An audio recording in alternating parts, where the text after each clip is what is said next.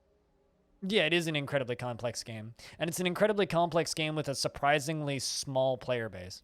Why did you suspend the construction of it? Well, oh, because there's a dwarf sleeping on it. Duh.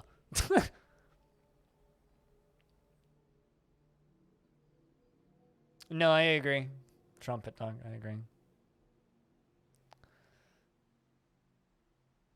Regarding the wiki, what's going to happen when Steam get release and the two sprites on the page, depending on how it looks, is built? Wait, what do you mean? Regarding the wiki, what's going to happen when Steam gets its release? Gone be two sprites on a page on how something looks is built. Can you do me a huge favor and try and reword that? I know that English isn't your first language, but that sentence hurts a little bit. I'm not sure what you're trying to communicate here.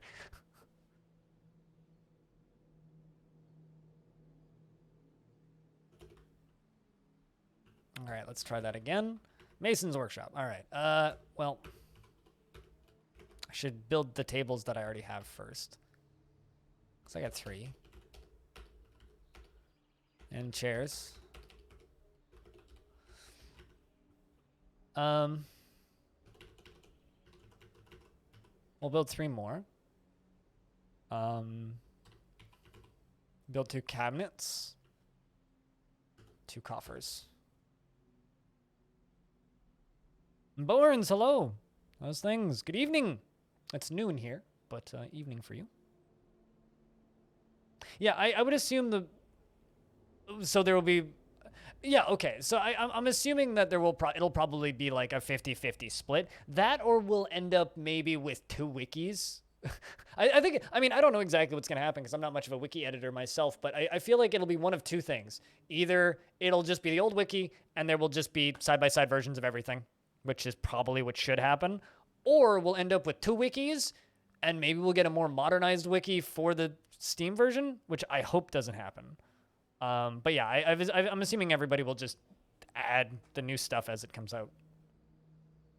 In fact, I'm kind of surprised people haven't done that already for the release screenshots. Although, can someone please go edit the wiki to rename unicorn foals to punicorns? Because this is my impact on the Dwarf Fortress community. I want baby unicorns to stop being unicorn foals and be punicorns. I think that is a fair statement to stand by. You know what, Ghost, you can have mining. What can I give you? I already have a carpenter, so bed. Didn't need him. Might as well start working.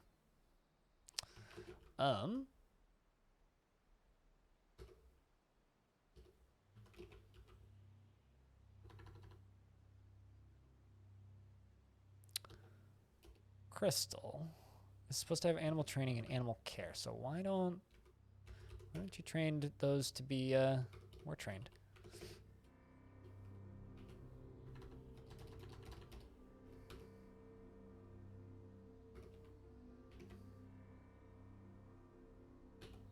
Set that to animal training. There we go.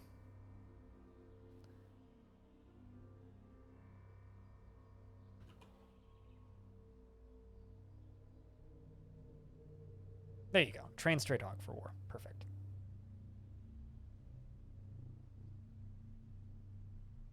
To be renamed land narwhales. I will throw that into the next video that includes a screenshot of unicorns. I should just take that screenshot of unicorns they gave me and just throw them in at random and just be like, yeah, punicorns, or land narwhals. Land whales. You know, land narwhals should just be a thing. Like, that should just straight up be a thing. It's like a land shark, but a land narwhal? That should just be a thing. All right. 2 fungi wood beds. New graphics. Yes, new graphics. So, to anybody who wants this new tile set, it is up on the Discord right now. Under tileset4.bmp. I'm just going to copy and paste this here. If you want it. I don't know how to list it under the command because I could do !tileset and then !new tileset. I don't know. All right, all of my dogs are war trained. I guess I can leave them assigned.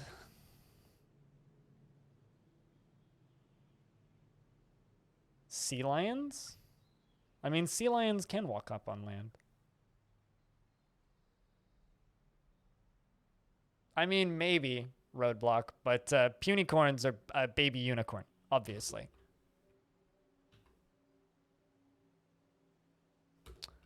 Human, where are you from? You're a bard that has no musical instruments of any kind to be of any description.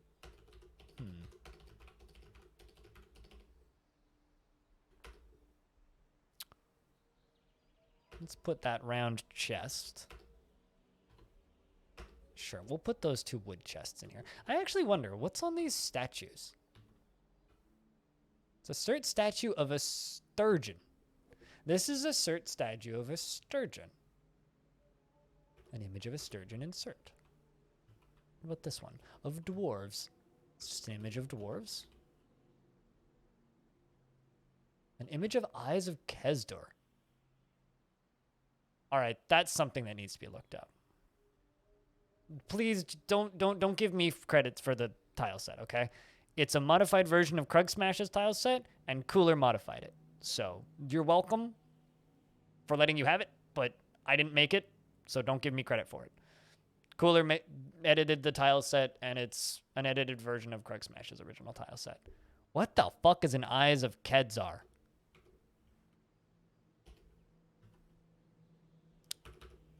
I need to know what an Eyes of Kedzar is. I must know. That's a bedroom. And that's a bedroom.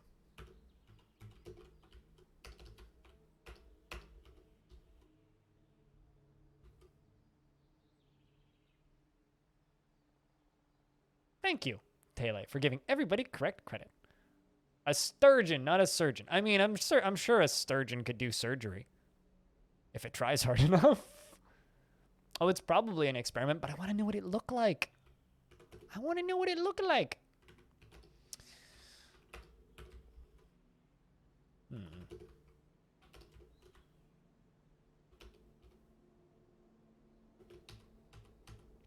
So I need to be able to lock this area down in case of emergency.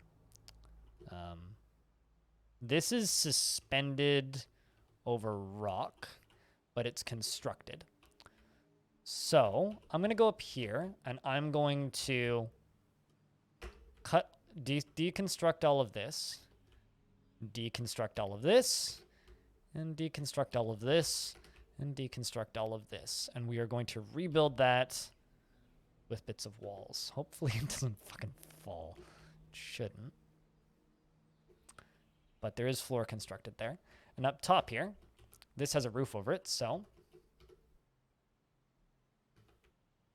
I'm going to build a raising bridge right here. Sure, I'll just build those out of Gabbro. And Dementoid is making beds. Crystal can have architecture.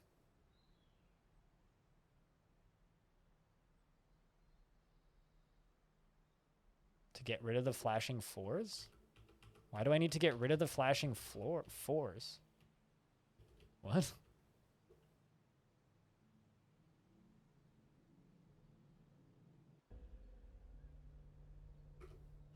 Whoa. Oh, I was like, why is there water right there? They're just annoying? I mean, they're helpful? They're information? Needed information? What are my dwarves eating? Mangoes?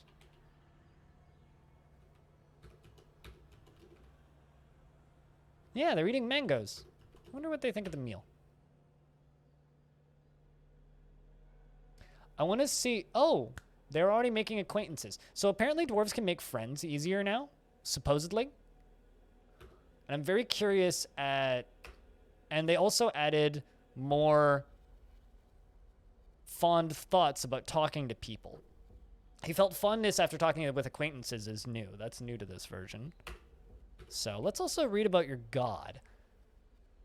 So Demonoid worships Shagum, a deity of the Cobalt Crypts. Most often takes the form of a female dwarf and is associated with deformity, disease, blight, and death. Lovely. Hey, Viking Hotline. What's up?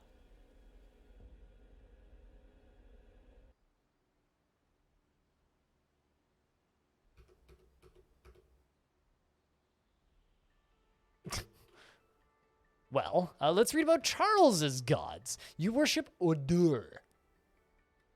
Sounds classy.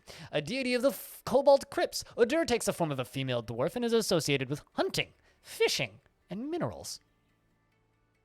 A little bit more cheerful than the last one. Albert Saeth, who's very happy dwarf, by the way. Like, literally, only annoyed at the lack of chairs, which we've already fixed. Also worships the god of fishing and minerals, Odur. Charles worships the same. How about authority? What god do you worship? Ikalkib. The healing net is a deity of the Cobalt Crypts. The healing net most often takes the form of a female dwarf and is associated with law. With laws, the god of law. All right. I mean, authority worshiping the god of law. I can see it. Hobo worships the god of hunting, fishing, and minerals.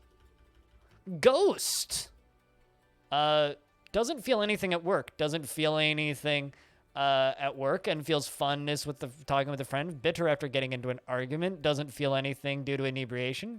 Felt funness after making a friend. Are you a hardened individual? Likes working outdoors. No, not really. But I do need to give you something. I'm actually going to give you metalsmith, like all of them. Well, maybe furnace operating. Blacksmithing and metal crafting. Yeah, we'll do that with you. And I'm also going to give you weaving. But Ghost, you worship the god of law as well. Wait, actually, do you? No, you worship the god of fishing and minerals. I selected the wrong dwarf. And Crystal is very happy. Felt pleasure having an intellectual discussion with a friend. Funness, remembering making a friend. They're all super fucking happy, and I've done, like, nothing. They're just annoyed at wanting to pray to their god, so I have to make a temple. A deity of the true gravel. Okay, so you worship a god from a different faction. Lycast, robust, renowned, the mint. Takes the form of a female dwarf and is associated with Twilight, the dawn, sun, fire, and metal. Cool.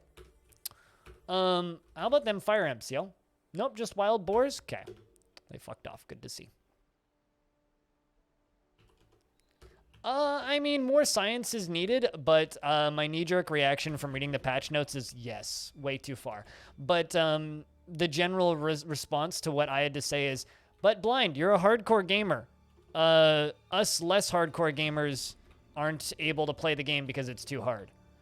And I don't know if I live in an echo chamber or not, only talking to the most consistent and dedicated DF players or not. So it's hard to tell. I don't know. I'm not the best person to ask. If the masses agree that it's better, it's probably better. The fuck is that? What?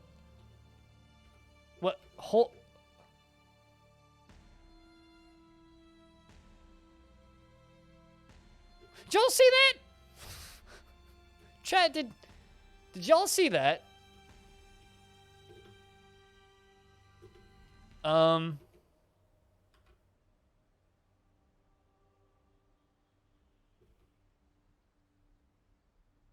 What? I don't know. Reinhardt.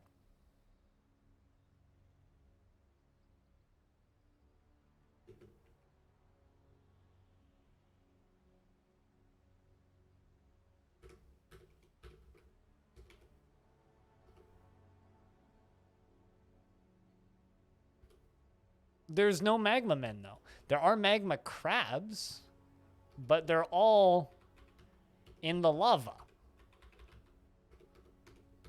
There's just magma there. It's got nothing to do with magma men. There's just magma there.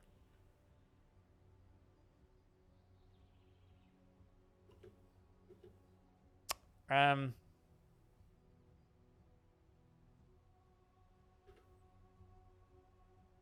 don't know.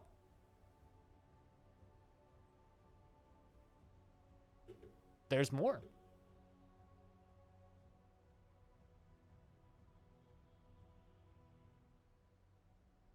It's happening when I deconstruct these floors. Bug, perhaps?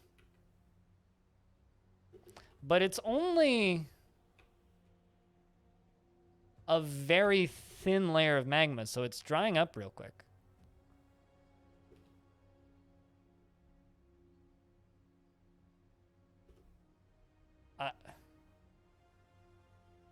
Like, they're walking over it and not catching fire, so... Does the magma multiply? I mean, it went away. I mean, it seems to... Are they cleaning it? I might be going a little crazy, but I think they just cleaned it up.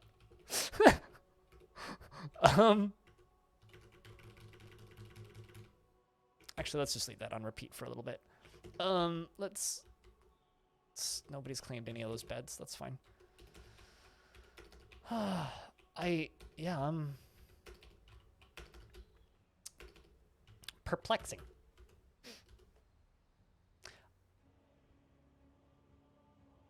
Bug?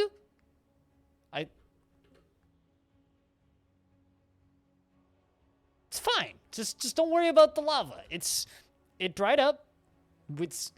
I'ma just assume it's some sort of weird bug to do with the pre-built road. Or a feature? Magic. The precursor race that built that road clearly left some lava underneath it. The floor is magma and it suddenly conjures. Maybe Tarn accidentally put some of the magic update into this version.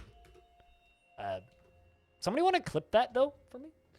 That'd be helpful. I can stick it on the KitFox Discord and be like, question mark? Or send it to Clino and just be like, question mark?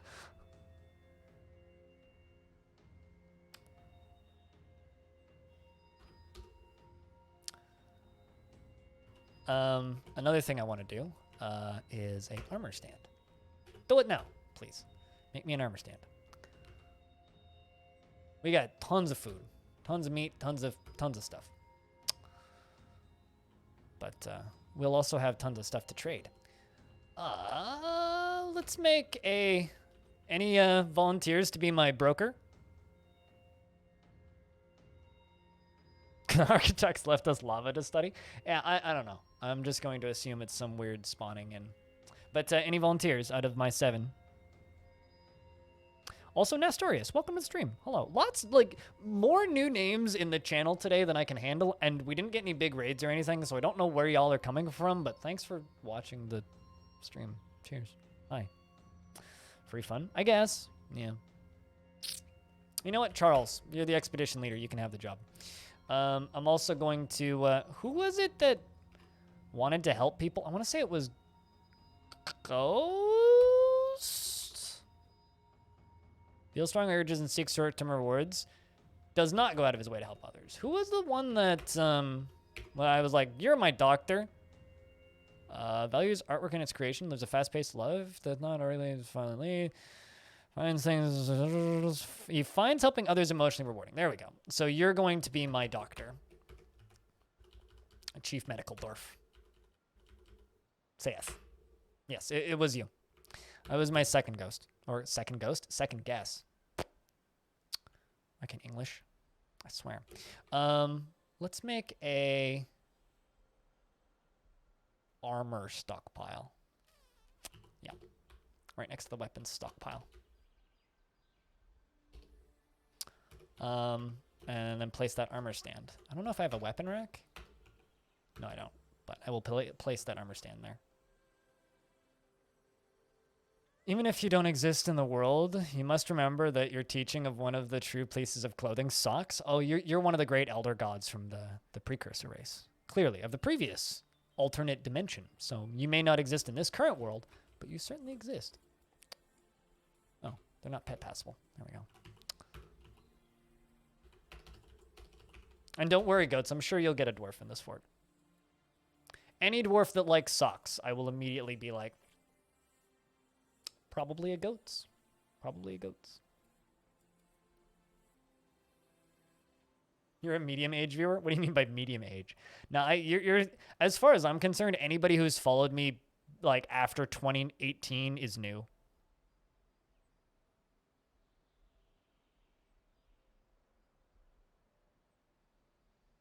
Cheers. Well, I don't believe I've seen your name around, so hi. Thanks for taking the time to speak up. Most people just watch people play games nowadays, though, let's be honest. Let's see what kind of armor we have. Iron helm, iron cap. Got a good amount of iron stuff. Big tail cap. Iron cap, iron helm. Good stuff. We do have quite a bit of armor. A lot of iron helmets.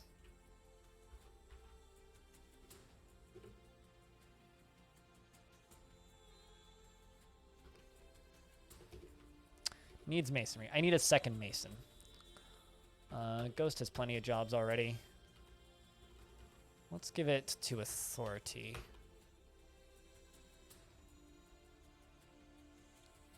Because I got a lot of bridges that need to be constructed. And if these bridges don't get constructed, we're all going to fucking die. It's simple as that. You know, I'm going to make this into a temple, actually. Temple. Ooh. We have 4 religions in the fortress. One of fire metals, the sun and the dawn. I love that combination. That's a good one. You could base like a metal band off of only singing about fire metals, the sun and dawn. Minerals, fishing, and hunting. The Held Sect, the god of laws. And worship Shugan Bile Fatal.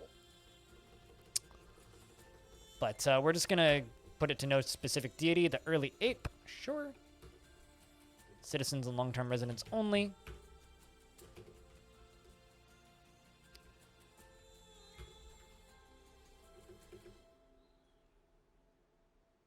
And let's see, what animals do we have? Just an eagle? Pleasant. And we do indeed have plants that we can gather. So, Ghost, we're going to give you plant gathering. You're taking the plunge, playing vanilla DF. Best of luck. I only had one person yesterday complain that the new version wasn't working with DF hack, so that's nice. Let's make this a little bit more safe.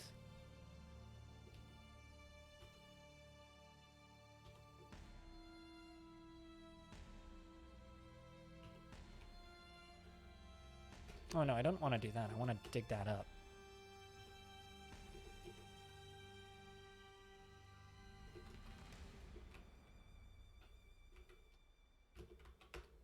I would like to do this.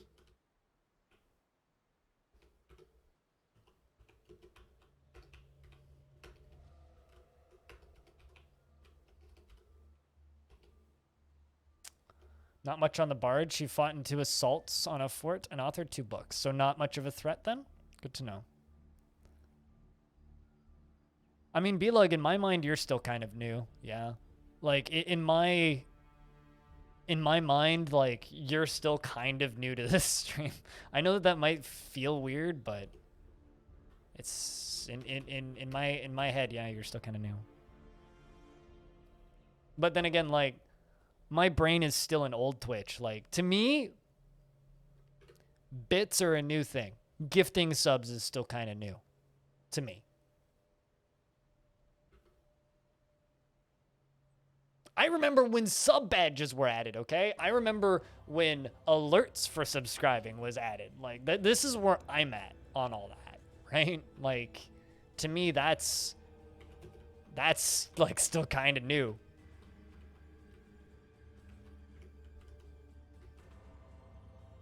I'm just old, man. All right, what time of year is it? It is early summer. Let's get drawbridges set up so that I can seal. The fuck does that sound?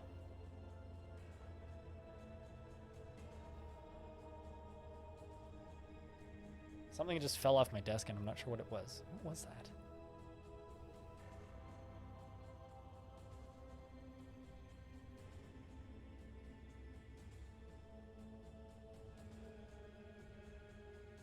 Oh, I know what it was.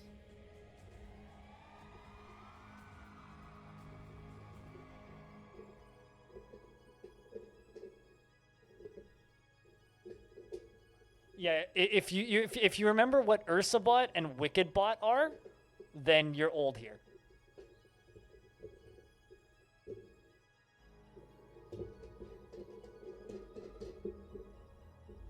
Do you remember when people were competing to have the most lines?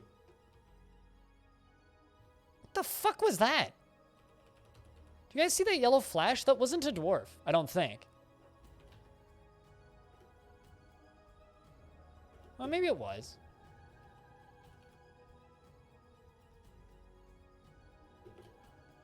No, Frog Tips was a brief, interesting bump.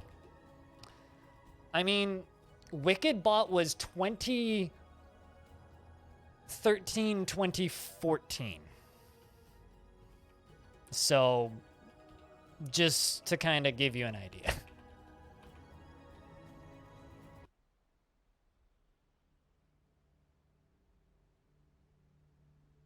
Me too. We could bring it back. We have the technology to bring Frog Tips back. We just need the energy to bring Frog Tips back. We just need someone to do it and be willing to host it. But, you know, we've got other priorities currently. All right, so I want this to raise that way.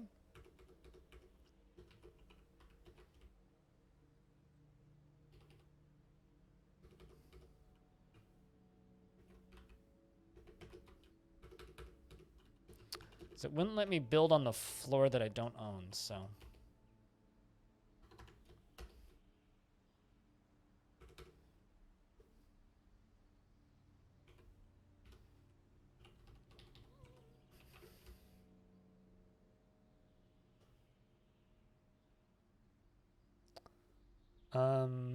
So you raise inwards.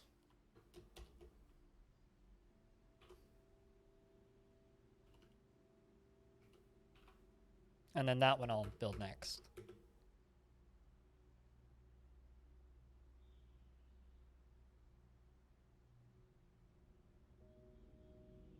Yeah, I'd swear that's what just happened. There's lava appearing in places it's not supposed to be. Is what's happening. And gotta go to you. And set you to all counts accurate. And Charles is also going to be our bookkeeper. So that means I need to give Charles a chair. Charles, do you have any preference on materials by chance?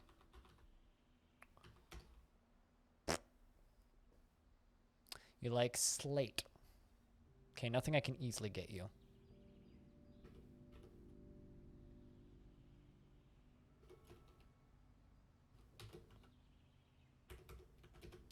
Because we don't have access to slate right now, I don't think.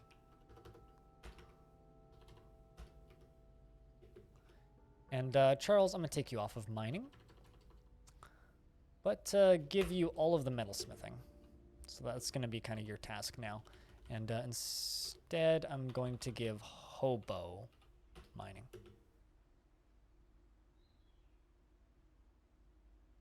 I demand golden throne.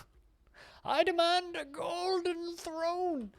I mean, see, in my mind, the dwarven generated things, it's like parallel dimension theory, and they're all like right next to each other. Like they're all close enough that they can see each other basically, but they're not actually there.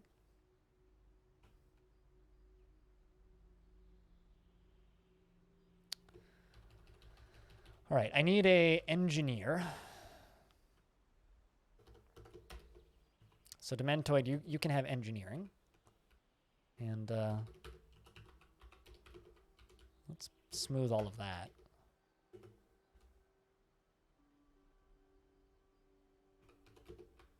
And I'll put a mechanics workshop right there next to the door. That's fine. We have 200 drink, plenty of plant, plenty of food. Actually, wonder. Let's check. Weapons. We have a bunch of iron battle axes, a bunch of a silver warhammer, some steel warhammers, iron short swords, shit ton of spears, bronze pick, a candle nut. The fuck is candle nut? Is candle nut a type of wood? It's got to be a kind of wood, right?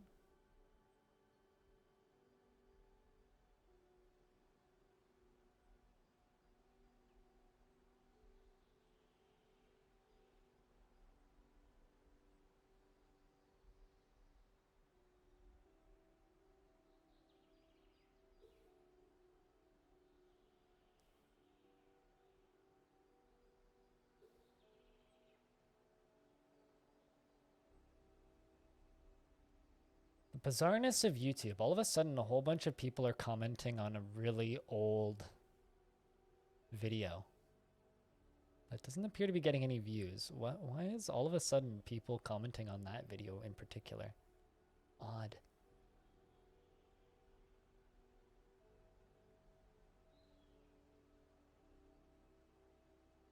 Odd.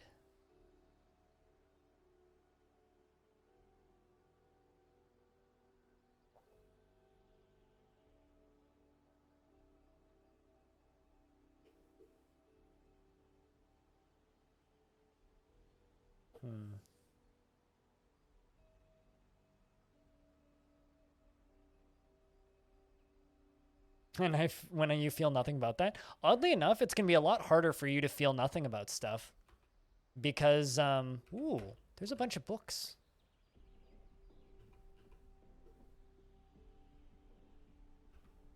The Staff of Mistake.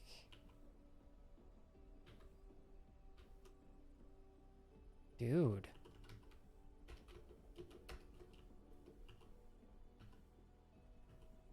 There's a ton of stuff right here that I'm unfamiliar with. Is it behind a locked door? Okay, why haven't we hauled any of that stuff yet?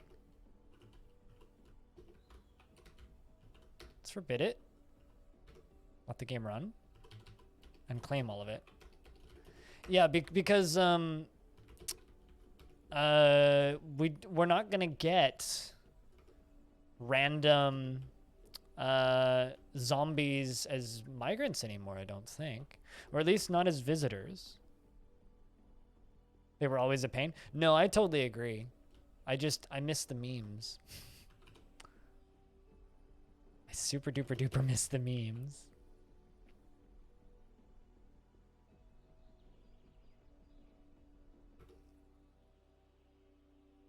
You feel nothing about the memes? Yeah, that's fair. That is fair. All right. You can also have all of the engineering. I'm going to take you off of stone detailing and go over here and press S. Just suspend the rock blocks for the time being. What are you currently doing? You're constructing a building. Perfect. Which is exactly what I need you to do. I mean, you can feel nothing about this, Mr. Touch Shriek, and goats can praise the mighty Lord Precious Glorious Socks.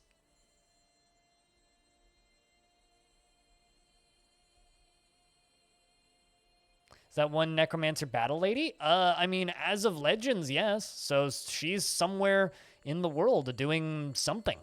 Yeah. She never died in Legends, so yes, she is very much still alive.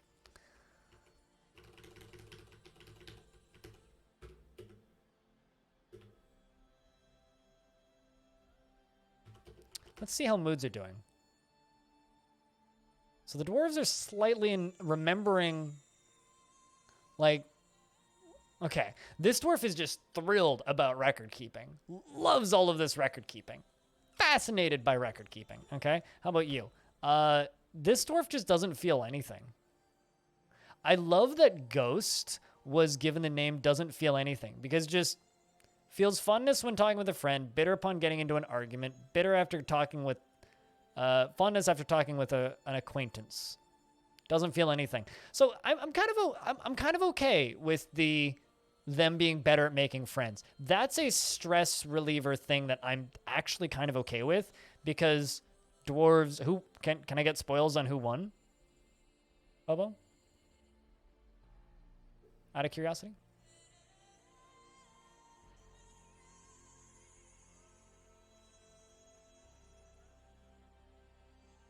Also, man, Cyclone had a good fucking view. Damn.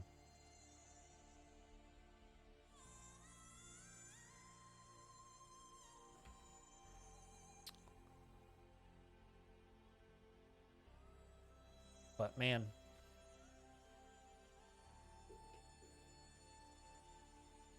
I love how 2020 is the year that me and my chat just get way into motorsport. Like, there's been a few people that are kind of into motorsports, but...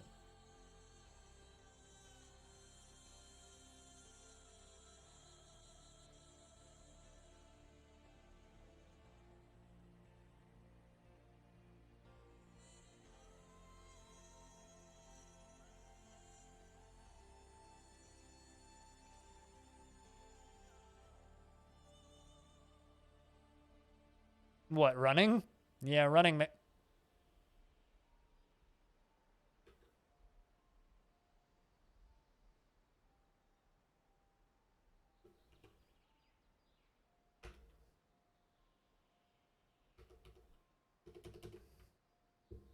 There's naked bulldogs everywhere.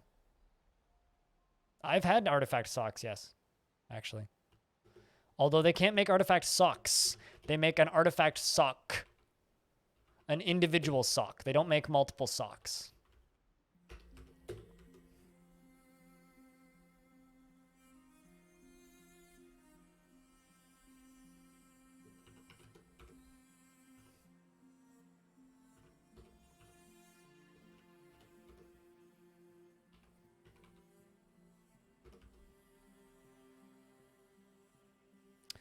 We got naked bulldogs everywhere. You got a world genning? You could also install mine. Mess around with mine too. Help us out. Help us learn about this world. It'll be a good time, I swear. All right. This is going to raise upwards. It's going to go that way. I mean, go ahead. Generate your own world. I am going to be yelling at people to download this one, though.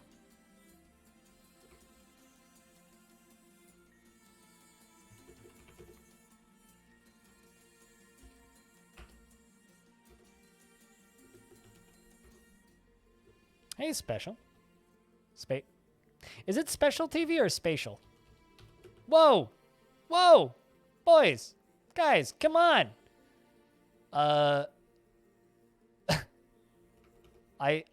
Well, okay, someone's...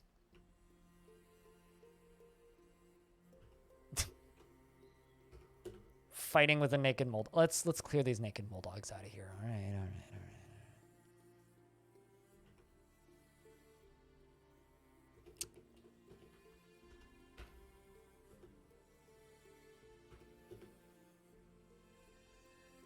I mean, sometimes you just gotta train military things. I guess this means it's time for us to train just a little bit.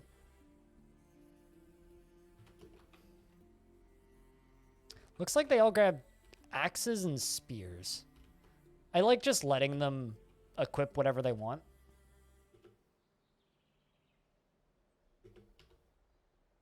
That's kind of the best way to do things, in my opinion. Also, obviously, we are going to...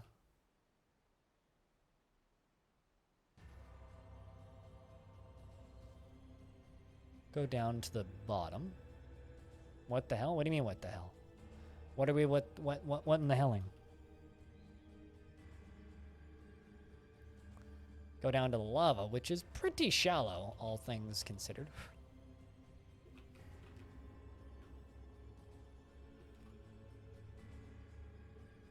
Where the heck?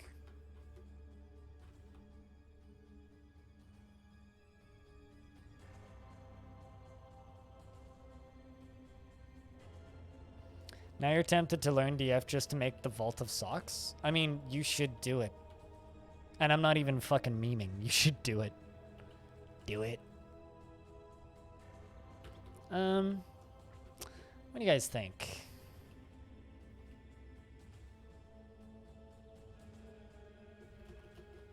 Yeah, I'm gonna make a garbage dump that goes from up here, I think. Because I want to get at that...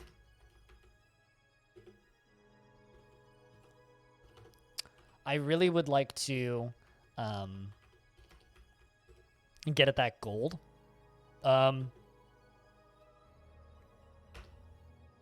Stray War Dog attacks the naked mole dog, but the mole dog jumps away. The Stray War Dog scratches the naked mole dog in the neck, tearing the fat. And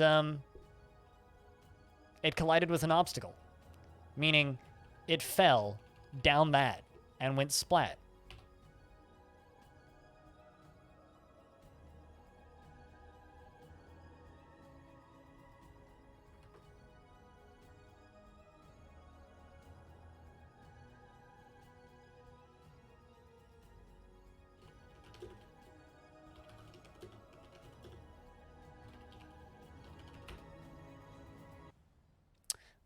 Rip. They came from the caverns, obviously.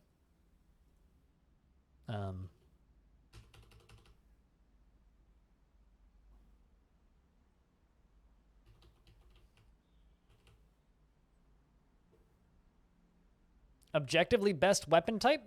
Do you want to know the actual best weapon in the game? It's whips by a long shot. But dwarves can't make whips, so you have to import them. That or just more or less anything except for adamantine warhammers, because that's like the equivalent to making a waffle bat. But at that point, it kind of depends. Warhammers are really good against zombies because it's blunt force trauma, and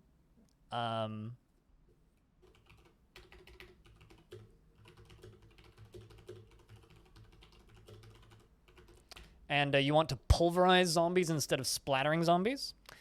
Spears have the best reach, meaning they're the best against big things, like tall stuff. Swords are the best at cutting, which makes them the best at killing living things that die of blood loss. I am partial to silver warhammers, which are the best warhammers dwarves can make.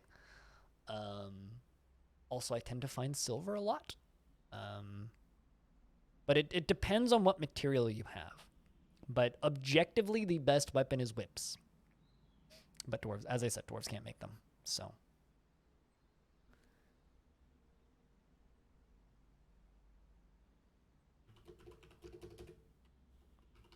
The objectively best weapon in Dwarf Fortress is whips.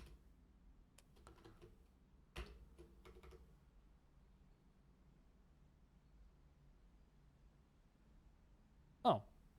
Did I get a migrant wave that I totally missed? Oh, I did. Okay. Some migrants have arrived. We have an armorer, a stonecrafter, and a peasant. So I need 3 more names. Who were people that asked for names originally and didn't get them? Kibbs was one.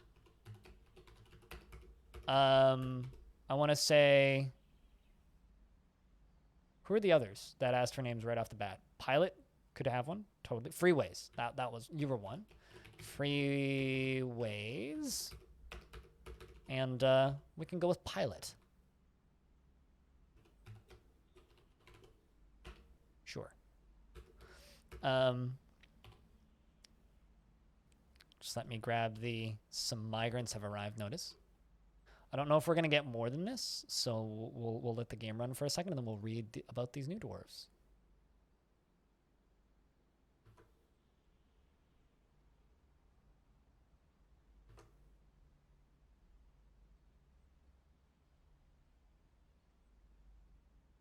Also, is there any information I should add to this document right now that is currently missing? That's an open question to you guys. If there's anything that you guys think is missing from this document in the background here, I've got the location and everything. Ooh, you know what would be fun? Active world news.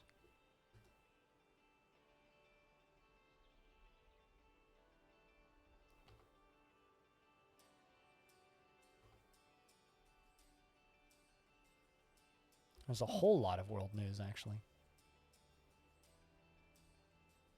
I'll just grab the screenshot in the background. But yeah, it looks like a lot of forts are getting reclaimed. And also, many barons and people have been replaced.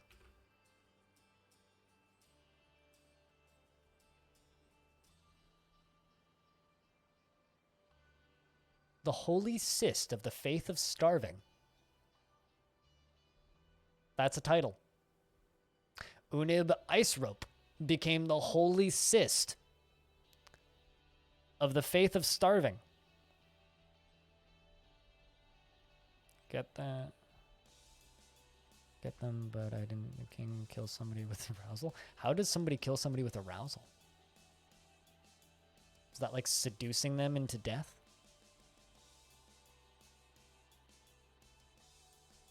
No, I just want to know how that works.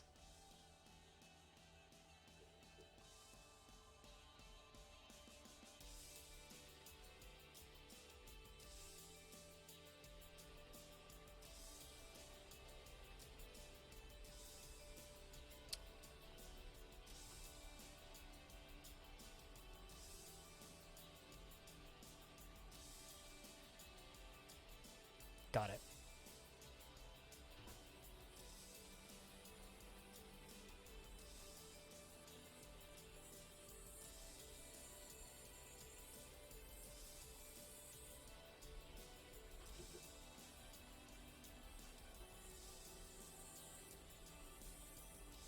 Just placing some more information of the local surroundings into the doc.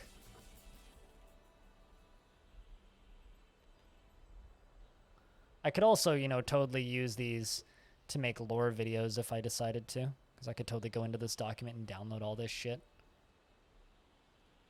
if I had the inspiration.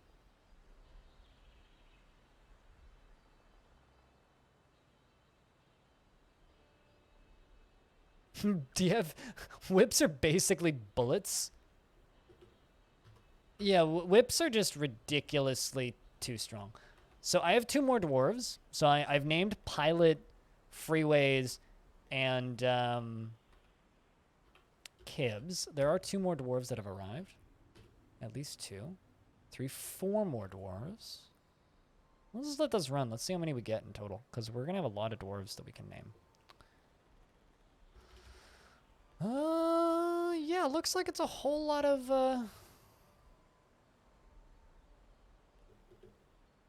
dwarves running in and picking up a lot of equipment. We're in late summer. My war dogs are just fucking up all of those poor, and I do mean poor, naked Moldogs.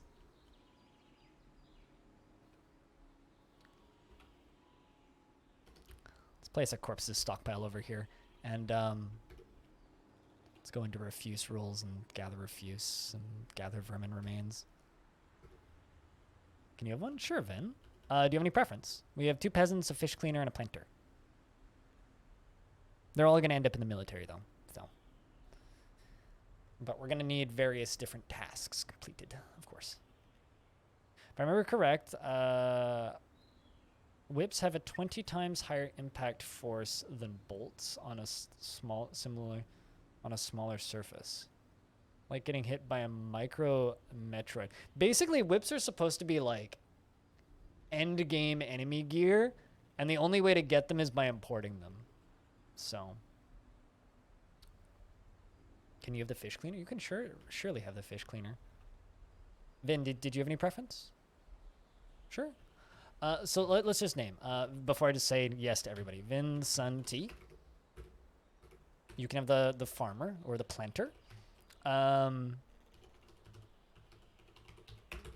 still love naming touch shriek after children. No, you touch them and they shriek. Like, you go to hug the child.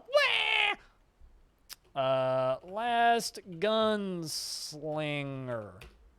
Your name makes me think of, like, Dark Tower and shit, dude. I have one more open slot. If anybody would like basically, first person to request the last dwarf, get it. So if you want a dwarf, just raise your hand in chat, and then we'll go through and read about these dwarves and add them all to the military. The military. Unless they are, like, absolutely afraid of everything military. T-R-E-I-Z-E. Trees. I think I did that right. Anarcho, you can have in the next migrant wave. There will be more. Don't worry. There will be more. All right, so let's read through these new arrivals. But first, I'm gonna add new arrivals to the military, just so they can, get busy. Freeways. Within the last season, he didn't feel anything after seeing a naked Moldog's dead body, and didn't feel anything after seeing a naked Moldog's dead body. They all seem to not feel anything when they see a naked Moldog's dead body. But you have a pet cat. Freeways. A pet kitten, specifically. A pet kitten named Ingus.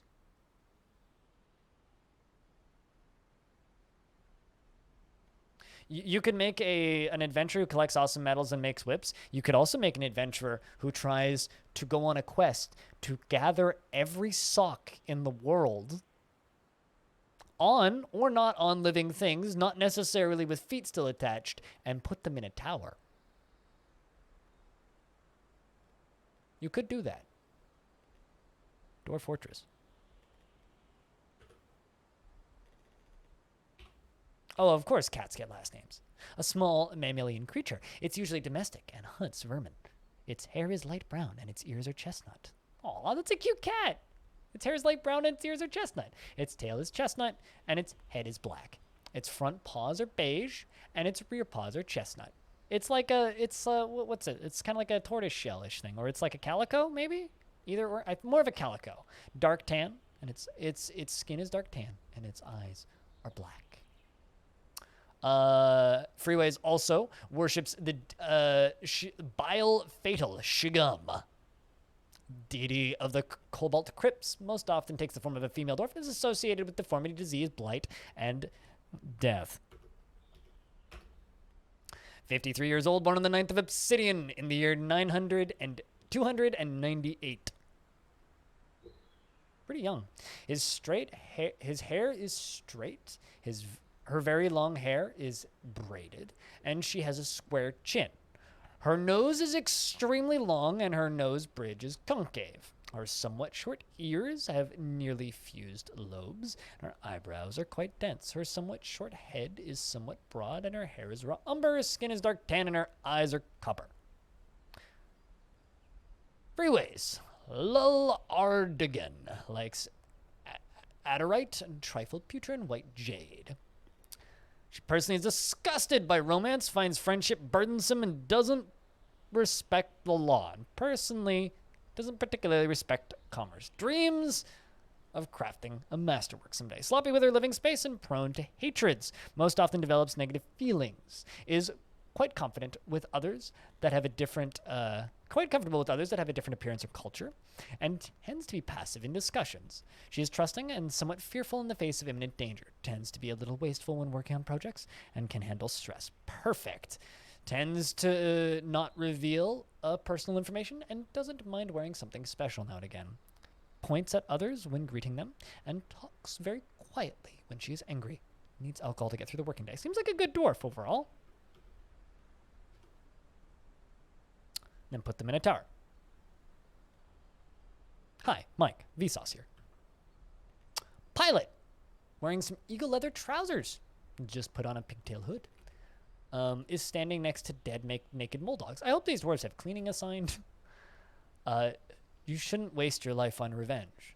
a casual worshiper of Doran, has a pet cavy pup. Disgusting. What's wrong with you? Doran is a deity of the Cobalt Crypts, most often takes the form of a female eagle, and is associated with mountains. Many books have been written about her, and written by elves. Elves seem to like this thing. And she cursed the elf Famine Feedcoasts to assume the form of an armadillo-like monster every full moon. Oh, would you look at that?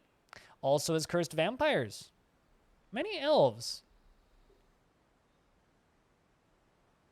Tortoise-like monster. Oh my god. I'm just imagining a were-tortoise. I don't believe I've ever seen a were-tortoise. Number one, it would move real fucking slow. But, like, that shell? How the fuck do you kill that thing? You don't. You just don't. Alright, well, keep an eye on the moon. Dreams of mastering a skill. Doesn't really value skills related to fighting, but dreams of mastering a skill. Likes to present himself boldly, even if it would offend the average sense of modesty. Doesn't particularly seek retribution for his past wrongs, and likes to do things correctly each time. Has a greedy streak and often feels discouraged. He's not particularly interested in what others think of him, and clicks his tongue occasionally when he's bored. Touch Shriek. Everything is so much easier when all you tell is the truth. Within last season, she didn't feel anything about seeing a naked Moldog's dead body.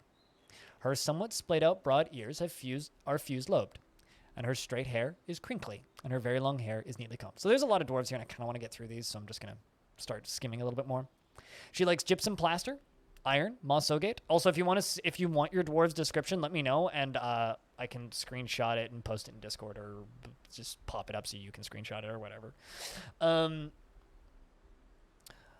She likes gypsum plaster, iron, moss ogate, plum wood, shields, thrones, and enormous corkscrews, and squidmen for their ability to spray ink. She personally believes that self-mastery and the denial of impulses are some of the highest ideals, and dreams of attaining a rank in society. She has a relentless drive, completely consumed by ambition, and she is frequently depressed. Fucking mood! Wow! She has a relentless drive and is completely consumed by ambition and is frequently depressed. She has a strong sense of duty, and she is quick to form negative views about things. She is quite comfortable around others that have a different appearance or culture, and she can handle stress. She likes to brawl, and she tends to be a bit stubborn in changing her mind. Fuck it, I'm giving you your own squad. Remove the game?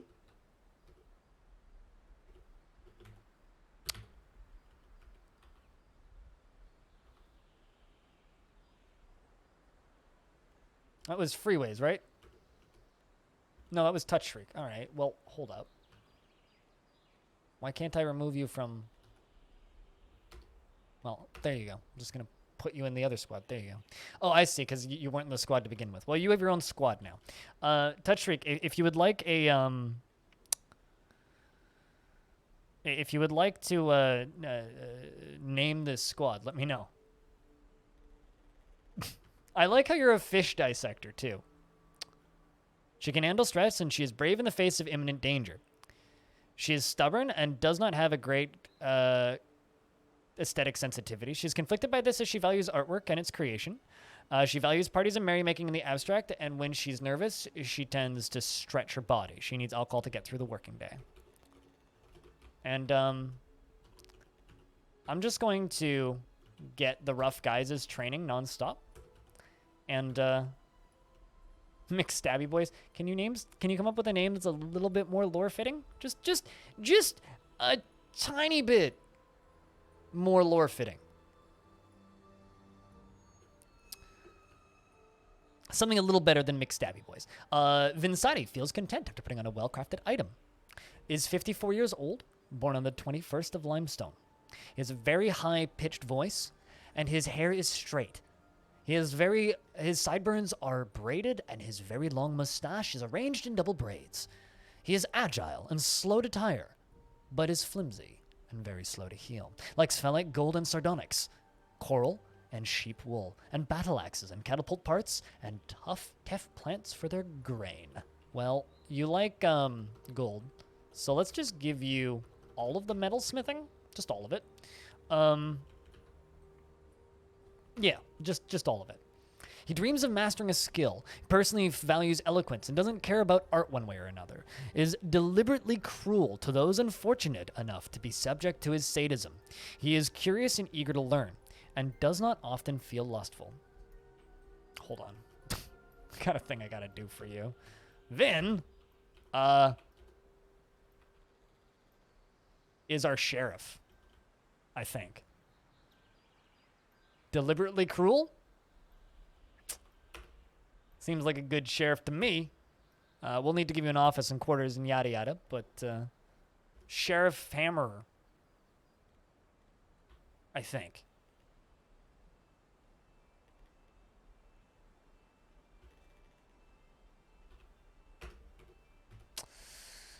There you be.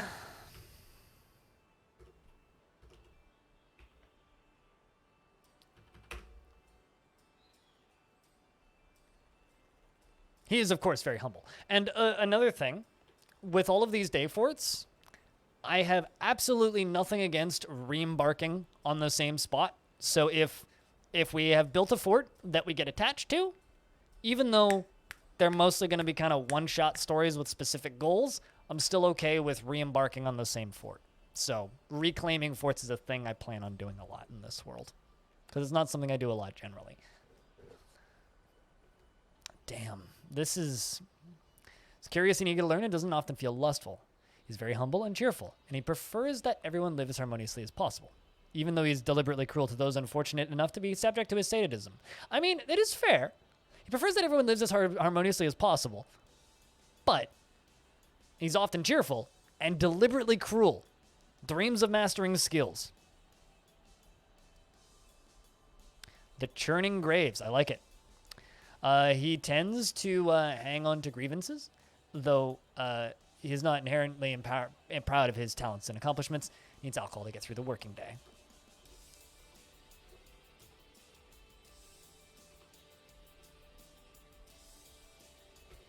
Let's just make sure that Vin's in the military. Yep, there you go. You said the...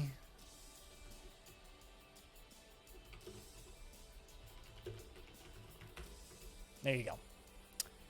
And, sweet.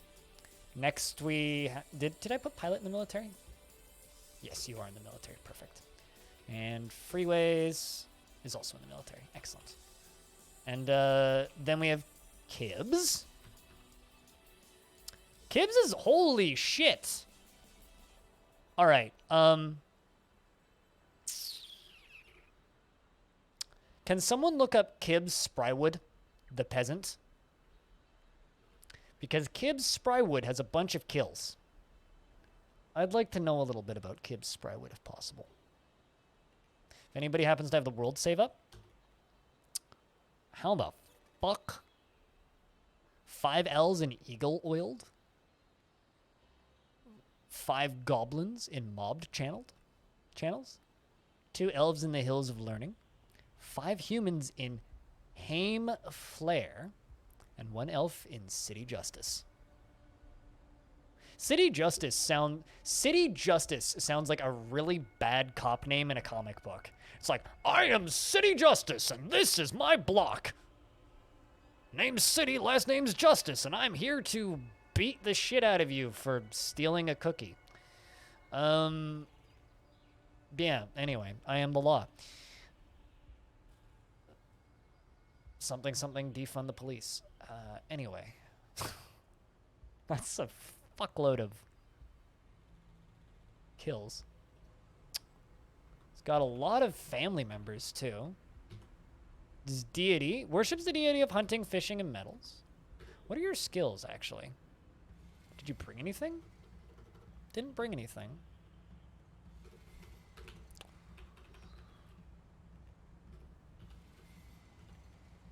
It's competent axe dwarf, competent swords dwarf, novice shield user. That's it. All right, well, I guess Kibbs is joining the Churning Graves then. Was in the Golden Joys, but I want you to join the Churning Graves because they're going to train all the damn time. Dreams of mastering a skill. He personally respects the law and prefers a noisy, bustling life to boring days without activity, is sloppy with his living space and quite comfortable with others who have a different appearance or culture, quick to anger and tends to be passive in discussions, is somewhat quarrelsome and is bothered by this, as he values friendship. He is quite trusting and rarely feels discouraged. He values friendship, or he is quite trusting and he rarely feels discouraged, and he doesn't handle stress well. My ass. It's okay. He handles that stress by, murdering things.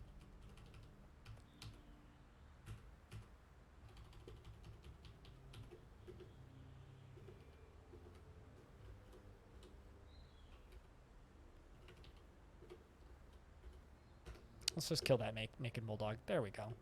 Can we please get all of these corpses removed?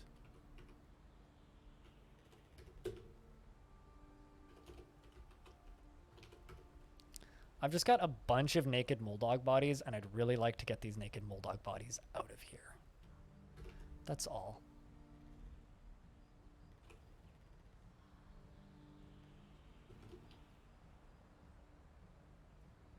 Yeah, it certainly seems like Goats is a war veteran. That's what it reads like.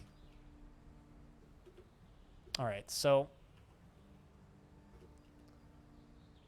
yeah, I'm just gonna let these dwarves do their jobs for a little bit. Last gunslinger. I need to read your description. There is nothing important that is worth telling there is nothing so important that it is worth telling a lie. Doesn't feel anything after seeing the Moldog's dead bodies, but was content after putting on a well-crafted item. Is married to trees. Oh, would you look at that? We have a couple. They have no children. He is a casual worshiper of 3 deities, one that I haven't seen before. Ice is a deity of the Cobalt Crypts, most often takes the female form of a female dwarf and is associated with metal. Okay, so worships the god of metal. Dreams of raising a family. Likes to present himself boldly, even if it would offend the average sense of modesty. Is prone to strong feelings of lust and prefers a chaotic mess, preferable to boredom of harmonious living. He is very comfortable around others who are different from himself and tends to be a little wasteful when working on projects. I'm trying to be very careful about reading all of these because I've actually had a few people like timestamp the parts where I'm reading dwarf descriptions, claiming that that's their favorite bits. So, or like this is where the reading of dwarves begins, this is where it ends, because it's like, this is my favorite bit. So it's like, well, I guess I need to do that. But one thing I will say real quick is all of these VODs are archived on YouTube. So if you're just here on Twitch specifically and you want to catch up on stuff, all of that stuff's up on YouTube. And, just thanks everybody for hanging out. I'm going to go get lunch soon because I'm getting kind of hungry, but that's besides the point. He likes to present himself boldly, even though it would offend the average sense of modesty. He tends to find a chaotic mess preferable to the boredom of harmonious living. Is very comfortable around those that appear different from himself and tends to be a little wasteful when working on projects. Is nervous and tends to avoid any physical confrontations. Likes to spread his natural tendency with his respect to martial prowess. He can handle stress and is curious and eager to learn. You're going to join the Golden Joys. And Therese, who I think is the last one. Have I missed anybody? I don't think so. Is in the Churning Graves. And I need to give some of these dwarves jobs. Like saltpeter, bronze, axe toll, leather, brown, bullhead, bone, copperhead, snakes, and pomegranate wine. She dreams of mastering a skill and personally believes that self-mastery and the denial of impulses are the highest ideals, and dreams of raising a family. And values family and dreams of mastering a skill. Is not readily moved by art and natural beauty, and she is conflicted by this as she values artwork and its creation. She is prone to strong feelings of of lust, and she is unfriendly and disagreeable, and is bothered by this as she values friendship. And she has a strong sense of duty and occasionally overindulges and doesn't focus on material goods. She isn't particularly ambitious, and she is sometimes acts with a little determination and confidence. She is quick to form negative views about things and quite polite. The dwarf and the dwarf sacred zombie cemented a bond of friendship amidst the horror of combat. Oh, so someone that is described as a zombie might not necessarily be a zombie. In reality, they might just be described as a zombie in legends because they became one by the end of their history. So just because like, oh, X dwarf is in love with a zombie, or this dwarf is a zombie, or any of that, that doesn't necessarily mean they are actually a zombie. It just means, oh, one of my dogs fell off the cliff. And its neck got separated from its body. Well then. Cool.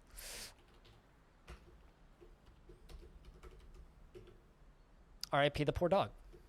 Hopefully it wasn't anybody's pet.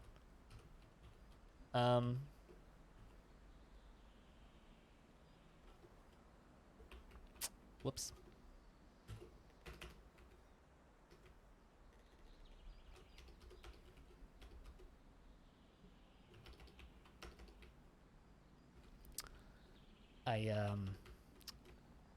That's all I have to say is whoops. But it will be okay. Oh no, it's taking a nap. It just fell like 80 Z levels. It's fine. I'm not sure how far it fell actually, but I know it fell really far. All right, you're updating stockpile records. I'm gonna need some more beds over in here. Don't need a wooden training sword. Cancel that task. But I do need some more beds. Yes, it'll be totally fine. But I kind of gleamed over it earlier, but we've kind of had a lot of people tune in today. I'm not sure where everybody came from. I guess it's just a weekend, but normally Sundays are like really quiet for my streams, so I always kind of like go into Sundays just being like, well, no one's gonna show up, it's gonna be a quiet short stream. But there's kind of a lot of people here, like I'd say about 20 average more than normal, and chat's been super active, and there's lots of new faces around, and lots of faces or names that I don't see as often. So I thank you to everybody who chose today to tune in, and thanks to everybody who's hanging out today, because it's good to see new people around. Just checking out DF? Gotcha. Well, if you have any questions, or if you are confused about anything or need help, just let me know. I can do live demonstrations or direct you towards wiki pages if you need assistance.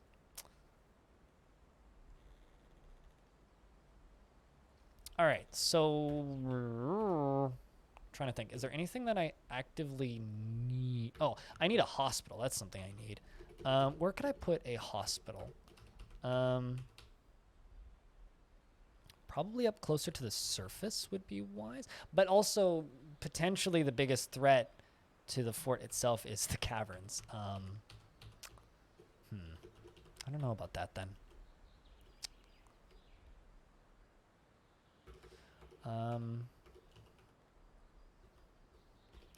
Let's remove that piece of flooring so I can put a wall right there.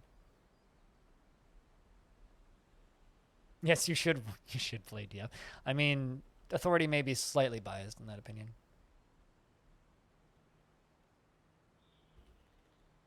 It's the best game that you'll spend no money on that you'll ever play.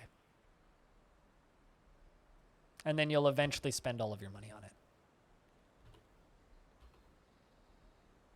Most of the dwarves are currently working on cleaning up the corpses of the fucking...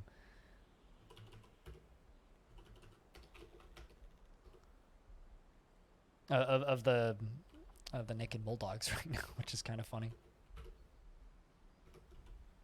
Keep trying to hit B, but instead I keep hitting N, which is the coffin button. My hand was like slightly off on the keyboard.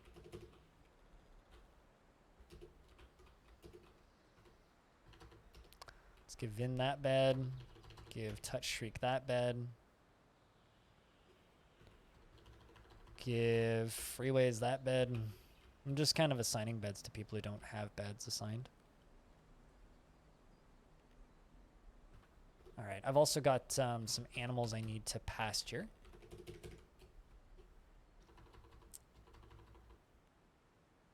The KV pup, the donkey foal can go up there. Kitten doesn't need to be pastured anywhere. Good stuff. I've also got a stray dog, which is going to be trained as a war dog.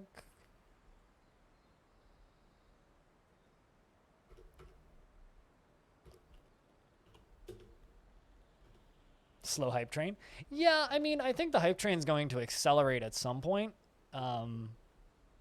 Once we get, like, to a point where it gets obvious that, oh, release is close-ish. But, yeah, slow hype train for sure. Slow hype train for sure.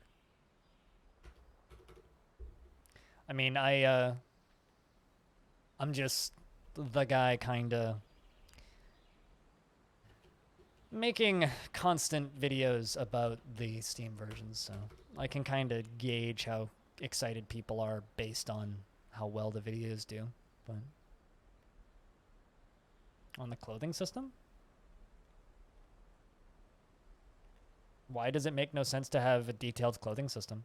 Why would they make it simpler for the Steam release?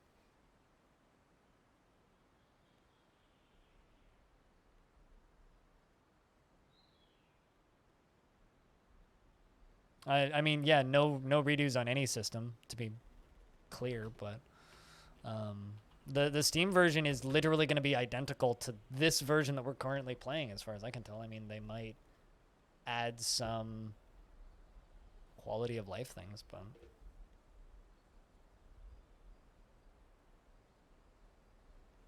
is socks not an option in foot naming? I don't think articles of clothing are, no. Balls are, though. Maybe just replace the word socks for balls whenever you need to name something.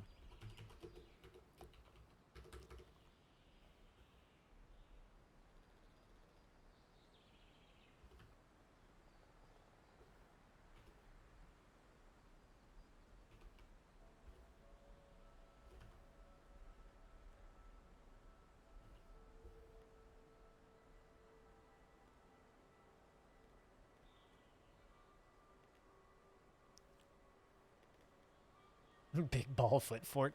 I mean, not totally off, but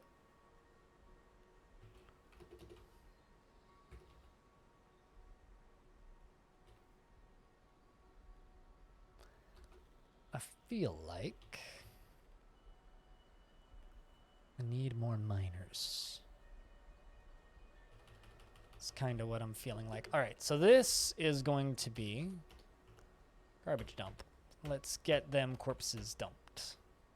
So I gotta get rid of those fucking dead. There we go. Perfect. Naked mole dogs. Before they become an issue.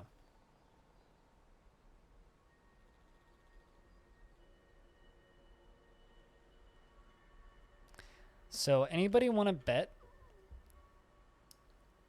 if anybody's going to get caught in magma spray from this? I doubt it, but it's possible. Could also get rid of all that large clothing, but I think I'm actually just going to trade it. Also, oh shit, we're only in late summer. I guess I spent a long time reading. The Vault of Balls. There you go. Balls of socks. Folded socks, of course. How else are you going to fold your socks without balls? Totally logical. Excellent. Let's get the secondary squad training. We still have plenty of drink and food left. I'm just going to queue up a still and a kitchen. Well, butcher shop, actually. Yeah, I'm still wondering where that magma came from. That part is perplexibles. Like, let me tell you about it. That shit's weird. I don't know where any of that stuff came from.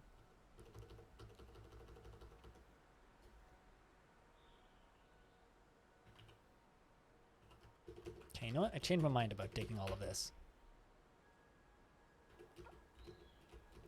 Oh, there's a giant cave swallow. Look at that. Beautiful, majestic, wonderful creature. Absolutely gorgeous.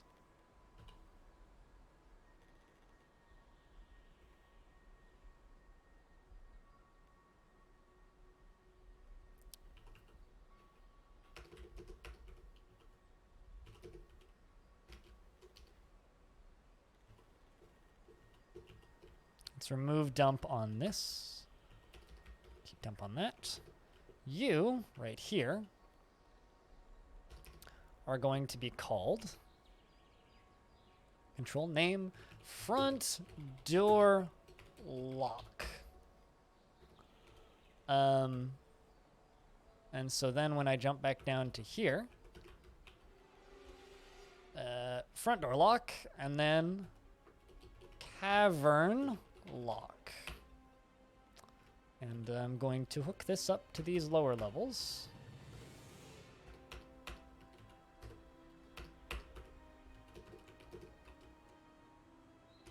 But yeah, I think the one thing that everybody who is watching right now who knows little about DF, but is maybe you have the Steam version on your wish list or something, DF's a very easy game.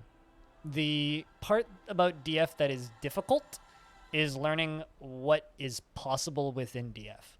Once you've kind of gotten past the learning curve of what is possible in this very wide open, deep sandbox, once you get past that bit of the learning curve, the game loses a lot of its crazy, I guess.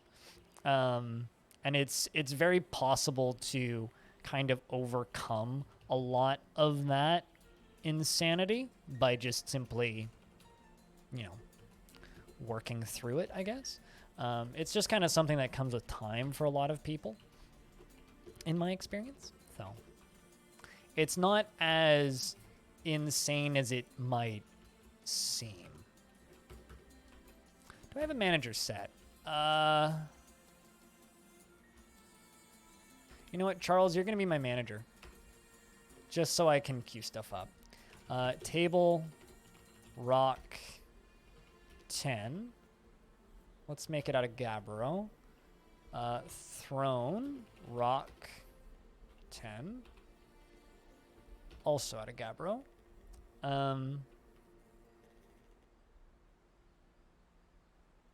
Sure. We'll do that for right now.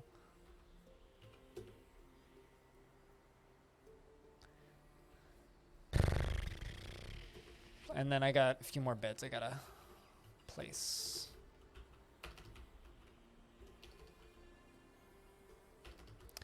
You know, I might...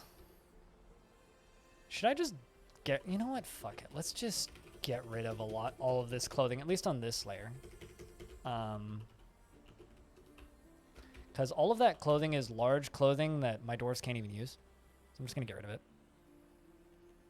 Feels overwhelming?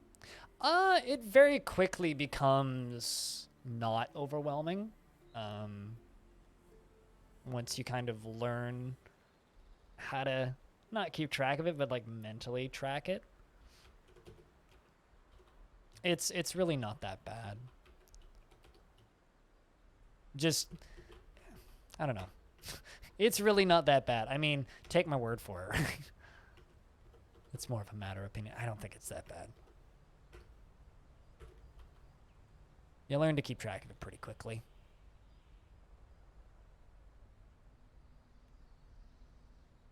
I mean, it's up to you, goats. You can just jump in and you'll be okay. There's less to manage immediately at the start if you just jump in.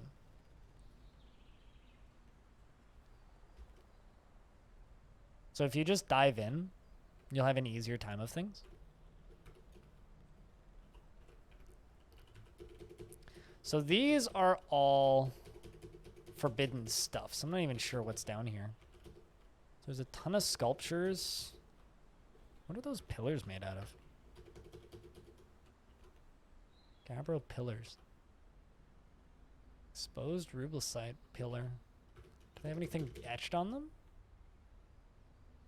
Nope, doesn't look like it. But I'm gonna melt everything from these metalsmith forges.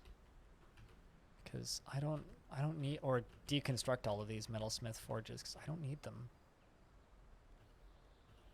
I just want the magma forges down in the basement.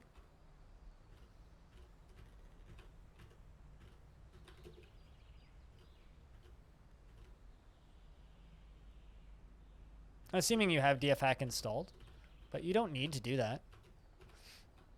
Auto labor is the equivalent of just giving everybody all the jobs, which you can totally do. That's also totally an option. Dwarves will just run around and do jobs as they please.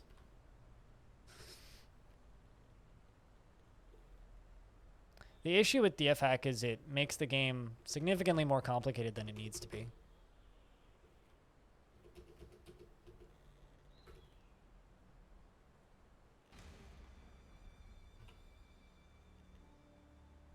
All right, there's now a lot of jobs that need to be done.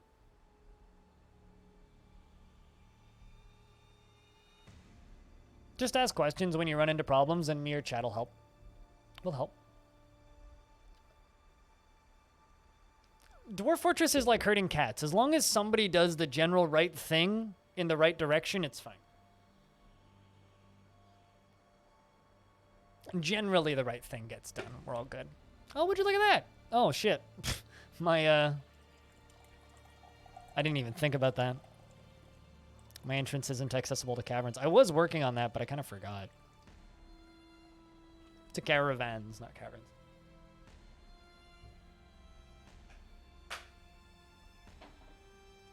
Next year I'll trade with wagons. It's fine.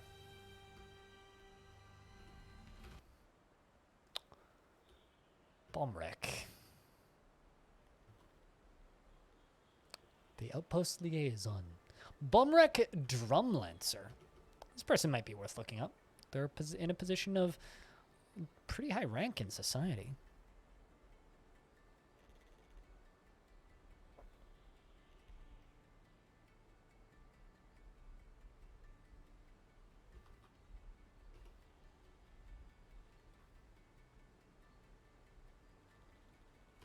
Dwarves are going to have a lot of tasks for a while.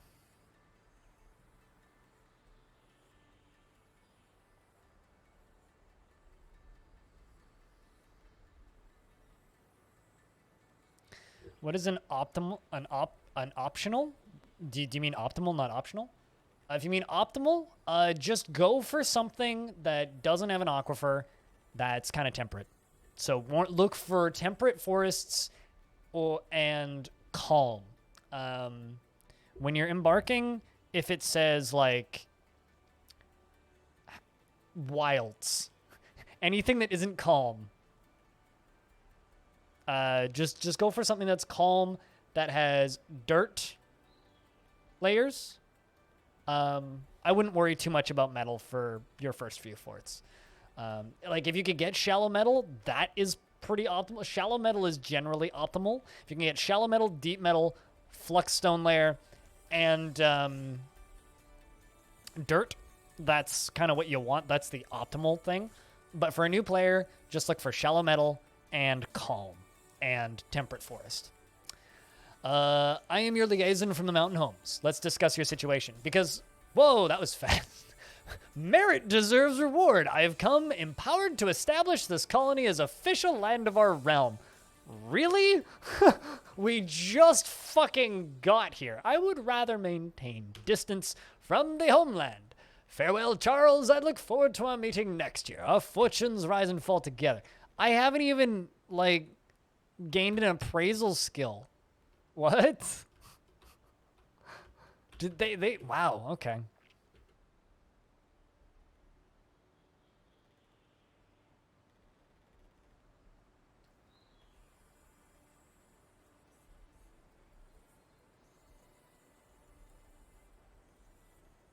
Yeah, no, exactly. Like, that's the dwarves need two things: booze and food.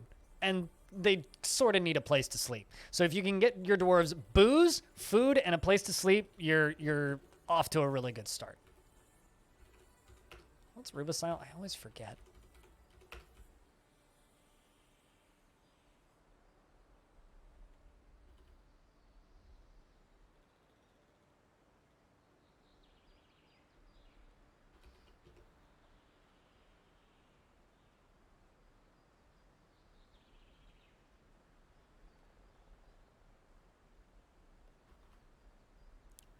Real light.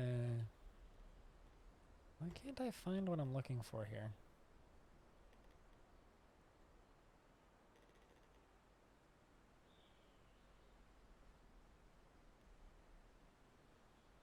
It must be gems.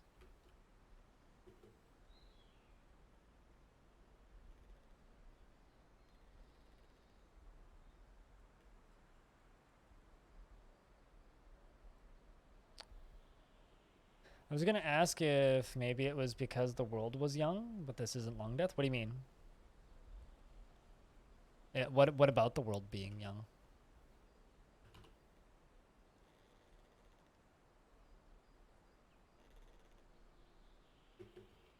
Or rather, what were you going to ask in relation to that? Oh, too soon for barony? I mean, it could make... It could mean a few things. It could mean the world, that my faction is in trouble. It could mean that... Like, it could mean that the faction is having problems. It could mean that... Yeah, that's probably the most likely one. It probably means the faction's having problems.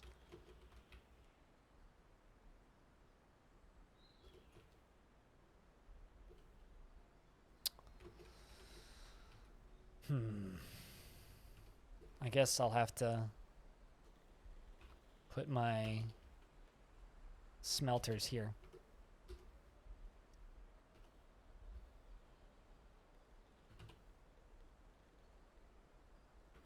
Let's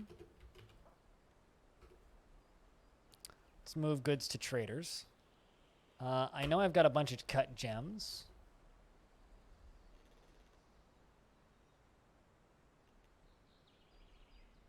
So I guess we'll just sell them our gems. I got tons of anvils. Bunch of random instruments. That's fine.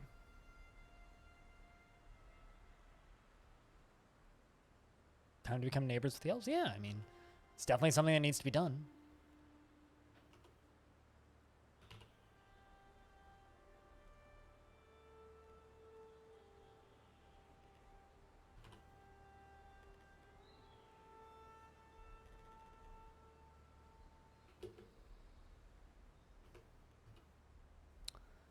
All right, let's bring a trader to the depot. Let's see if we can get some shields. What is happening? I'm trading with the mountain home, and they offered me a barony, which is odd because we like just got here. Basically, they're asking if we want to be royalty. So that's interesting. But yeah, that's about it. They're just asking if we would like to be royalty, which is exciting.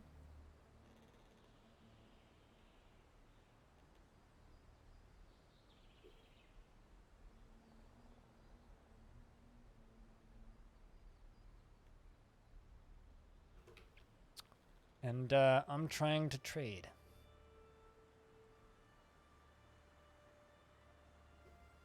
There's a lot of weird mugs.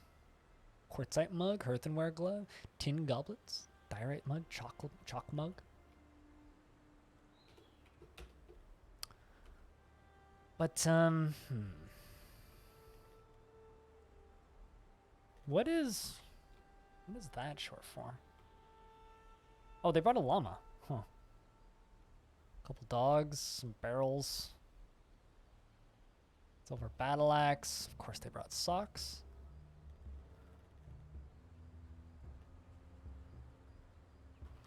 I think I'm actually going to take leather and then some cloth because I don't know what we might end up needing. I'm gonna buy food because our food supply is rather limited.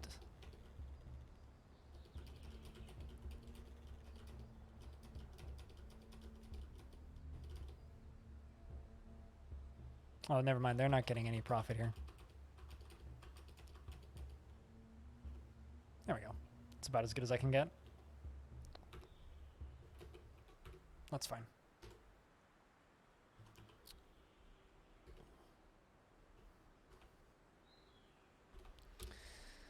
All right. A lot of stuff is getting dumped. A lot of stuff is getting removed.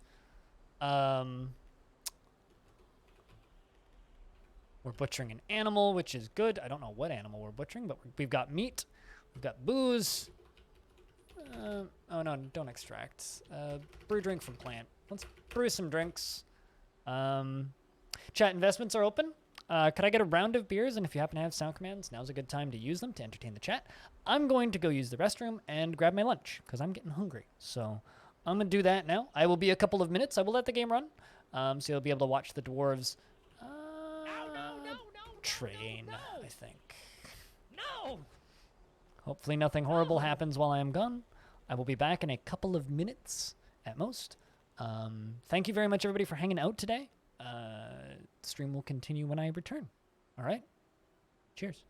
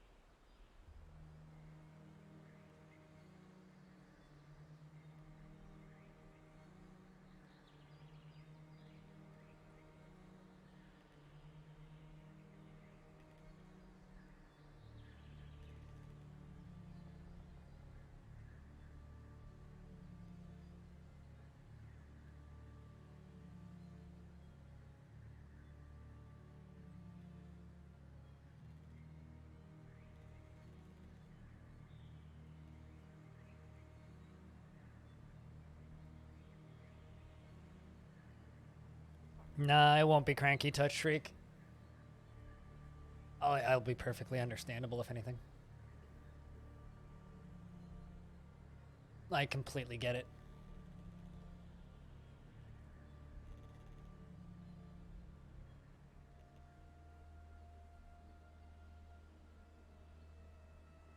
Like, I honestly completely get it. When it comes to using Dwarf Therapist or not using Dwarf Therapist, I fully get it. I don't, and I think you all know why I don't.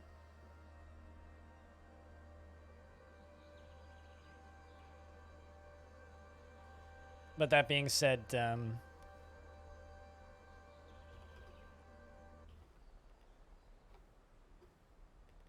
you know why I do.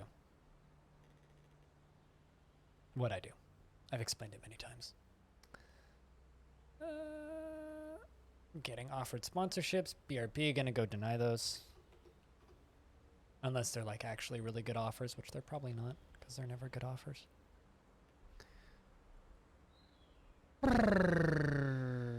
It's like the most privileged thing in the world to be like, I'm getting offered sponsorships. I'm gonna go turn those down. All right, where are we at? What just happened?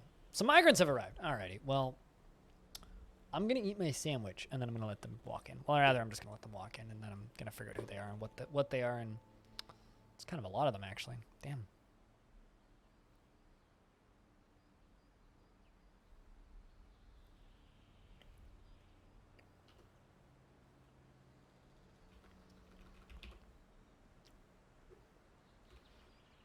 There's more naked Moldogs in the fort.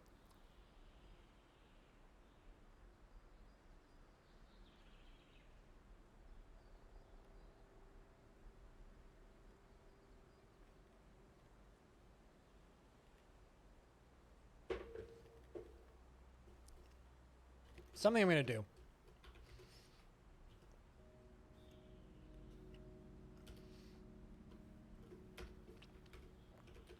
I'm gonna lock this.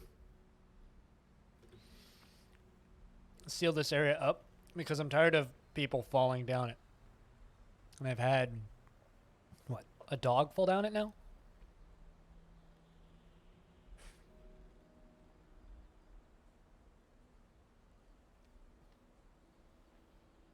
Yeah, no, I won't knock anybody for using Dwarf Therapist. I just want people to know the potential problems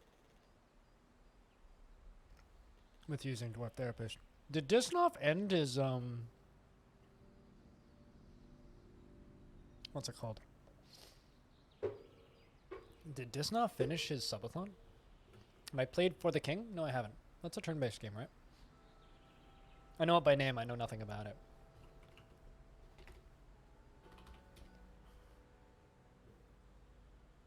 Yep, he did. So someone I know was doing a subathon and his stream just ended, and I think he auto-hosted me. Or I know he auto-hosted me, so. Shoutouts to Disnoff for that massive fucking host. It's free on Epic. I mean, I'll grab it. I grab most of the free on Epic games. I don't necessarily have any interest in it, though. No reason to not accept a free game.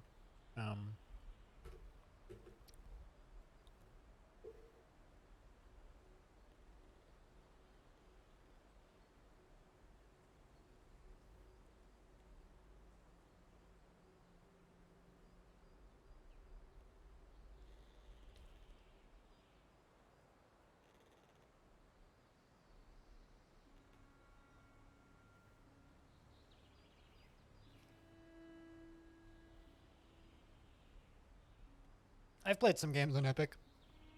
I don't really have any problem with the storefront. My main issue with it is it always signs me out. And I don't have it set to automatically turn on when I start up my computer like Steam.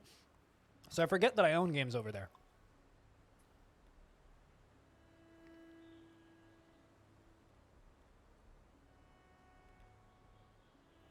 So I have to like check sometimes. Sharing insight with anything to do with an acquaintance is new. That is new.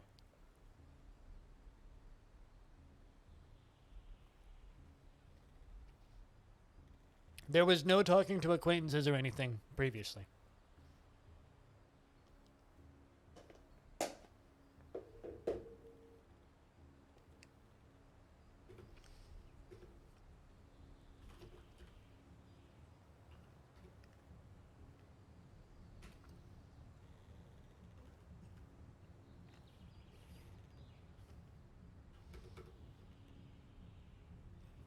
All right.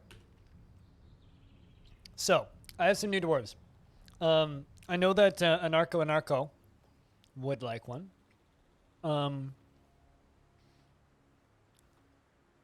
So I'll give Anarco the weaponsmith.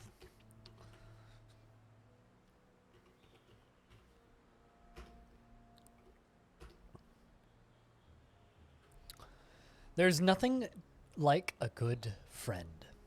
He felt satisfied at work and was ambivalent after putting on a finely crafted item. Felt satisfied at work and felt fondness when talking with an acquaintance. Didn't feel anything after seeing a naked bulldog's dead body.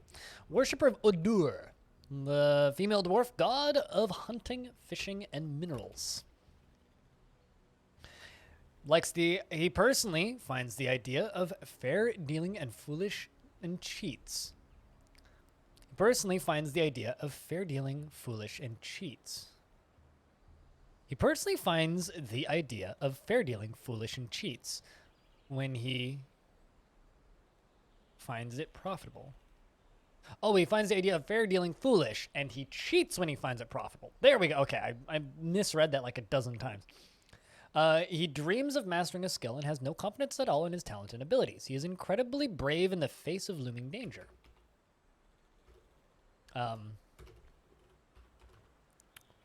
Well, in that case, doesn't matter which squad you're in as long as you're in a squad. Perhaps a bit foolhardily. He is pleased by his own looks and accomplishments and prefers to present himself modestly. He's quite polite and not particularly interested in what others think of him. He tends to assume the worst of two outcomes will be the one that comes to pass, and becomes very rigid when he's angry. He shakes his finger up and down when he's trying to remember something and needs alcohol to get through the working day.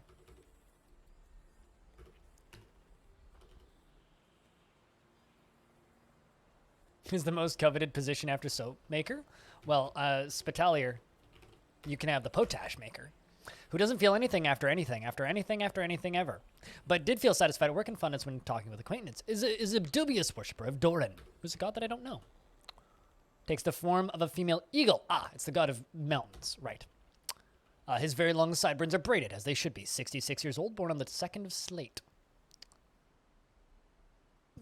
He personally thinks that the world should should be engaged in perpetual warfare. He personally feels that the world should be engaged in perpetual warfare and believes that those who sacrifice for others should be deeply respected.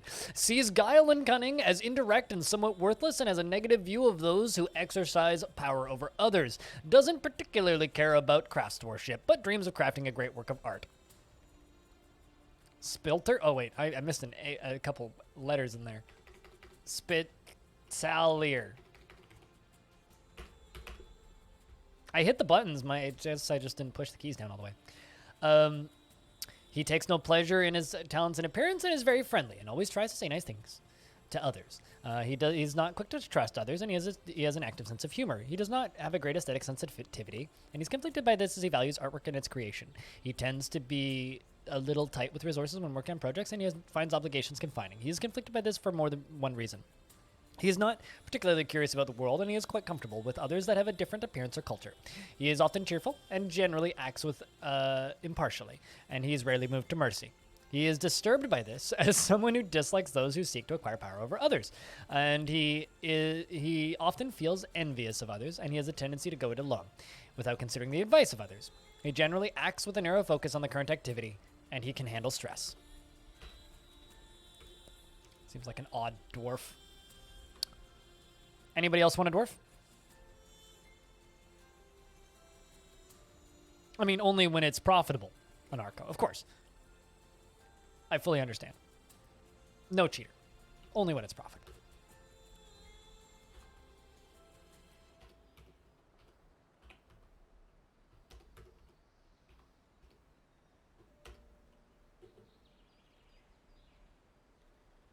Diamond, would you like a dwarf? You shall take one, goats. You can take a farmer. You've killed 5 goblins in Ace Hour. She doesn't feel anything. Ever. Although she did feel fondness when talking with an acquaintance. Has 2 children. Not married to anybody, but does have a lover who's not in this fortress. Many deities. We worship the whole pantheon of this faction. She personally dislikes cooperation, but dreams of raising a family, doesn't often feel envious of others, and doesn't often experience strong cravings and urges. Tends to ask others for help with difficult decisions, and she's quite ambitious. She isn't given to flights of fancy, and she is slow to anger. She generally acts with it impartially, and she's rarely moved to mercy. She generally is quite competent in her abilities when undertaking specific ventures, and doesn't focus on material goods. She doesn't cling tightly to ideas and is open to changing her mind, and she doesn't seek out excitement. She's a friendly individual and always tries to keep her... She always takes a deep breath whenever she's surprised. And you're a competent mace dwarf. Good shit.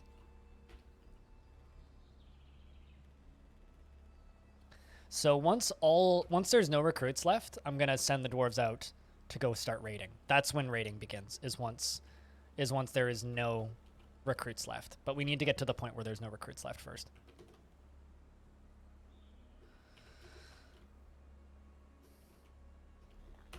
I'm just gonna do this. It's gonna be bad, but I'm just gonna do it.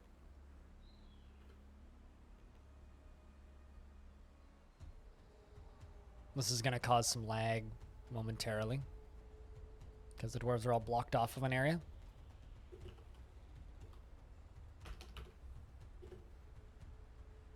And it didn't. I'm surprised. God, there's so much blood everywhere. It's actually goofy. My dogs are just having a field day with these mole dogs.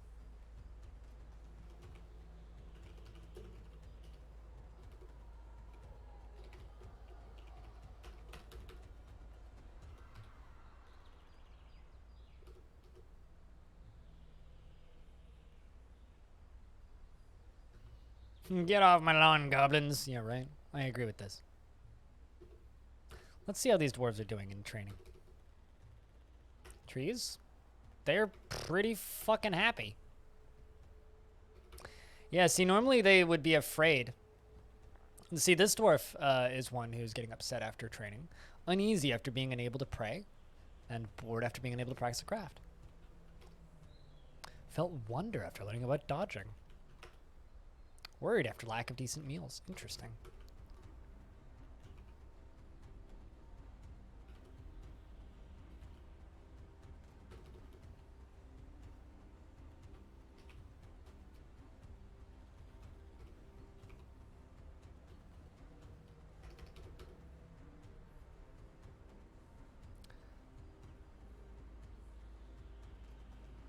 But meals only matter about... Well, the only thing about meals that matters now is quality. Yeah, you're married. Mm-hmm.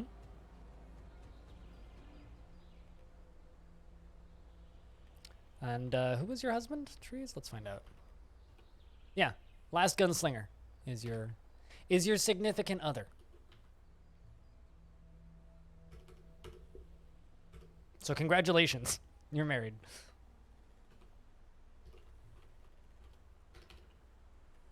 I'm gonna make 2 looms and 2 clothers shops.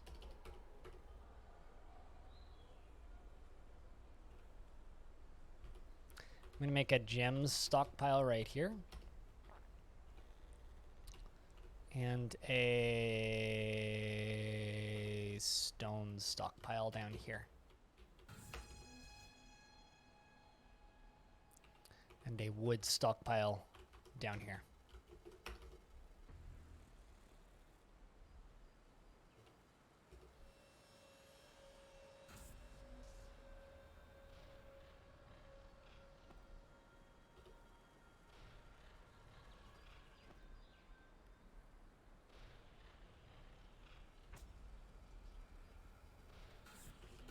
Let's give all the dwarves a break from training briefly. Well, rather, let's give the Golden Joys a break from training and keep the other squad training. Because I would like to get all of those, a bunch of stuff cleaned up and some other tasks completed.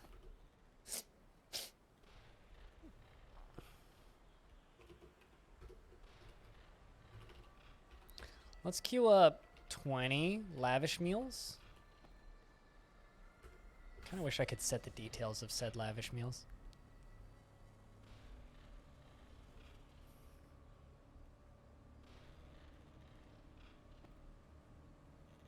There we go. Dwarves are cleaning up all of the blood and vomit from all of the dogs and mole dogs. And corpses don't need to be dumped. Good stuff.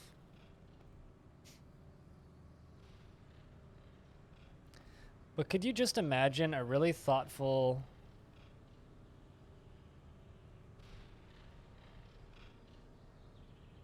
Can we just, like... I mean, we don't need a rant, but can we all just, like, smile and agree that every single fucking piece of shit OS in existence has annoyances and problems and issues? It doesn't matter what the OS is, they all have issues and they're all annoying as balls to use, but for completely different reasons.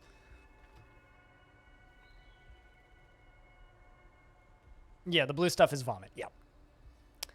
Normally vomit is brown, but I like it to be a little bit more obvious to me. So I go with blue.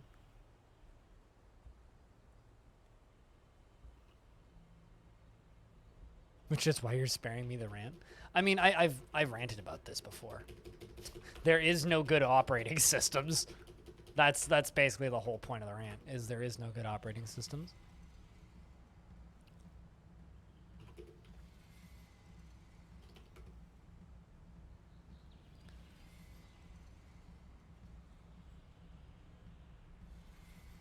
I need a floor hatch cover once they get the chance.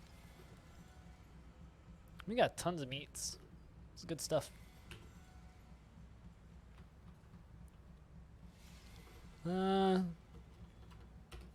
Demonoid is going to be a cook. We're going to give you cooking. Once you're done storing all the items in stockpiles.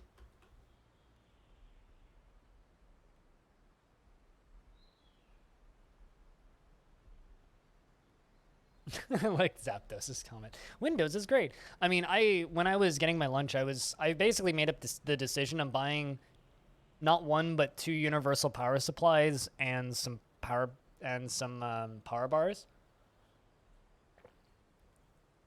Because since 2020 has started, oh, where did my frame rate go?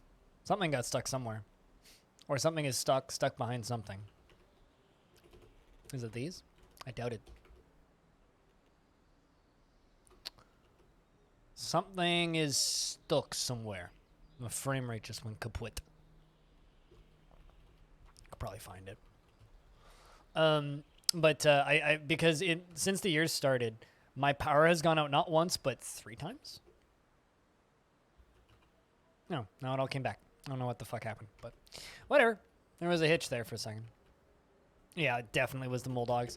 So these doors are all set as not pet passable. And it's fucking with the animal AI. But anyway, my power's gone out 3 times, and I'm so fucking tired of losing time in Dwarf. So I'm gonna buy 2 universal power supplies, 1 for my computer and 1 for my synthesizers, because I'm so fucking tired of that shit. It's just not worth. I mean, I don't know. You basically did just start this discussion, Touch Rate. Quite frankly, you did just start this discussion. Regardless of whether or not you intended to or not, or wanted to. You started the discussion. Just by bringing it up, you started it. So this is your fault if any rants ensue from this.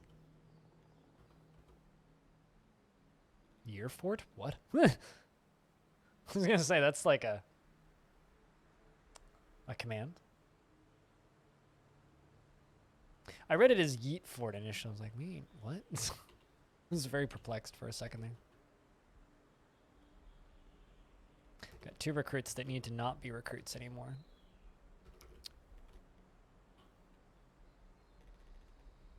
A silver warhammer. Good shit. You have a battle axe. You have a spear. You have a mace. Battle axe. And a short sword. They've found many good items just hanging around in here. I wonder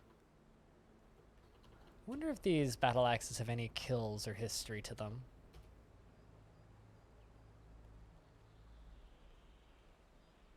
This one, maybe. Menaces with spikes of macadamia wood and dingo bone.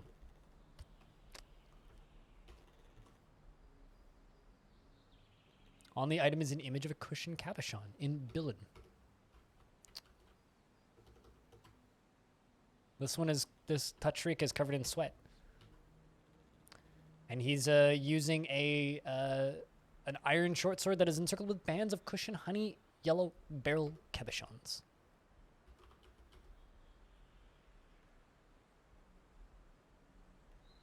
Millennium Fort? Long Death? Yeah, I don't have a command for Long Death. What do you want to know? But yes, Long Death is the weak fort, but like what are you looking for? I don't have a document or anything for it. Because I wasn't that organized when I started that fort. I mean, if you've already found tetrahedrite, you're doing better than most brand new players.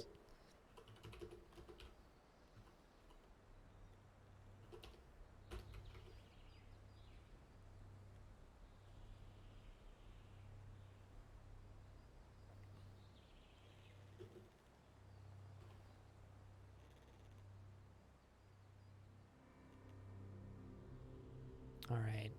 I need to figure out who I'm sieging first.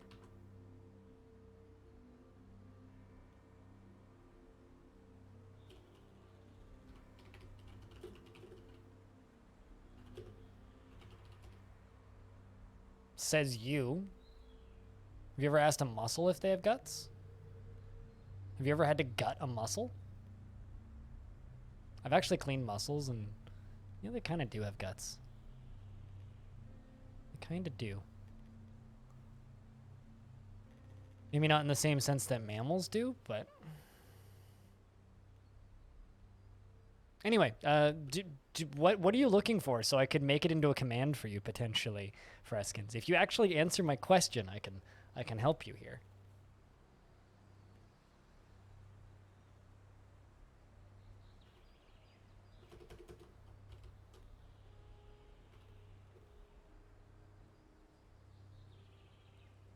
A long death command that gives you what? What do you want that command to do? I have nothing for it to do currently. What do you want it to do? What's the point of it? What's the purpose of a long death command? Like, you know, the Dayforts command takes you to the Dayforts document. I don't have anything like that for long death. And if you want to just know what year it is, just ask me. It's 146.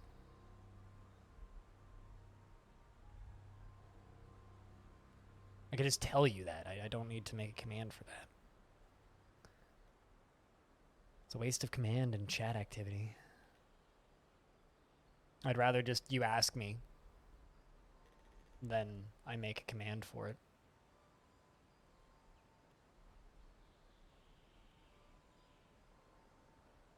Sure.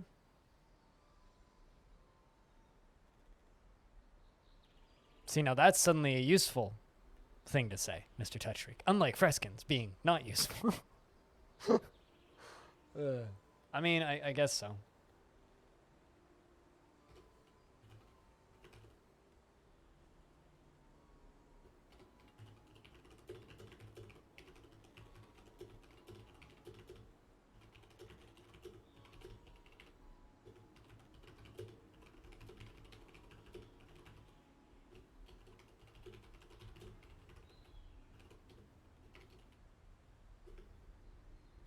Give me a second.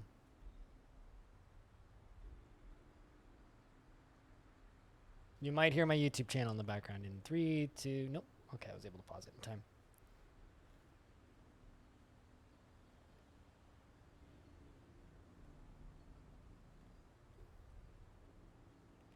Why are YouTube playlists so long? There you go. Exclamation point long death will do it. I don't know why you want that, but I guess you have it now.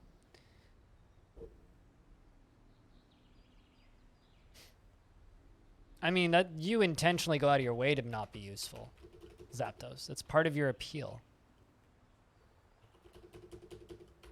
Come on. Like, it's literally your whole goal in life is to be useless.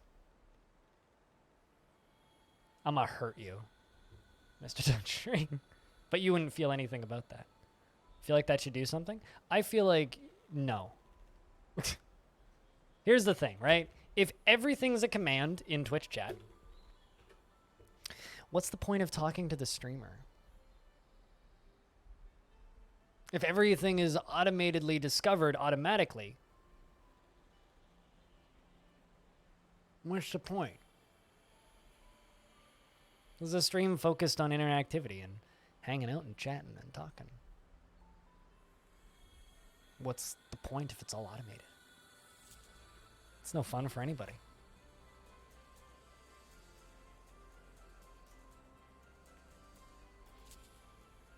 NANI?!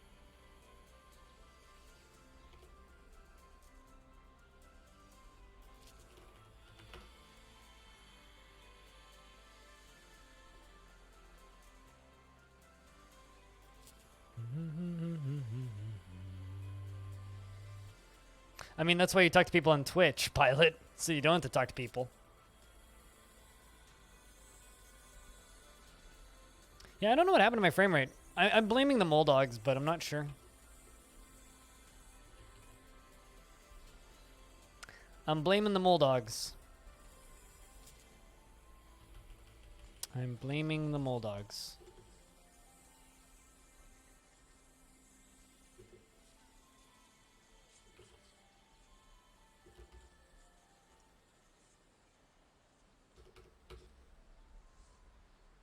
You're more of an engine of chaos and wanted to generate some chat.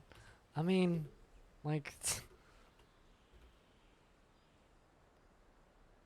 Okay. Let's just kill these Moldogs. Speaking of engines of chaos. Basically, Freskins is a naked Moldog in my fort for some reason. Bloody Moldogs. What's with all these frame rate issues, though? It's probably because it's a...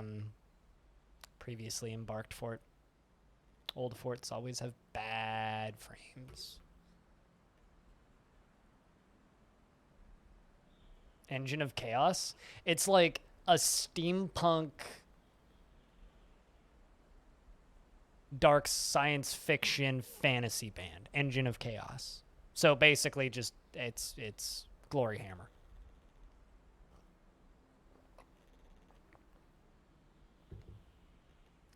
Glory Hammer. What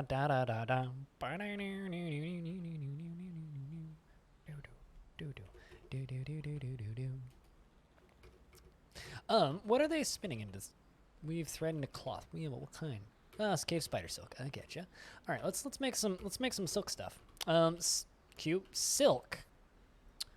Let's make everybody new silk socks. 10. Give everybody fresh socks.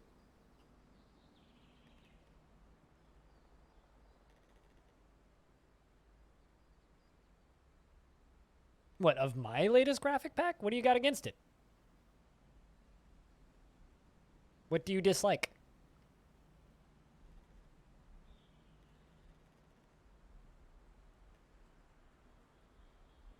Because too bad, I'm not changing it. I like it.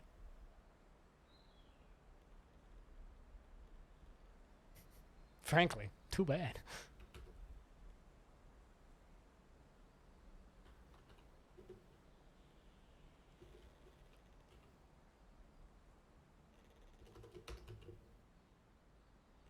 Hello? How's things? What, do you want me to mod the game so I can make dwarven thongs?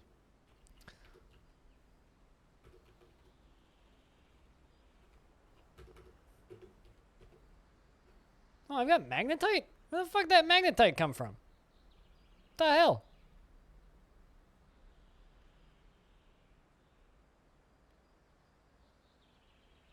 That'll happen. That will definitely happen when you're on the surface.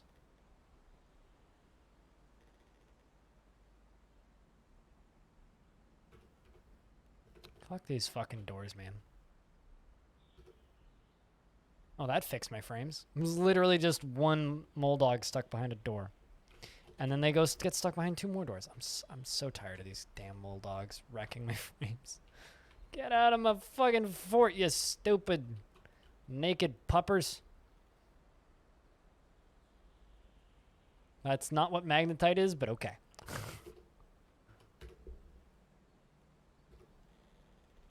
Magnets, how do they work?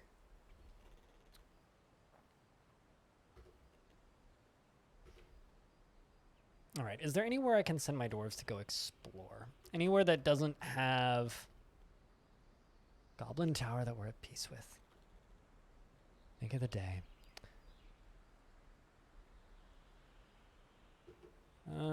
Looking for something with no civilized population that has treasures. Holy shit. Dark Goblin Fortress of Witchthorn. 7,500 gubbins. That's a couple goblins. Monastery with no civilized pop. Tower with no civilized pop. Tower with civilized populations.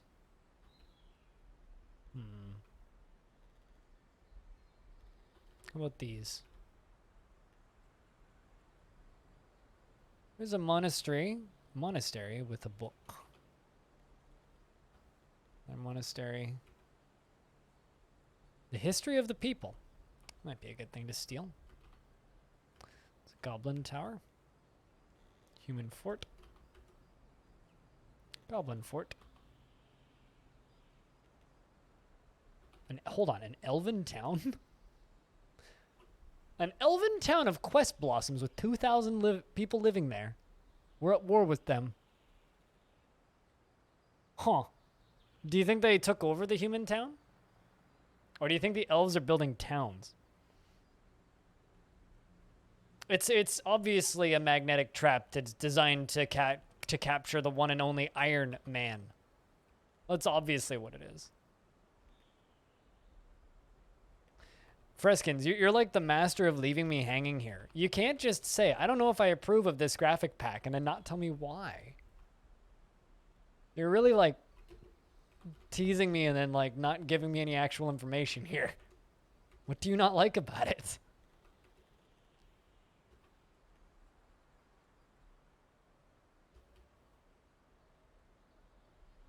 Like, come on, man. Everyone else likes it. Why don't you like it? The Hillocks of Rootquake. I don't really want to send my dwarves to my own civ, even if they're destroyed. Let's go get this.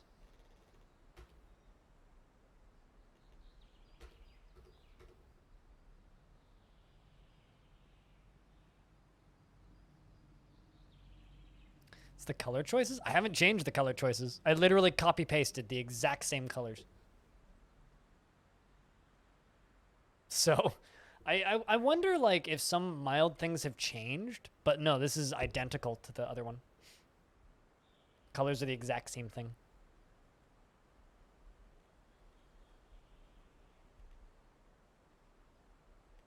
As long as it's viewable, though. Yeah, there's, like, something that's changed visually about Dwarf Fortress between the previous version and this one. It's the same in vanilla, too.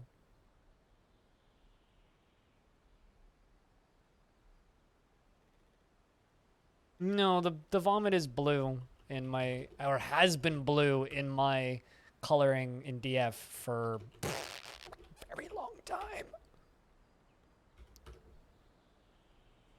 Also, I highly doubt Freskins is triggered by anything. Shitty thing to say, too. Is it really blue in standard? Huh, I didn't actually know that. The fuck is going on over here? It's literally just my pets getting stuck behind doors that keeps wrecking my frame rate. All right, that's it. I'm just going to go and destroy every door that isn't absolutely necessary because they just... It's fucking up the pet pathing.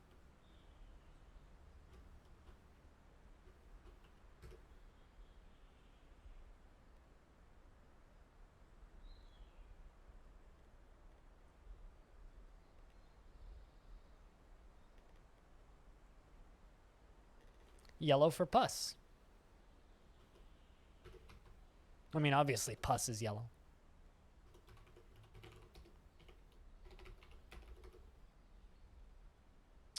I'm so fucking done with these Moldogs and pets getting stuck behind these stupid fucking doors. This is every single time I use a World Gen Fortress, I remind myself of this. It's like, oh, right, yes, this is why I never do this. Like, they're cool, but all these random pet forbidden doors for some reason are just like howtowreckyourframerate.com. It's like, this dog is just stuck back here, and there's like, I mean, I can go over here and like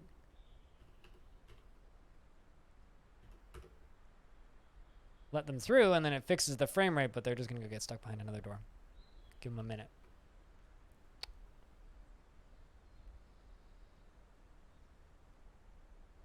Yeah, it's because this is a reclaimed fortress, Tapioca. It's also why we have the name that we have.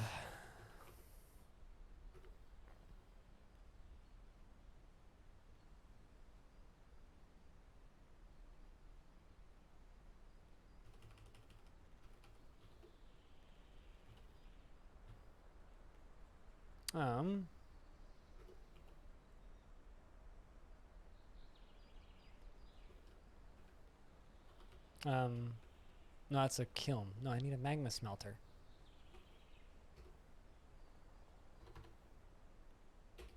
Just keep hitting the wrong button, apparently.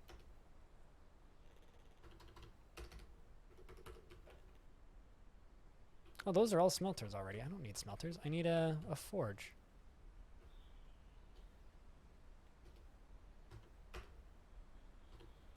There we go.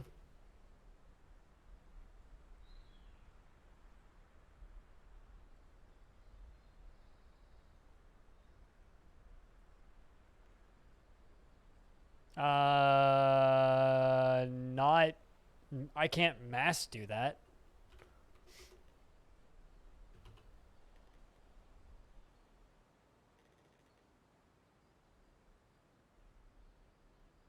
Is that magma? That is indeed magma. We also had magma that was spawning out of thin air for no reason at one point, which was also interesting.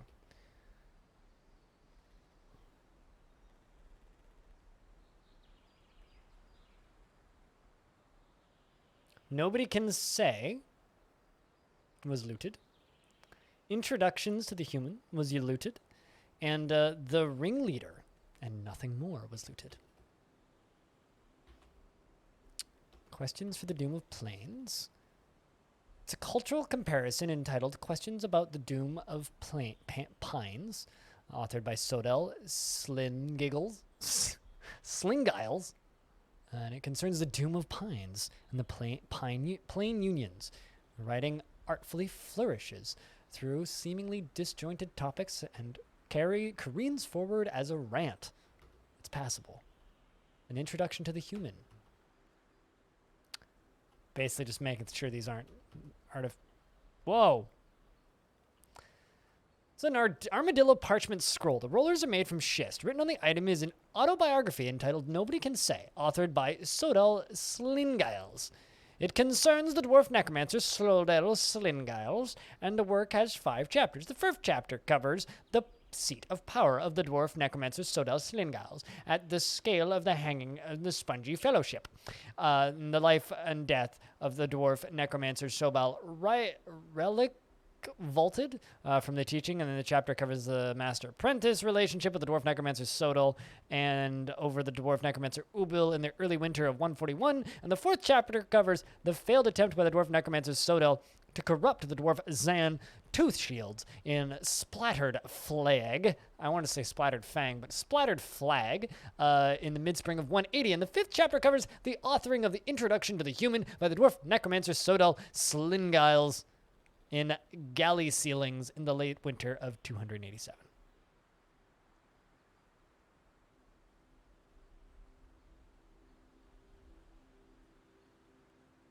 I have no fucking clue. Probably not. Freskins. I mean, I think actually I have like 200 something smelters because ProcGen Fort. But I have three smelters and 1 forge currently. But if you start telling me what to do, just because you have the #1 gift sub badge in this stream doesn't mean I'm not going to bop you for telling me what to do, mister. Also, now that you've said that, you know what I'm going to do? Exactly not that. You know how I operate. Come on, man. Don't tell me what to do. Ooh. The first chapter covers a scuffle between the Bronze Colossus, Mulgast, and the strikes of Stranding, the Dwarf Necromancer Stogel. That's interesting. Well, they got some very interesting tales about a necromancer and his insanity. Which is fun. No, you said, do you have, which is the literal equivalent of telling me what to do. You may not have strictly told me what to do, but you said, do you have this? Which is the exact same thing. So what are you trying to do? Nah? She? You would never backseat this. Do you have? Well, then why did you just do that? Do you have the optimized thing? No, because I don't care. You've watched this stream for a while. You should know this by now. Yes, because we have a new graphics pack.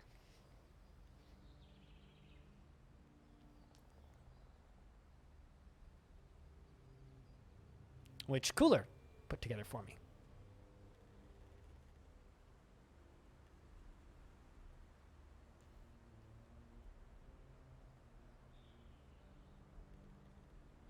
I mean, probably, yeah, Diamond. But no, to actually answer your question, let's see. I have 66 metalsmiths forges. I don't know how many magma smelters. And I don't know how many smelters because they're all forbidden. 66 metalsmith forges. What are my feelings on the new pack? I commissioned it from Cooler, so I like it. Why would I ask Cooler to make me something I didn't like? Oh, there's a magma crab in my hallway. Butts. And it fell. Well, it's dead.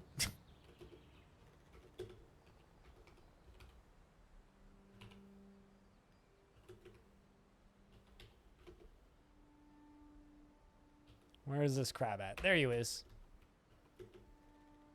Well, it's getting beaten pretty good. And it definitely spat some lava at somebody. Did anybody spontaneously combust? Kind of looks like somebody did. Some stuff's on fire. I don't see anybody dead, though. I don't think I lost anybody. No, that's not how commissions work. I don't get a title for paying somebody for their work. It just means I pay my artists. Chat with the weird questions today.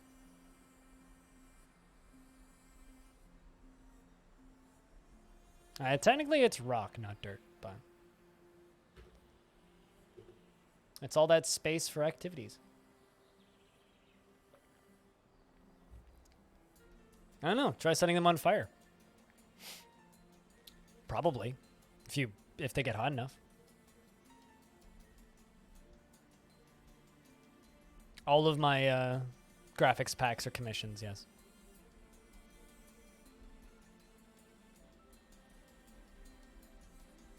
What's the objective of today's fort? I mean, fine, you're asking chat. I won't tell you. You get to figure it out. Yeah, fine, don't talk to me.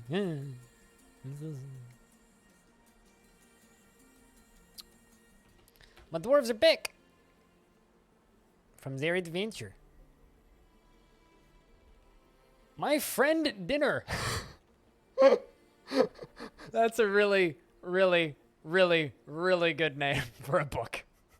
I think Squug wrote that book. My friend dinner.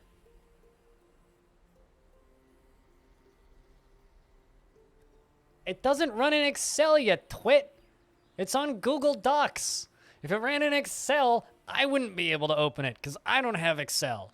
Why would I put something in Excel? Jesus Christ. What year is it? 1998? God, man.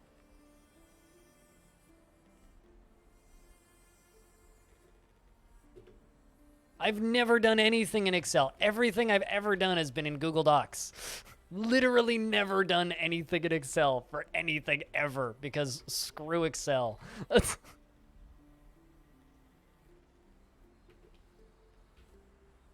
Now I'm just confused.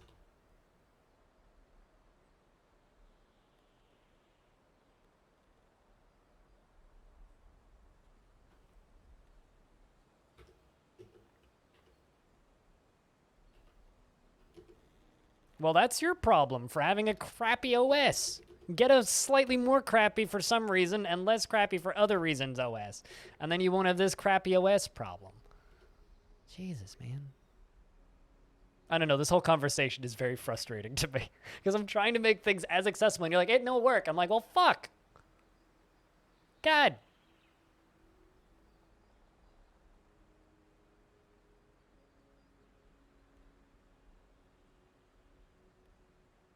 What OS doesn't understand what a Google Doc is? The hell? Seriously.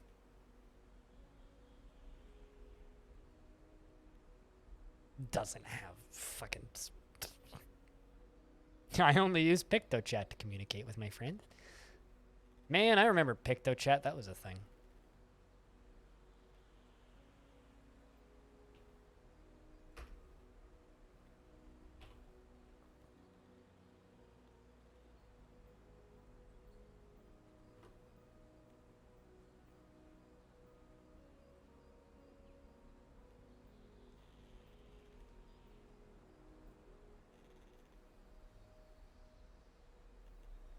It's more of a browser thing likely than an OS thing? Probably, yeah, but I'm still just blaming his OS.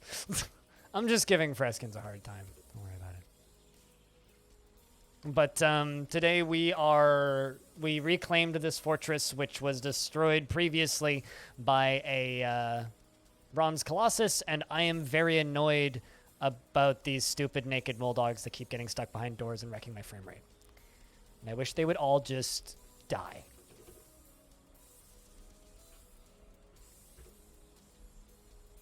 Because then my life would be so much nicer.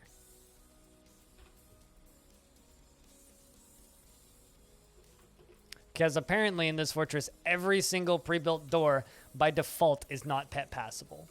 And it's actually kind of obnoxious to deal with.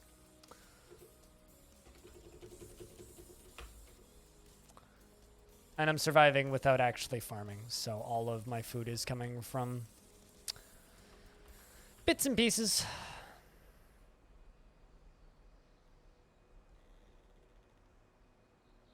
Only office? Is only office a thing, or is that like only fans office suite?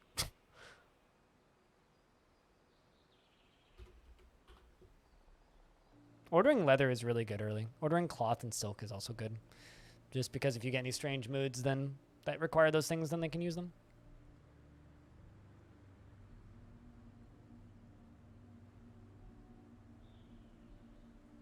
I have Python installed because I run Python scripts on my bot. So I don't need to install Python.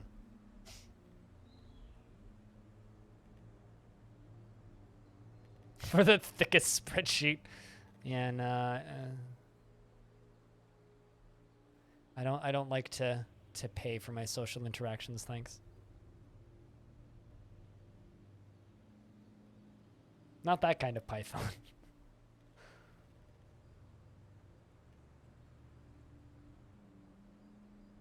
Although, on the bright side, they do appear to be butchering most of those mole dogs.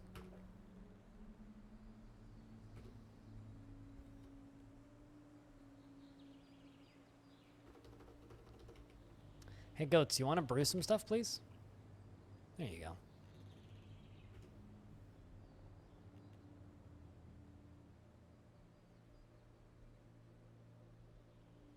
What time of year is it? It's midwinter. It's very mild here. I'm more just like perplexed at the fact that Freskins called it Excel. It's like that. What? How do you confuse Excel and fucking Google Docs? What? I don't know. Google Docs is just the most accessible, available software to do this with that I'm familiar with. That runs in cloud, that's always available to everybody, always without me having to host a server.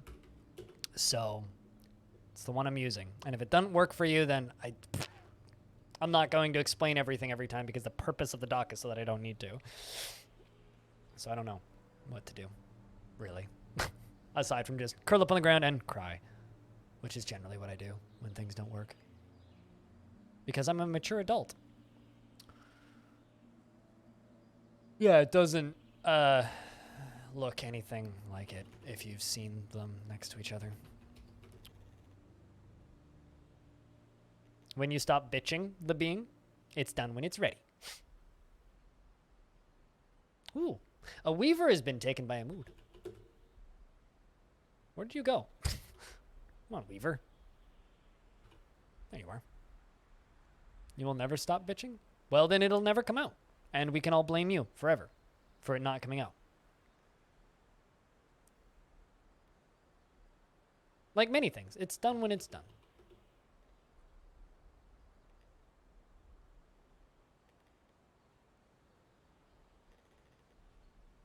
I really wish that Only Office wasn't actually a real thing, because now all I can think of is it's like OnlyFans Office Suite for your thickest spreadsheets.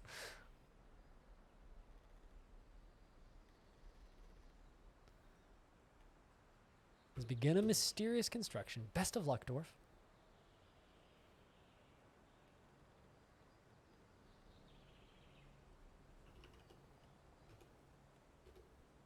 See, as somebody who doesn't follow memes at all, I don't even know what you're referencing, Zapdos. Like, I don't have a clue. Like, genuinely, I don't have a clue what you're even referencing. You're just like, I thought it was something funny and to do with this meme. And I'm like, I'm sorry, what? I'm sorry, I'm an adult and I don't stare at memes all day. Although I have been appreciating your clips that you've been posting on the Discord of kitchen nightmares. Are you editing all of those, or are you grabbing them from somewhere and reposting them? As if you're actually editing those, that's like, I respect the hell out of that hustle.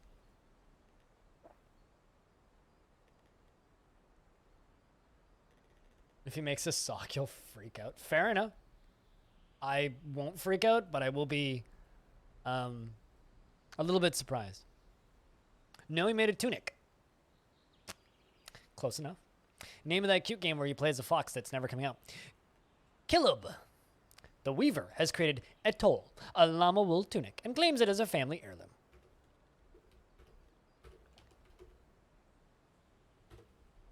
How are happy dwarfs? They're very happy and very easy to please because it's the new version of the video game. No, it's not a volcano. That's the magma sea. It's just at layer 100 for some reason.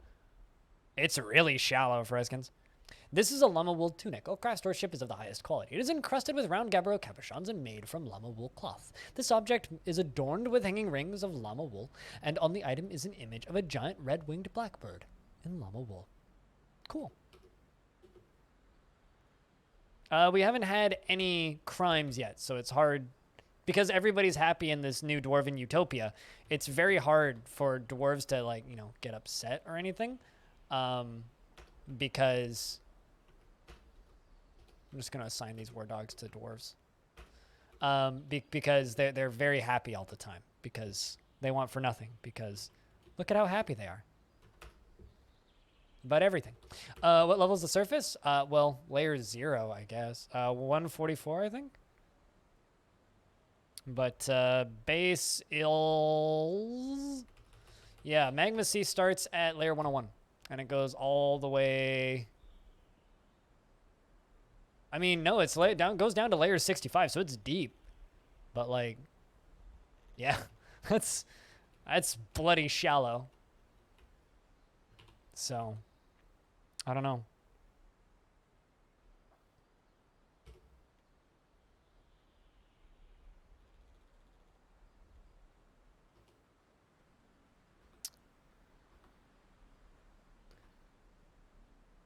Let's give you farming and plant gathering. There you go. You can gather plants. God, that's a lot of gold. That Charles is working on.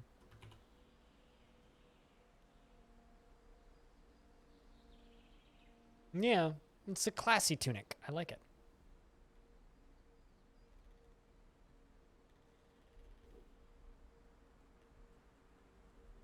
You'll edit it and post it.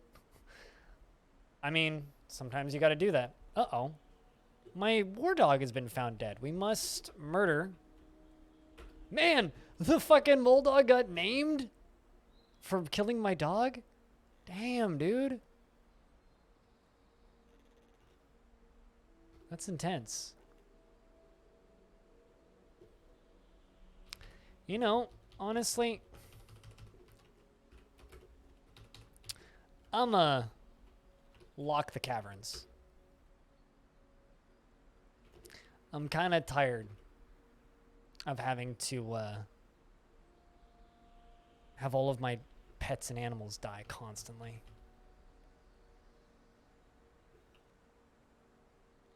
And there we go.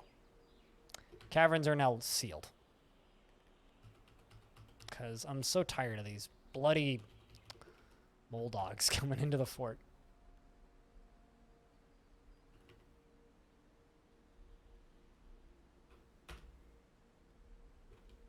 Let's just kill them all. Get all these bits and pieces removed. I'm just...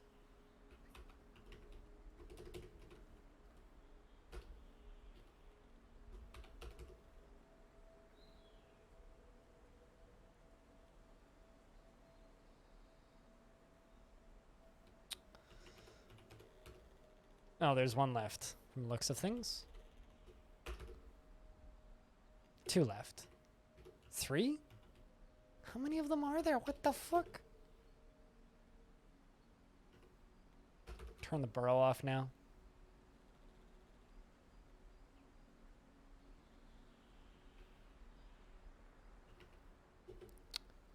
Another war dog has been found dead, killing my fucking mole dogs. God damn these stupid things.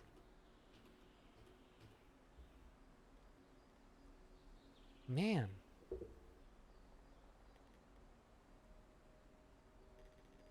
Everything. If the door's unlocked, anything. Anything can open a dwarven door. If the door isn't locked. Headed to bed, Diamond? We'll see you when we see you, man.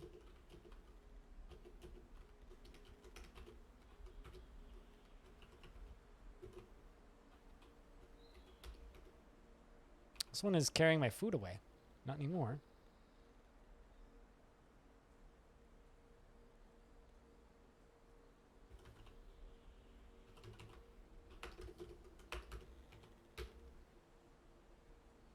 All right. God damn.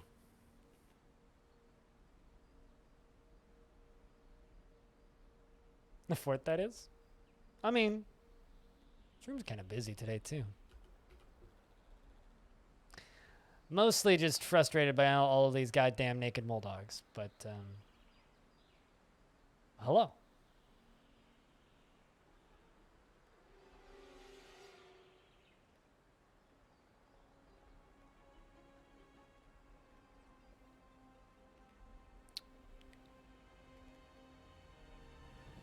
Today's been weird, Silvershe.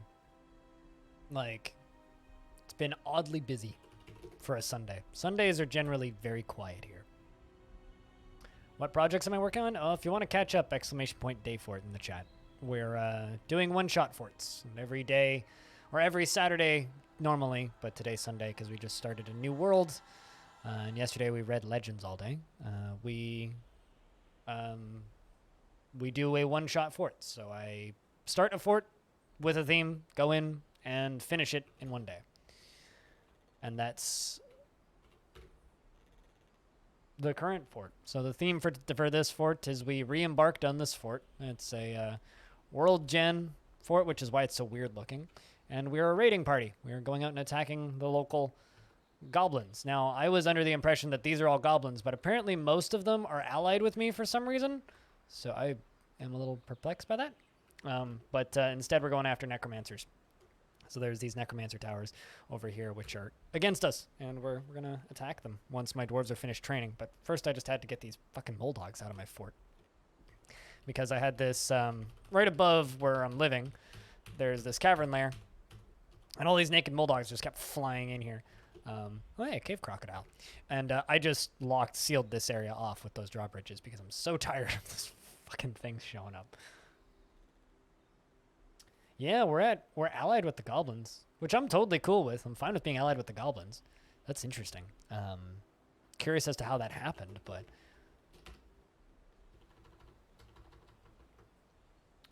more just impressed than anything.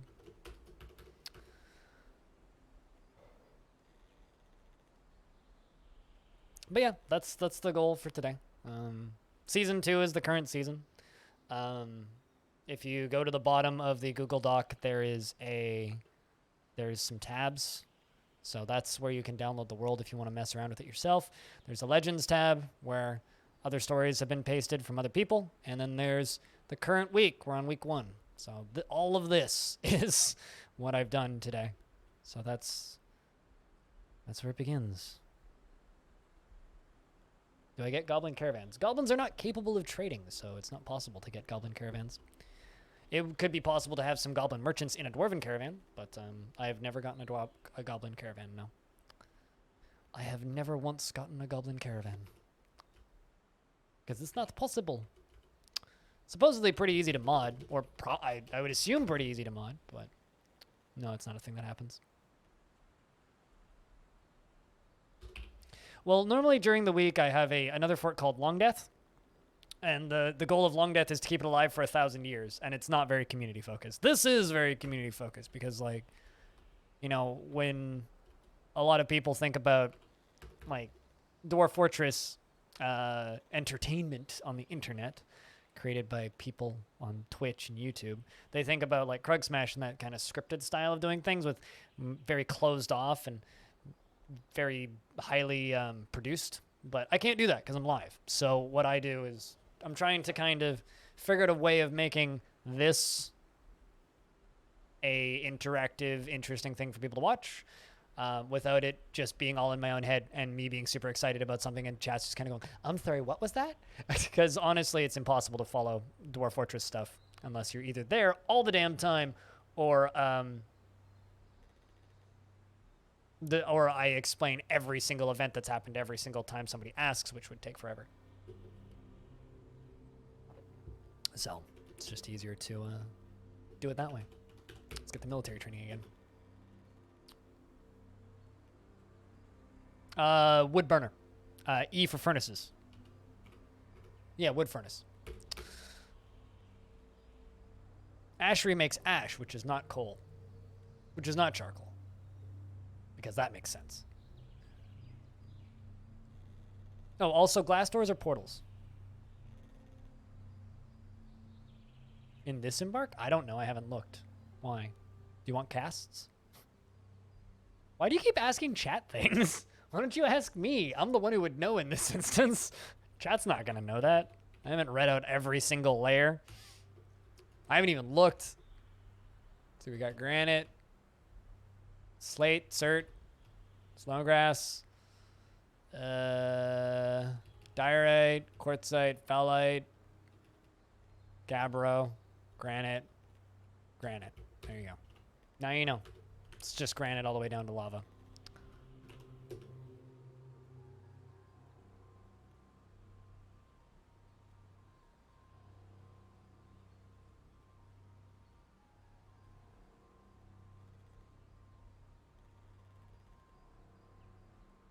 If it's, I think Freskins is just refusing to talk to me at this point.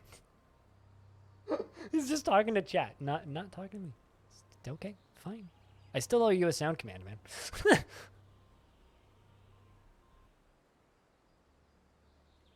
What did Blind have for lunch? I don't know. Blind, what did you have for lunch? Sandwich. What was on the sandwich? Well, hummus, avocado, and cheese, and some spinach. Thanks, Blind. There you go, Zapdos. It's amazing what chat can do. Zapdos, what did you have for lunch? Aside from kitchen nightmares. I'm literally waiting for all these dwarves to stop being... Is there another locked door? It's another goddamn locked door. Is blind vegetarian? Technically, no, because I had fish last night. Do I eat vegetarian foods frequently? Sure.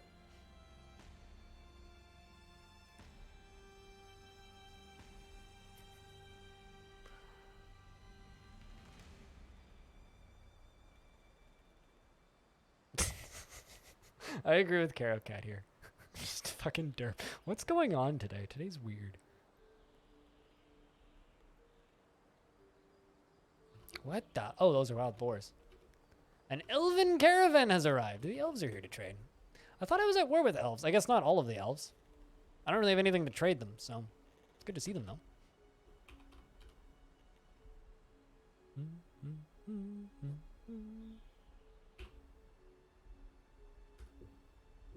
No, these days I eat almost no dairy because I'm tired of all the carbs in dairy. Not because I want to be vegetarian, but just because I'm tired of all the carbs in dairy. So I eat vegan alternatives to that shit. I've stopped eating red meat because it fucks up my blood sugar. Because of all the fats in it. It slows down the absorption of carbs. It makes it harder to predict where my blood sugar is going to go. So, yeah. I'm just training my dwarves so I can go raid people. Don't really need to weaponize anything. Just training my dwarves so I can go murder things. I don't really have much in the way of useful trap materials. We don't have iron. I have this one mysterious piece of magnetite, and I have no idea where I got it from. But I do have the only metal I've found in ore is gold, which is completely useless, so... Got any nice leader dwarf? One dwarf that's very entertaining is this one, who is dreams of attaining a rank in society and she has a relentless drive completely consumed by ambition and is frequently depressed. Which just amuses the crap out of me. So that's a touch freak's a pretty interesting dwarf. Another one that was kind of neat is our captain of the guard, or / sheriff, who is deliberately cruel to those unfortunate enough to be subject to his sadism. Also a pretty good dwarf. Yeah, also needs an office, which I just remembered, so I'm going to do that. Which is just going to be over here out in the open, because it seems like effort. Rock, wet, 5, rock, armor, 5. Yeah, there we go. That'll do. But yeah, they offered us, I forgot I had that command.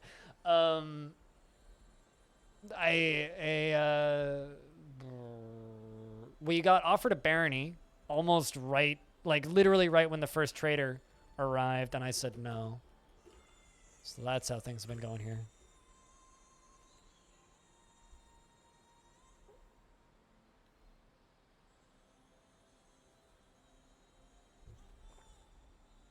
All right. I'm going to send out another squad. I need something that is either abandoned or at war with us or has nobody in it. This is so weird. All these dark dwarven forest retreats. I'm so perplexed by all this. This is weird.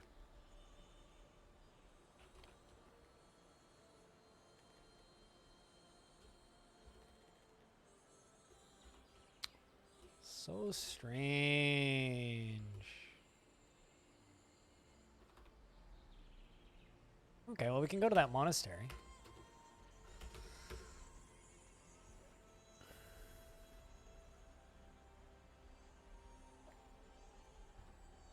Stuff is so much more calm now that all those mole dogs are out. Jesus. Forgot how much I hate cavern layers. Or rather, I forgot how much I hate open cavern layers. I love cavern layers, though.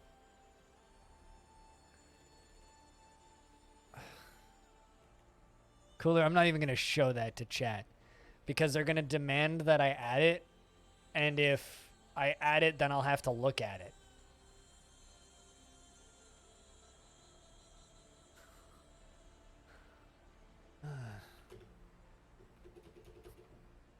Also, we got some more migrants. You're a clerk. Excuse me?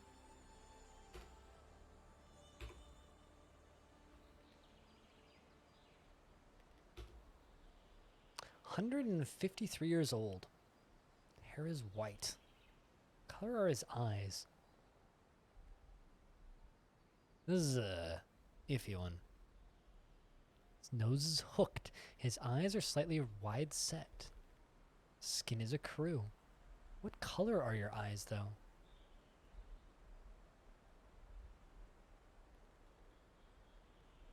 It's going well, some guy 10. Welcome back.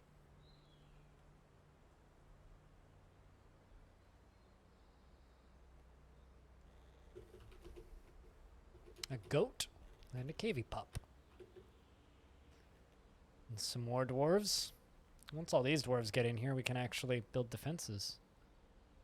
Jesus, that's quite the migrant wave.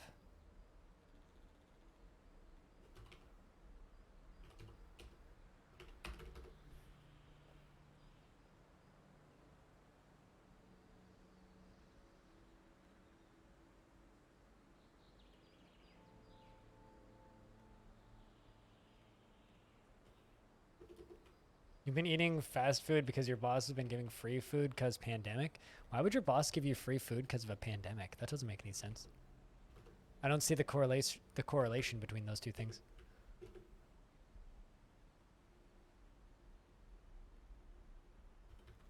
All right, well, we got to start farming now.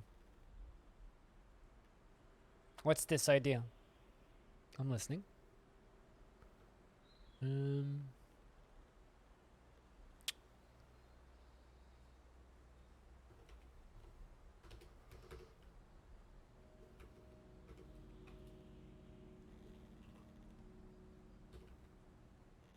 Well, that's going to be where I'm going to farm. It's going to be a little awkward, but it's worth it.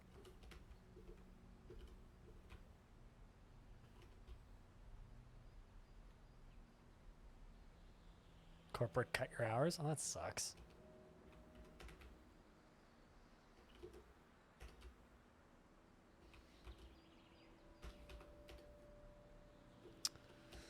Hopefully not too brutally. Or rather, hopefully they didn't cut your hours too brutally. That sucks, man.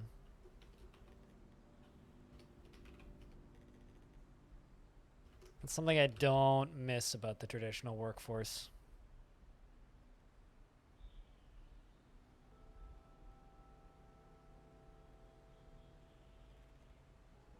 No, they don't. Surface forts are very easy. I do surface forts all the time. My 1,000-year fort is a surface fort, technically. They don't hate the surface anywhere near as much as people think they do. It's actually extremely easy to manage surface forts if you know what you're doing.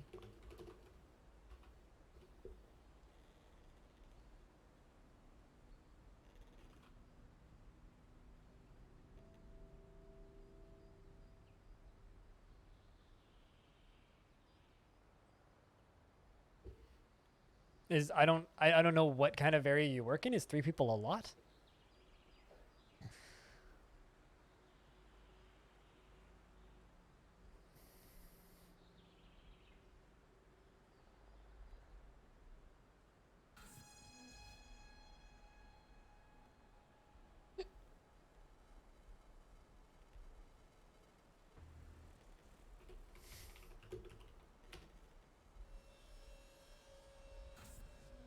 I just went to Bellinair's stream to try and contribute channel points and accidentally banned somebody. Tabbed into my friend's stream to chuck channel points at a boost and accidentally banned somebody because the boost thing disappeared right when I clicked.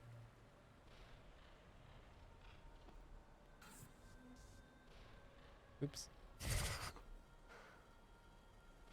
You people is very short staffed for where you live? Gotcha. That sucks, man.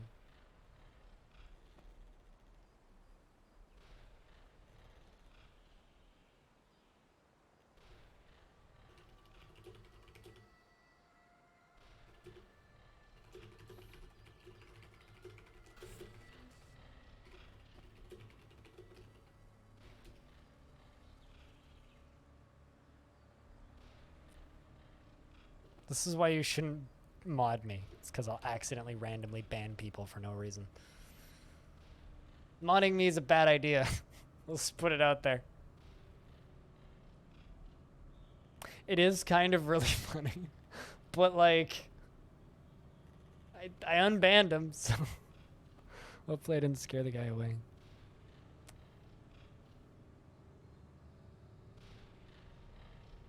I don't know. I've done that multiple times recently. It's not hard. People have a lot of misconceptions about how hard DF is. And also, I think a lot of people seem to think that building above ground is a lot harder than it actually is. Also, this is interesting. How come... Oh, I was going to say, how come I'm not getting moss growing, but I am? It just took a second. Why isn't moss growing over there? What?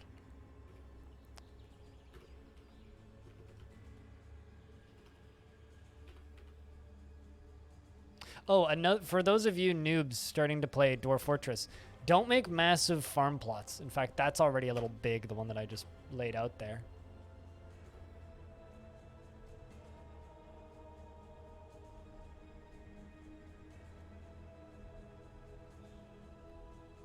My dwarves are almost trained enough to begin proper raiding instead of just looting.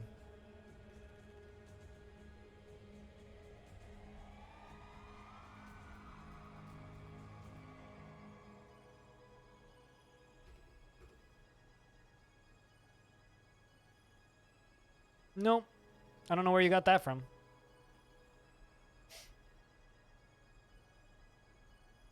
Yeah. Well, I mean, I do 2x3, but yes.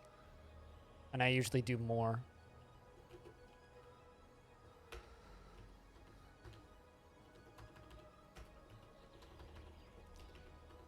That and, like, I haven't farmed and I've been here for 2 years and I'm only just starting farming because of the, what, like 40 dwarves that I have now? Of course you did, because you're new.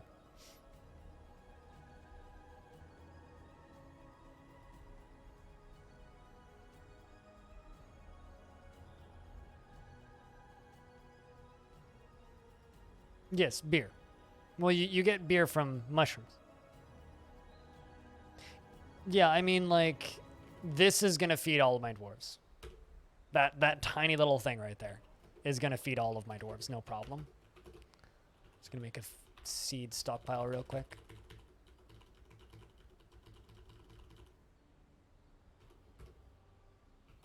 Done.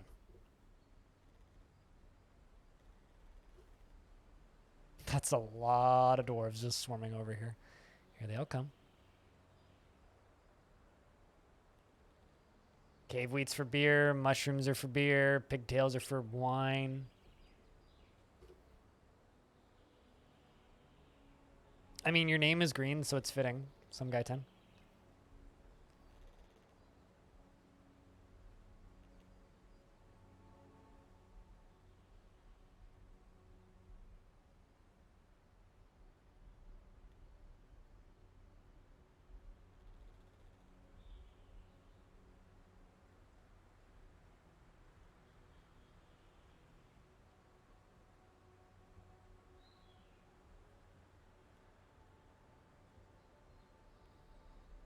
All right, so I got plenty of booze. I got some other dwarves that need to join the military. I'm just looking for ones that want dream of mastering skills. So you can join the military. You dream of mastering a skill. You can join the military. You dream of raising a family. Sure, you can join the military. You're a gem cutter. You dream of mastering a skill. You can join the military. A poll for what?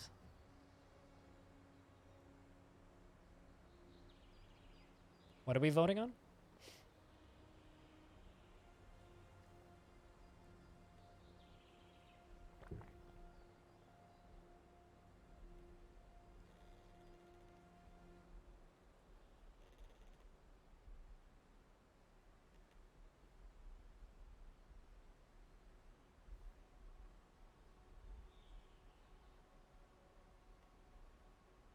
I mean, it's apricot wine.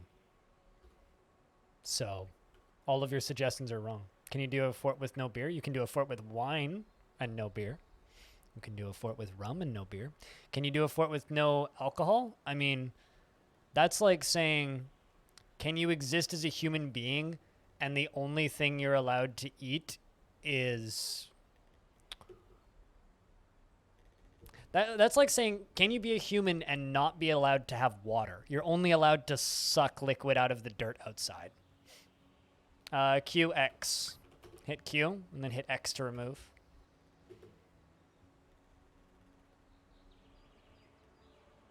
It's like, can you walk around outside for the rest of your life with no shoes or socks on? Yeah, but walking on gravel is going to suck. So yes, you could force your dwarves to not have any alcohol. I would actually argue that you can't because your dwarves will go insane. It's like not providing some... It's actually, you know what it's like?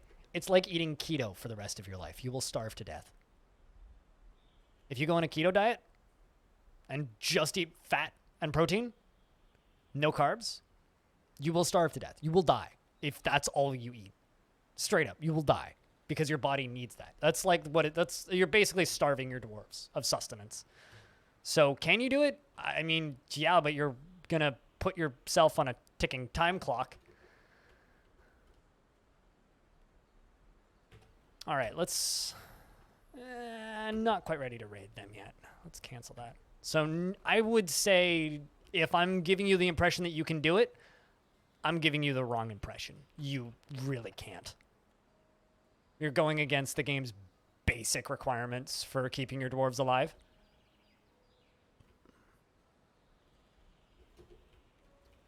What the heck are these goblins? Those guys I'm at war with. And also, before you ask, no, I'm not going to do it. For clarity's sake, I'm not going to do it.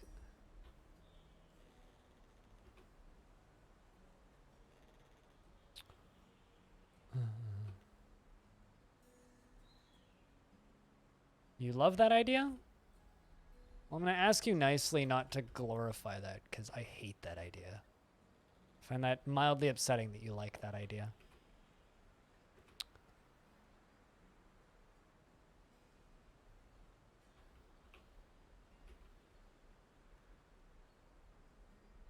Looking for somewhere that I can raid. Don't want to start a war.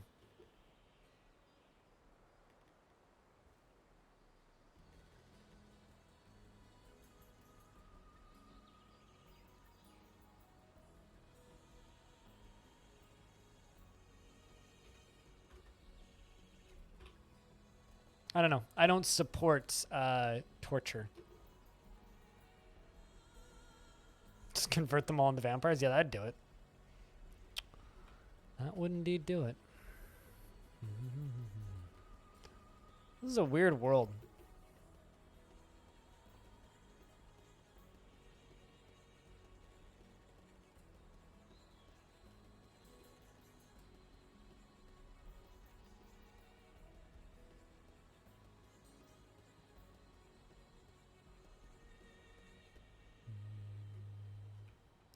It's a weird spot.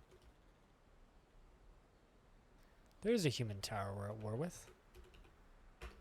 Let's raid them.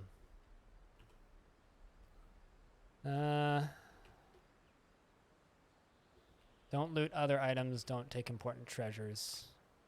Just steal livestock if there is any. I just want to see if they can get in and out.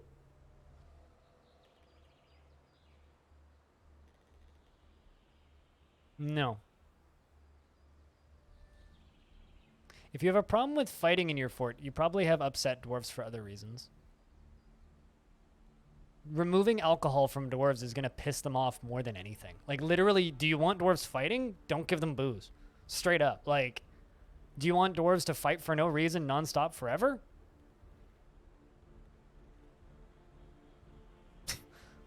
Let them go hang out in a tavern.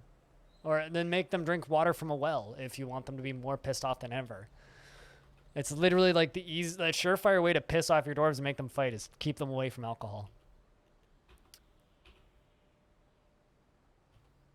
It's a neat little set of beds up here. If anybody wants to claim those beds, they can.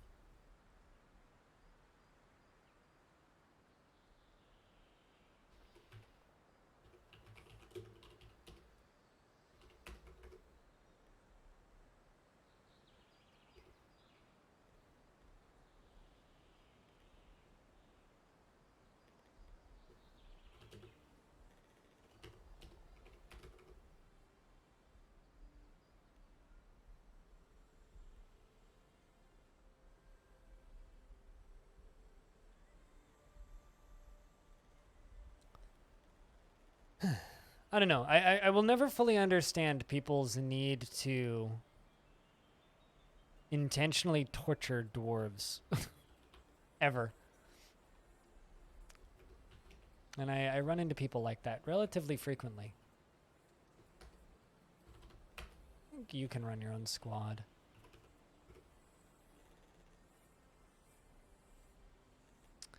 Let's let you join that. Put you in that. Put you in that.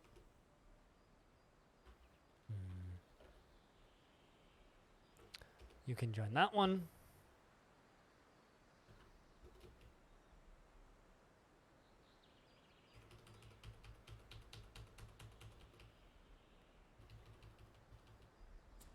I guess that's kind of the one part I don't like about like colony simulation games is people who have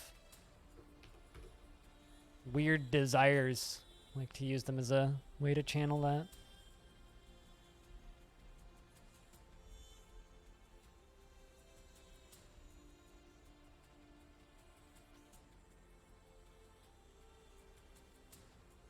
You wait for them to shit. And you stop asking stupid questions, some guy.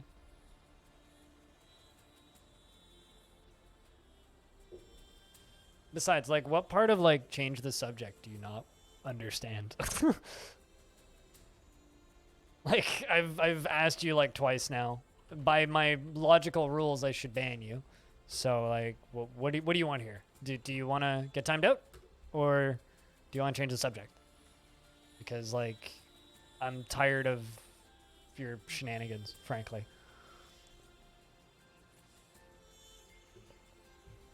If you're here to take part in Dwarf Fortress, then fucking fantastic. Let's play Dwarf Fortress. If you want to play a game where you remove booze from your dwarves, just I can't support that.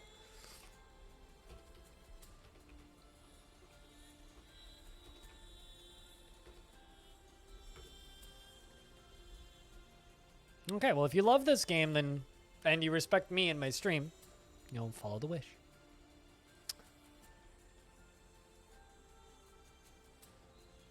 Alrighty, dwarves. Get those beds put away.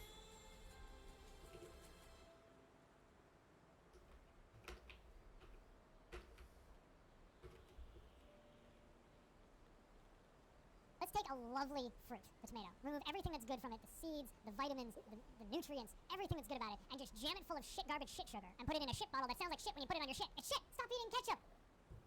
Yeah, what he said. Alright. So they're going after that tower. I still have 4 recruits. I need to, like, scan everything and look for any kind... Oh, how did they do?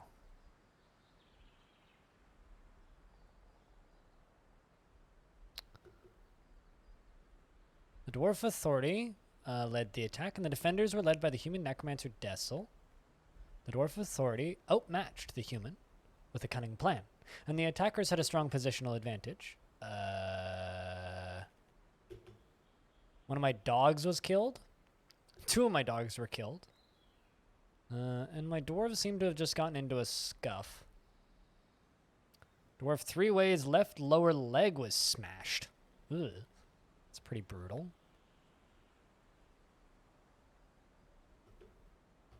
But for first actual combat,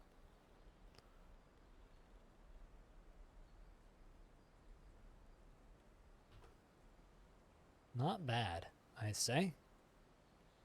Not bad at all. Just grabbing the screenshot. Sticking it into the dock.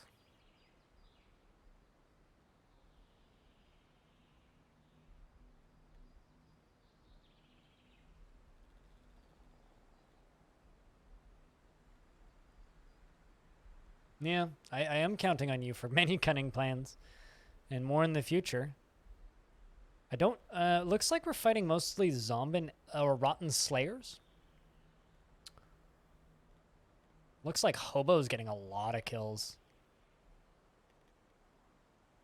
Seeing Ghost getting a lot of kills too. The Golden Joys, led by the Dwarf Authority, clashed with 200 humans in Swift List, slaying 10.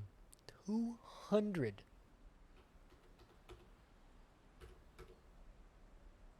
200. 200. Authority. I wonder how many you killed. Let's see. You have 2 notable kills now. 2 notables. A human rotten slayer and an elf rotten slayer. 200. That's what it said. Fool of a toot. Foot. Not toot. Damn. Ghost killed a necromancer. Color glow. Do the kills change the personality? They can. But generally when they happen off map, not so much. Although this dwarf lost his upper body fat in the fighting. Because Ghost got hit pretty hard. So his left hand bears a massive jagged scar now. And his upper body's fat is gone. He lost his beer gut, I guess? That's actually like a positive thing.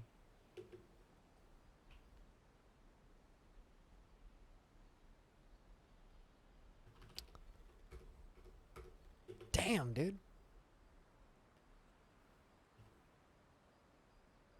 Should go hit that tower again. Same tower. Where is it? It's this one, right? Yeah, it was the Tower of Swiftfist. By the Guild Bones Battles. I'm not going to loot anything. We're just going to raid.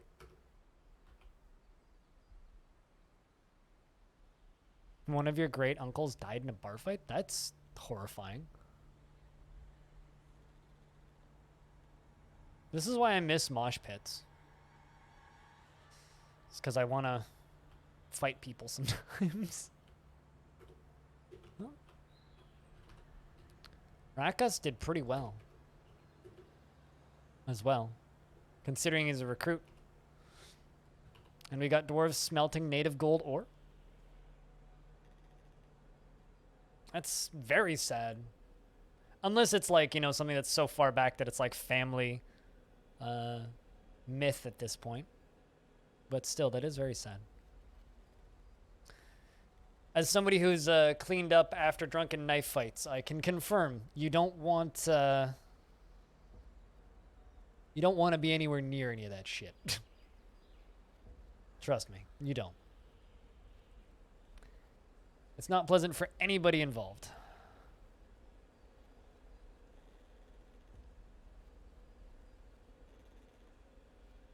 Nobody wins in those kinds of fights.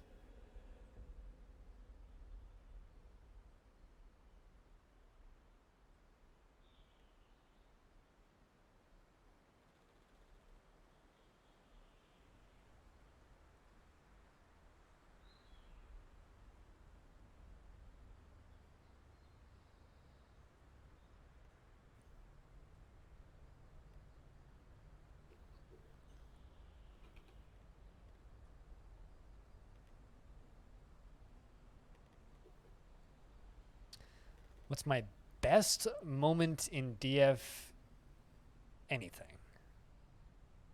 I don't know. There's too many.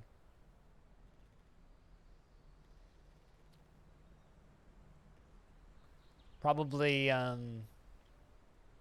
don't know. What's yours? Chat, what's your favorite moment in DF? And I'll think.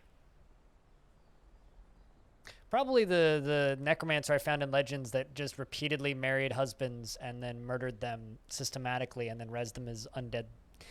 That was probably my favorite moment. Just constantly. Every single year would just murder her husbands and res them. Murder her husbands and res them. Murder her husbands and res them. Murder her husbands and res them. Rinse, repeat. It's probably my best moment. For a season and a half, really? That was your favorite moment? Man, we got a low bar. Oh, okay, so some of the, I know where the magnetite came from. I know where the magnetite came from.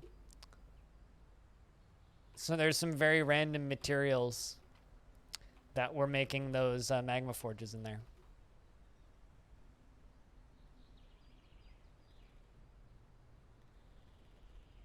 Crazy vampire that I walled off was a pretty interesting story. Yeah, well, I mean, they always happen.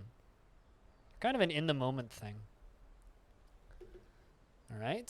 The human ancestor. Uh-oh. The human necromancer, Dessel Spiketummy. His tactical planning was superior to the dwarf authority, and the defenders had a strong positional advantage. And Spitalier was struck down, authority was struck down, was imprisoned. Saya was imprisoned, and Crystal was imprisoned, and Rakust was imprisoned. Well, shiz.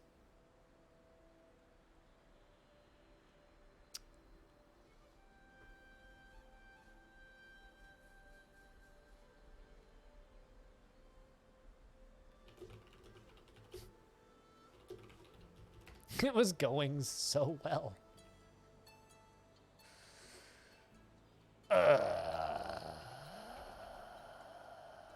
Okay, well, squad 2. I need something I can, you know, there's no civilized population here.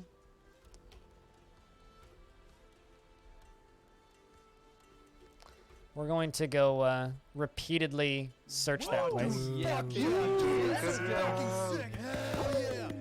I'm sorry, I failed the fort. From highs to lows. So fucking fast, yo. From highs to lows. I mean, unless you're hoping for the fort's demise, in which case then perfect. That was the exact right one to use.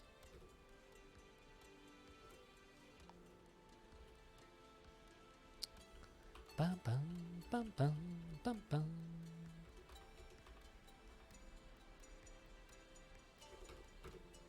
It's okay, we'll try and get you back. Oh, never mind. The enemy have come and are laying siege to the fortress. Maybe this is where we die. Oh, nope, never mind, they left. All right, well.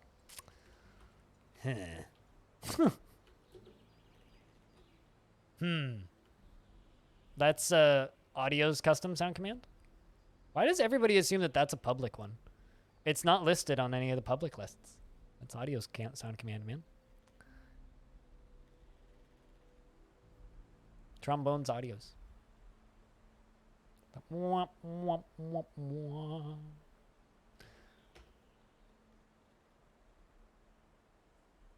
We found nothing. We went and searched and found nothing. Let's go again.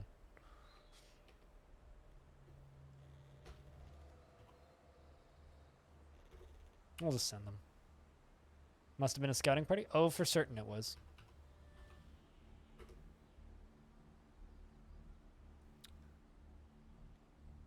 I wish I didn't unpause and I checked their armor. I also forgot to screenshot it. Damn.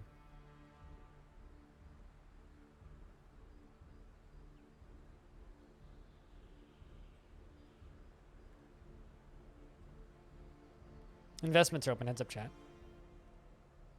It is a good one, yes. It certainly is. I mean, if he ever does away with it or gets a new one, I'll make it public. Well, we looted some books from the old tower. We're going to go loot some more books from the old tower. Might as well send everybody. Be quick about it. Trying to train them up. So I can hopefully go release my dwarves. It's kind of random luck. Or it feels like random luck sometimes whether or not your dwarves are trained enough to manage to pull off surviving a fight like that.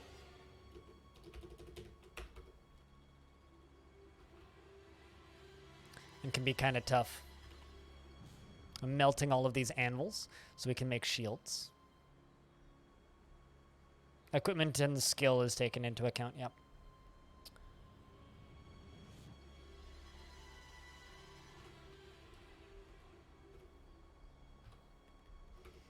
All right, how many bars do I have? I've got 72 gold bars. Well, gold, I don't know, wheelbarrow, 30. Stone, stockpile. This can all just be metal ore. And, many wheelbarrows.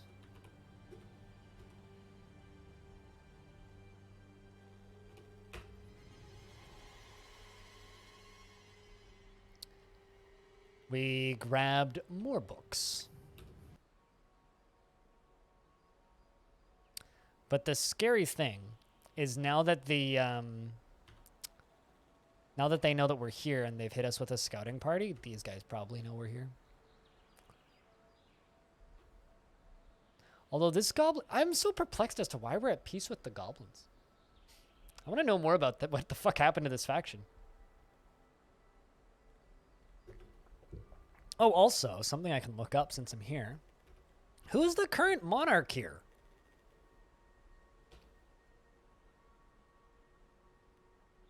There's a general who's an elf. All right. Yeah, we don't have any monarchy. It's just a lot of barons and baronesses. That's interesting. The fuck happened to our monarchy?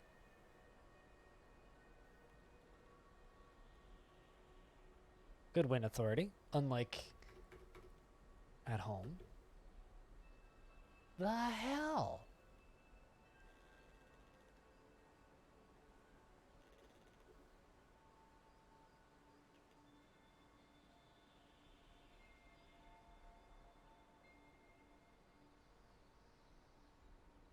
Yes, blatant. Clearly. Santos.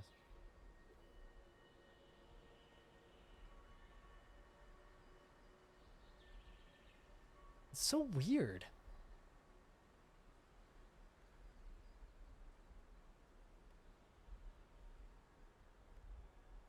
I mean, okay.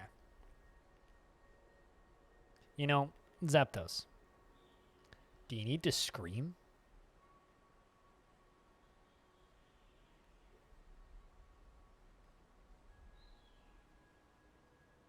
Like, I realize you're probably just goofing off, but, like, is that really necessary? I demand a recount? I demand less annoying memes. Denied.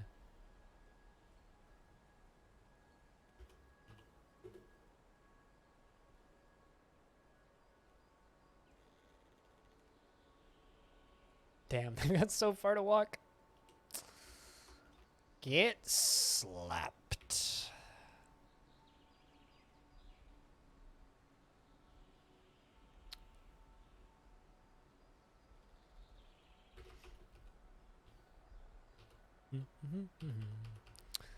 I'm looking for anything that's not gold, anything that's not gold, anything that's not gold, anything that's not gold. Why is there so much fucking gold? I'm going to be so sad with nothing but gold. There's nothing but gold. Nothing, nothing, nothing, nothing, nothing but fucking gold.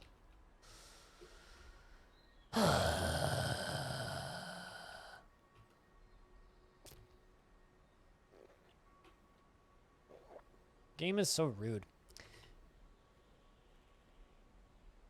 You're tired as shit? Okay, well, it stopped being funny around the second line of all caps, okay? Sell gold, get iron. I need dwarves to show up for me to sell gold to, but yes. I would like to. Question is, what can I sell them?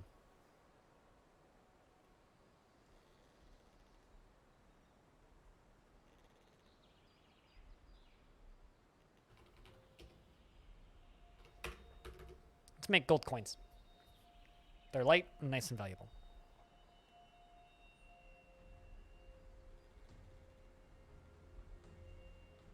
Yeah, no, it's okay. But, like, just... I very rarely have to moderate my chat, Zapdos. And if you're typing in all caps with every line and being kind of a shit, I have to do my job here and moderate it, right? And you're just spamming with, like, nonsensical reasoning behind it, and it's not benefiting anybody pleasant or interesting or fun to read. So, don't do that. Hopefully this is, you know, understandable.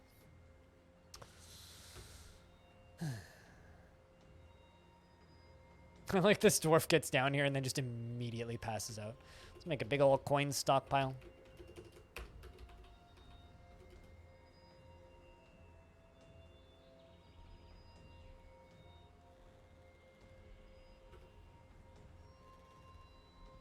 God, those golden wheelbarrows are so heavy.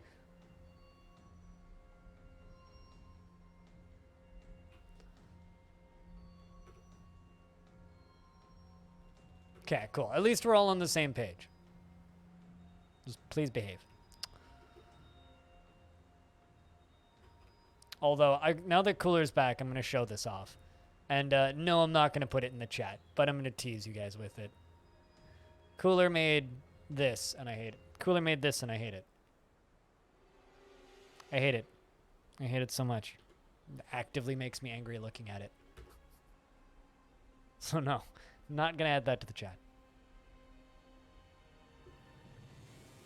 I don't understand how you guys find that cute. Giant hand is just like petting an emote way too fast. It's so distracting. It's annoying to look at. It just hurts. It just hurts. Maybe I'll make it into a bit emote, so you have to give me money to see it. You're a degenerate. Doesn't mean it isn't cute. It's horrifying. Is what it is. Also, Authority, I was just looking for a reason to call you a degenerate. But it's still not lewd.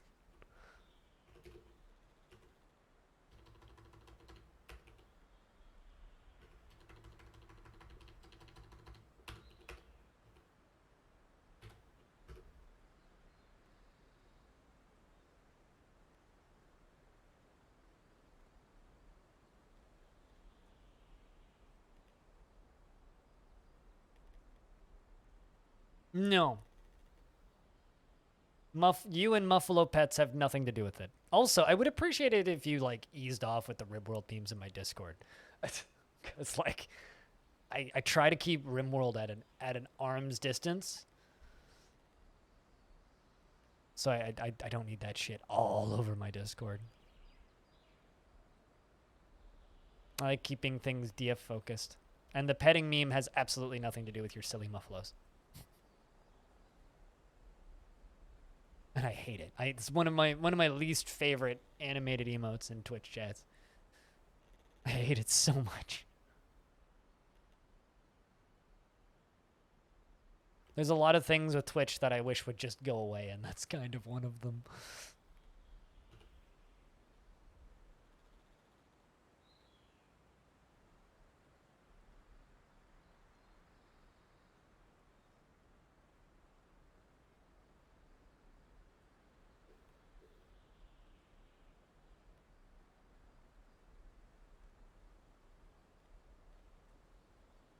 I almost want to restart the count because Tapio technically fucked it up. Technically.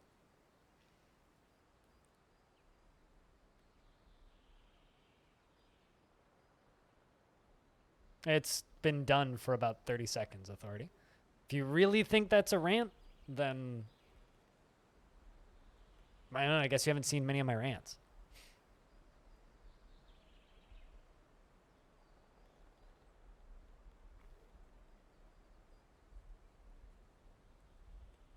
My neighbor's dog is howling. The fuck?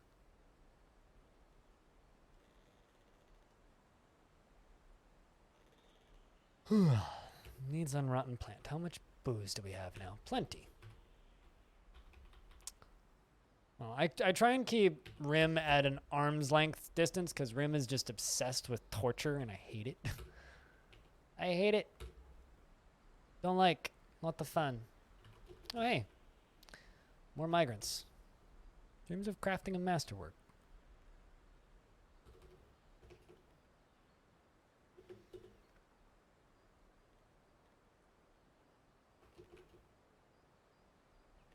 And immediately, a peacock that walked onto the map grew to become a grown-up peacock. Okay.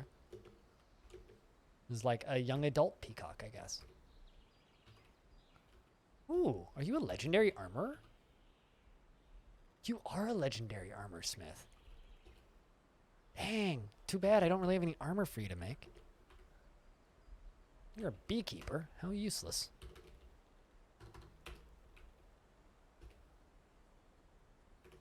You can handle stress and are brave in the face of imminent danger. Is that a caviso? Yes, it is. Why do people have so many pet cavies? Oh, I just got a necromancer walking into my fort. All right, well, hey, bud. What up?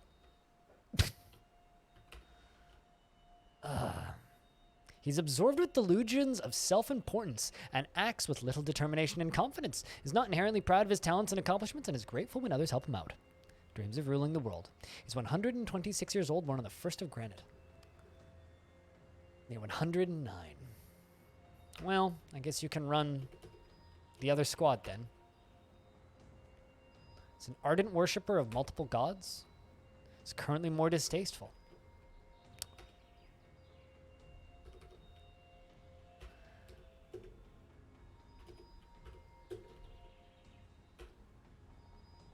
Deliberately cruel.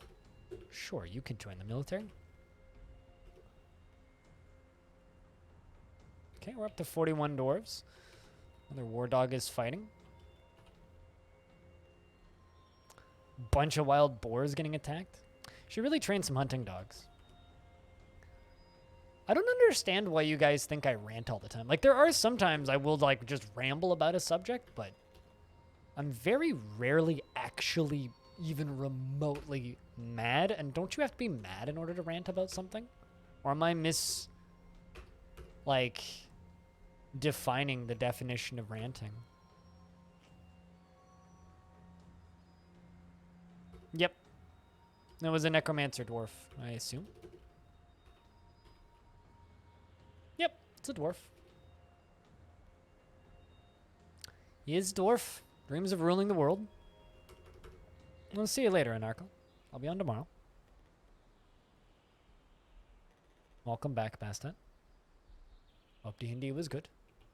Yeah, I don't know why, that's become a meme in this chat. I think it's, like, literally cooler typing in exclamation point Greg rants because I said Greg rants once. But, I don't know. I'm not a very ranty person. I've definitely ranted about things, but 99% of the time when people say, oh, Blind's ranting about something, I'm not actually ranting. I'm just rambling. And there's kind of a difference. Like, ranting would imply some anger towards the thing. And just because I'm saying I hate a thing doesn't mean I'm necessarily mad at it enough to rant.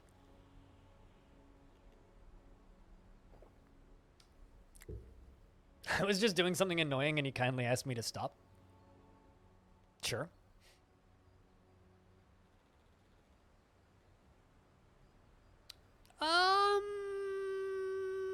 I don't know if I agree with that, Gold Poke. Because, like, if I'm passionately talking about something, that's just a passionate discussion. A rant implies anger or something more than just passion for said subject, you know? At least in my opinion. Rant implies something a little bit louder than just a discussion.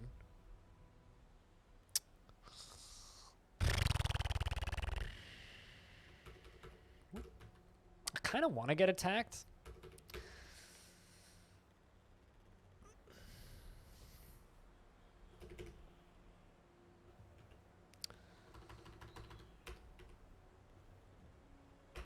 All right, then we'll give you that.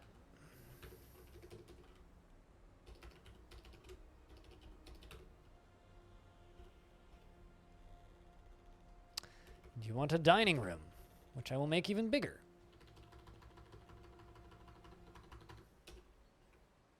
It's like this weird, almost, need chest and cabinet. It's like this weird, almost Cthulhu monster room. There you go. Now you're moderately happy. Moderately happy is about as good as we're gonna get, though.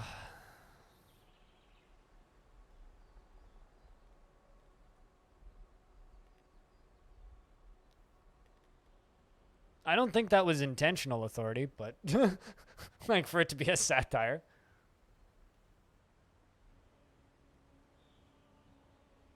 I haven't seen the Sonic movie though, so I can't speak to it.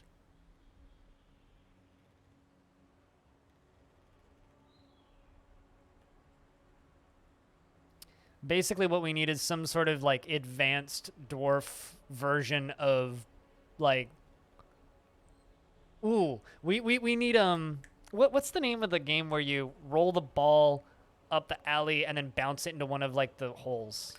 Skee-ball. Skee-ball? That's the name of it, right? Skee-ball. We need Dwarven Skee-ball. There you go. That's what we need. Dwarven Skee-ball. Dwarven Skee-ball. Wait, what?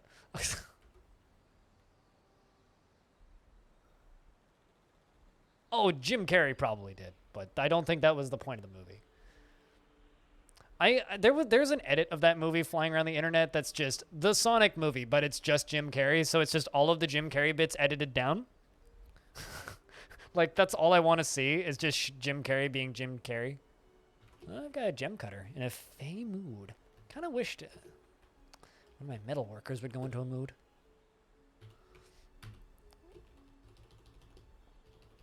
Cornhole? I think skee-ball is a technical term, but cornhole is, I think...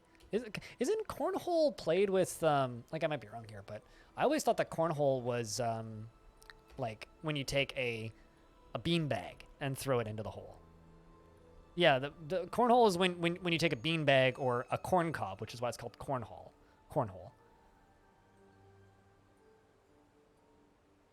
Whereas skee-ball, you roll the balls, like, hold on.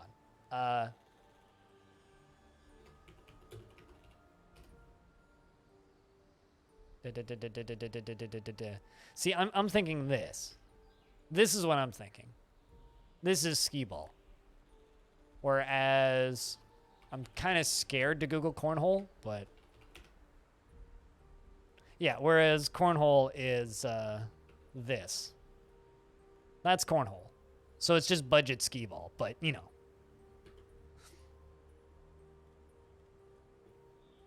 We always called that beanbag toss, though. All right, perfect gem coming from the gem cutter. Exciting.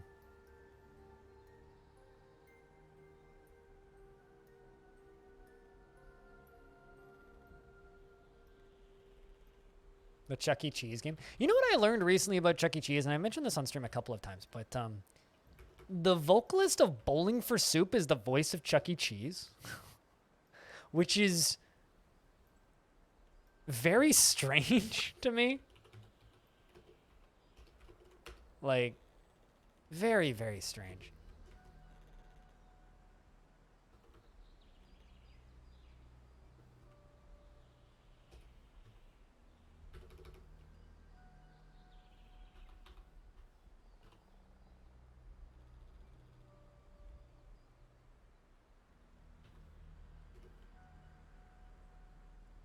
Yeah, no, we're literally just waiting for these dwarves to finish training. Or for us to get attacked by something.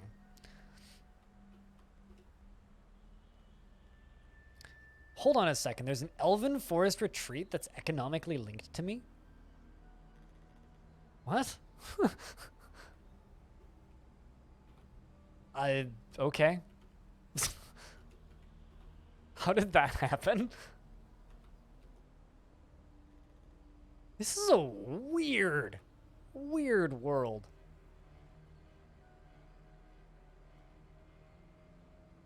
Like, the politics in this world are not ass backwards, but very different from stuff that I'm used to. That's a pit with 2,000 goblins in it. It's a lot of gubbins.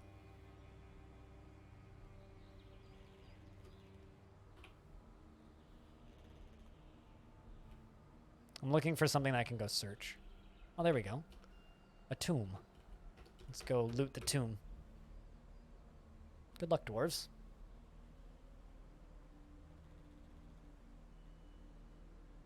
Could I raid it?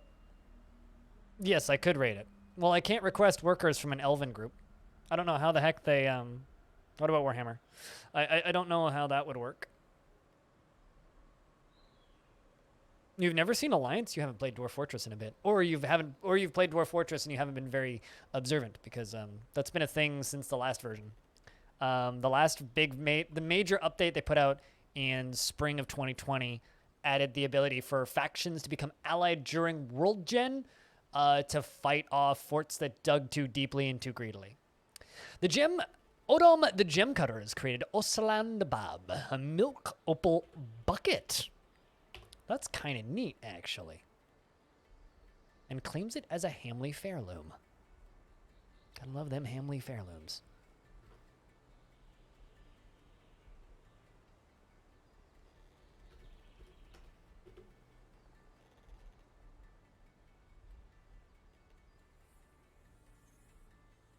I have.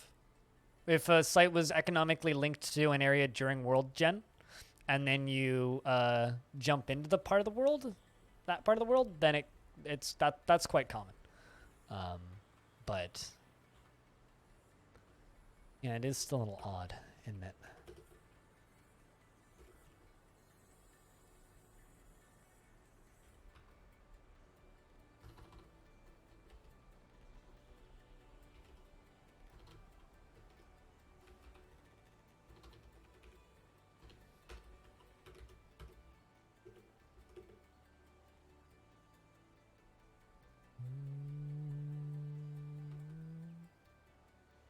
It's probably not doable out of World Gen.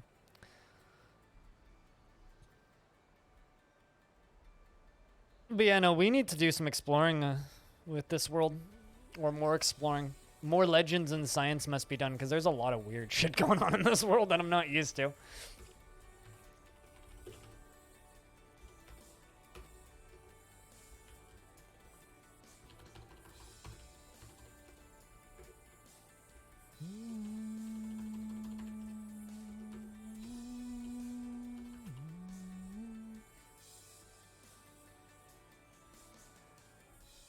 I want this dwarf to make this stuff. Once this dwarf is done managing work orders.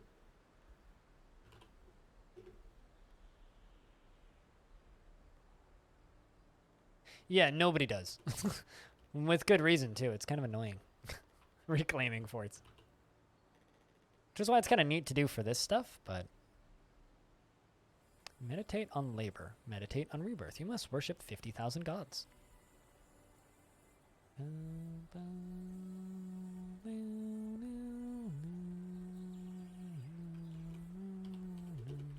going to put an underground pasture here. For mostly for the cavies that are all people's pets, which is silly.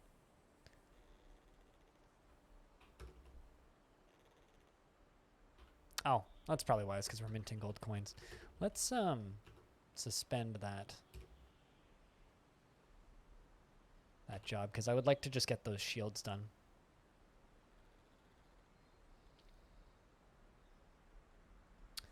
But, you know, at the end of the day, regardless of what I rant about or not, I just wanted to say a real quick thank you to everybody who spends time in this stream, because today's been pretty fucking busy all day, and normally Sundays are oddly quiet for this channel, so I just wanted to get a real quick round of beers from everybody who's hanging out and watching. Just thanks for hanging out and watching the stream today, and thanks for taking part in the beginning of this season of Day Forts.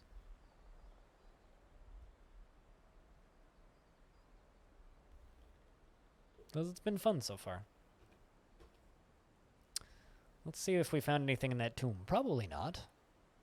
Because it's just a tomb. Yeah, we just searched it. Got a bunch of stuff from the Sable tombs. Let's see, is there anything left there, or were we able to loot all of it? For the love of lens, there still is something there, so I'm sending one more squad back out. There's a tower there with nothing. Whoa! It's a town that is just full of stuff. Well, don't mind if I do. Sending all the dwarves back out.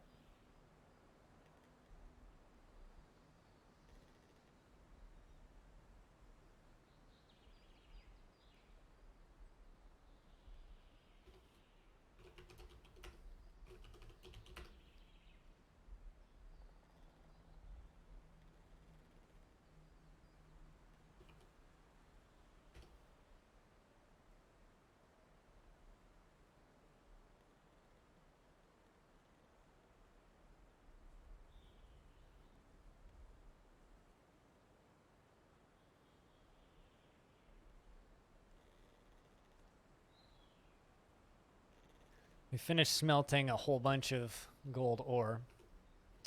But I'm just going to smelt gold until I run out, because I got so much. And I can get more. Super fucking easy. Like, I can get more. Super fucking easy.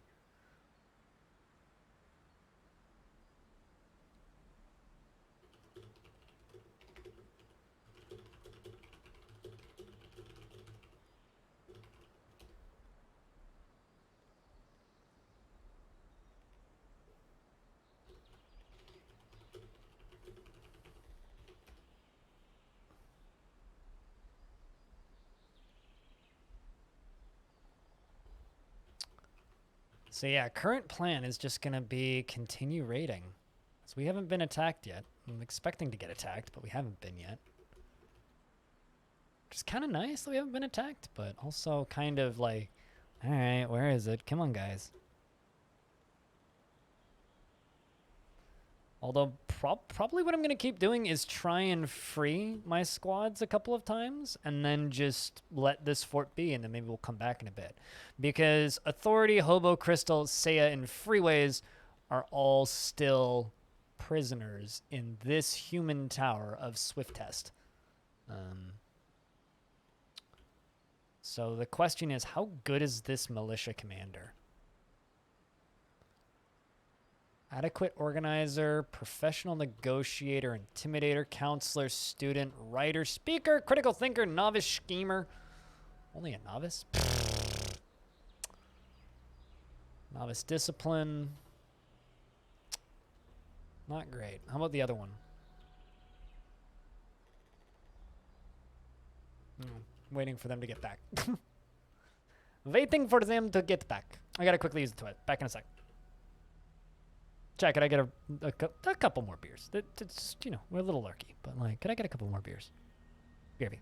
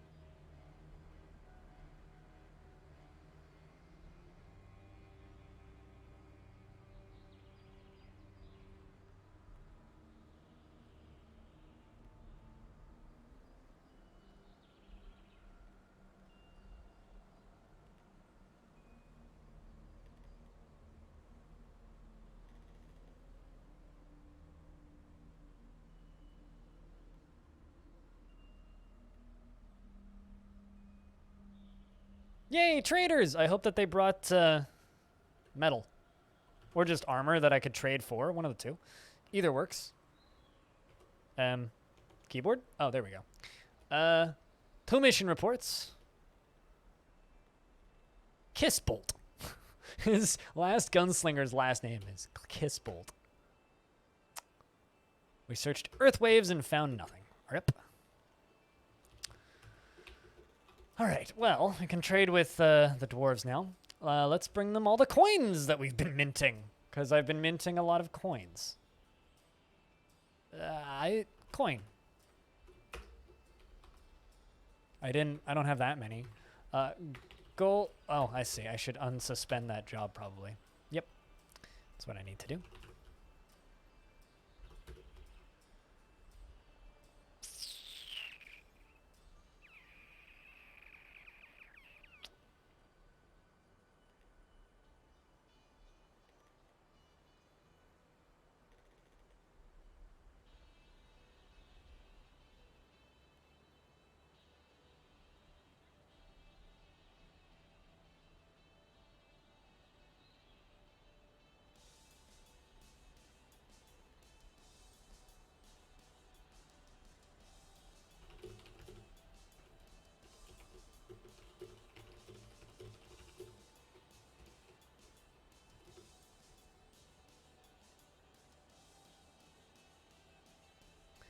And then I am your liaison. Oh, hey, that's a different liaison.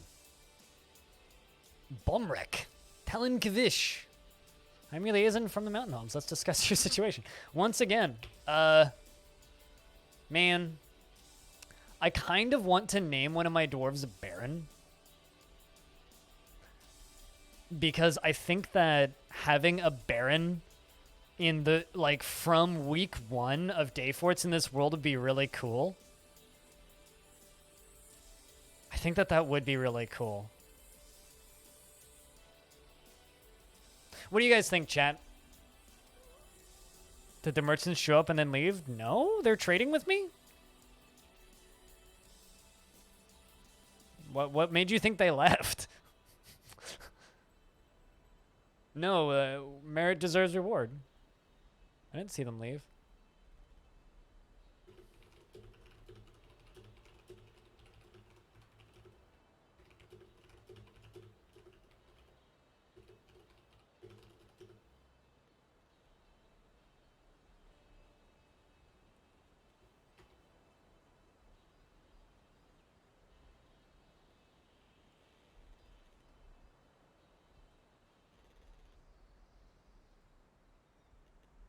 You vote Baron and you're off to dinner. You have to have a good one. I mean,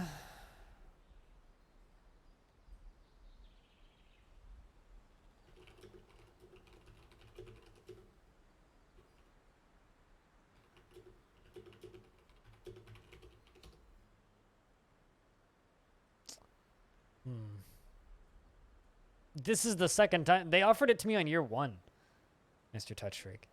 Year 1 they offered it.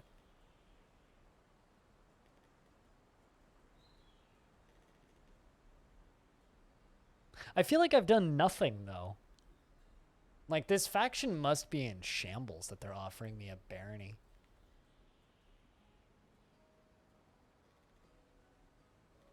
No, it's not. I mean, we don't have a king right now.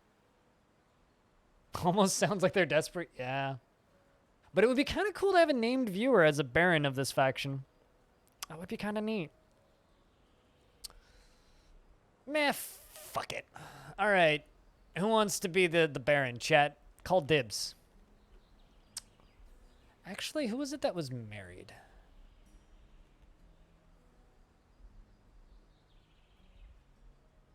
I mean, you have to be an option. If you're...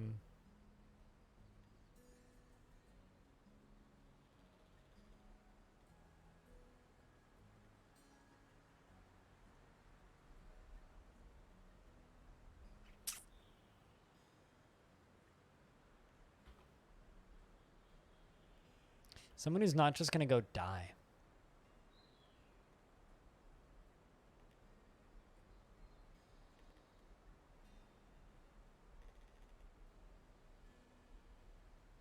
I think a fish dissector should be king. I don't have any fish dissectors, my dude. Unless you're suggesting you. You know what?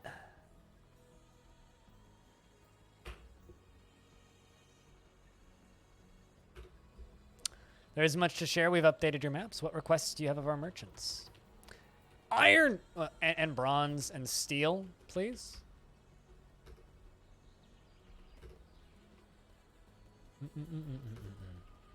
Farewell, Charles. I look forward to our meeting next year. Our fortunes rise and fall together. Also, did they just leave? Maybe they did. Yeah, looks like they did. They are not trading with me. Okay, cool.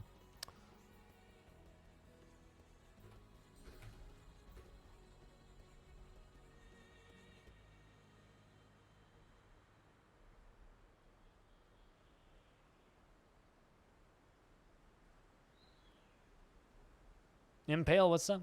It's good to see you.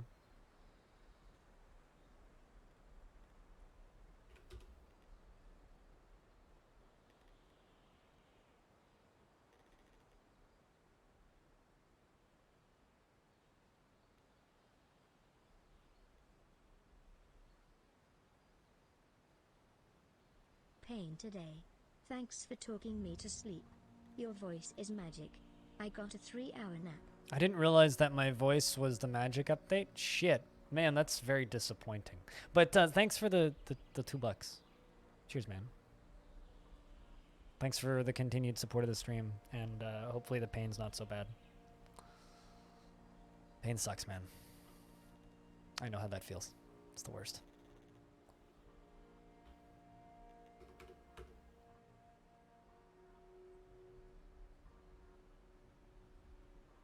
What color of magic is it? Smooth ASMR.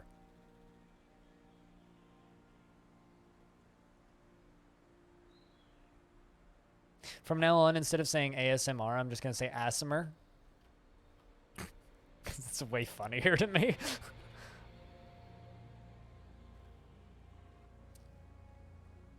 All right, well, fuck. I guess,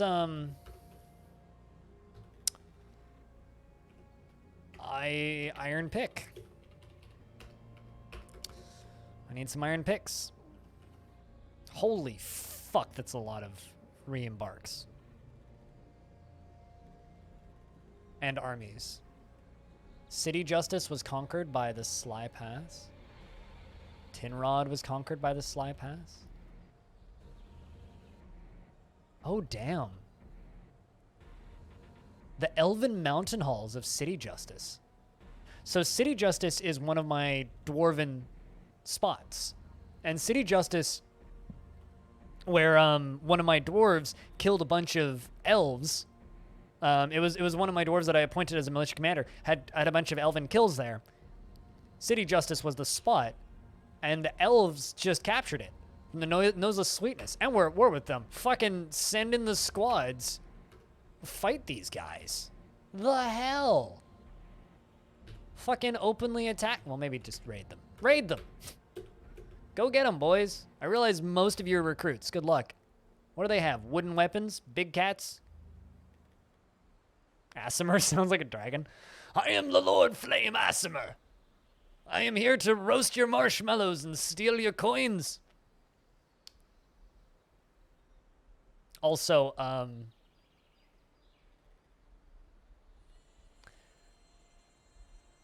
trying to, you know what? I'm going to make a deal with you guys. Do you guys like petting memes? Because I don't like petting memes. I don't. I really hate them. Cooler has made this. And this. If we can get that Patreon up to $500 a month, you get both of these. In the chat. Aasimar the Terabad. Yes, there you go. Aasimar the vile flame of hell and darkness. I hate them. But I know some people like them. I mean, that's how my chat works. Literally. That's how I make a living, is people annoy me with my consent.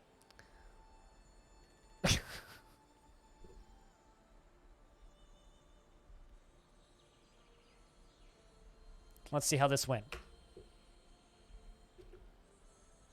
Oh, wow. We just walked in there and looted treasure. All right, well, what do we get? 2 iron longswords, good shit. Some jute gloves, a copper shield. A musical instrument, a steel short sword. Good stuff. All right, well, let's try this a second time once everybody gets back. Except we're just going to openly attack them.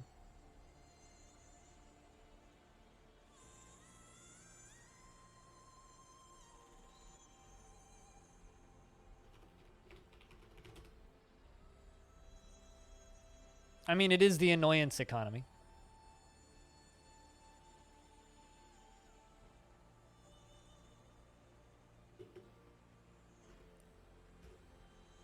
I'm just going to screenshot a few things.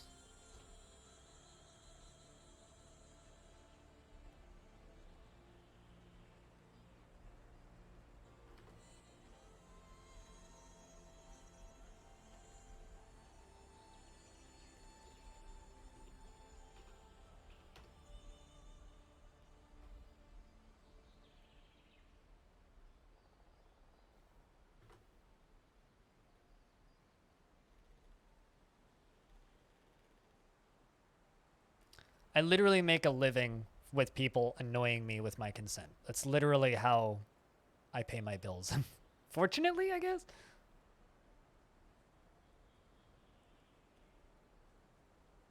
Wait, what? What's still in where? Are we rescued from that tower? I mean, we're not, like, fighting with the tower. What? I'm confused. What do you mean, are we rescued from that tower?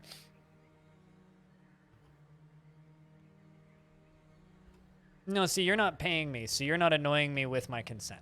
You're just annoying. So you're annoying me without my consent, which means you're on a thin line. There we go. Let's go pillage that. Any bets on whether or not my dwarves win? You're just here. Well, I appreciate that you're here, some guy. As much of a hard time as I give you. I do appreciate that you're here, and thanks for watching the streams.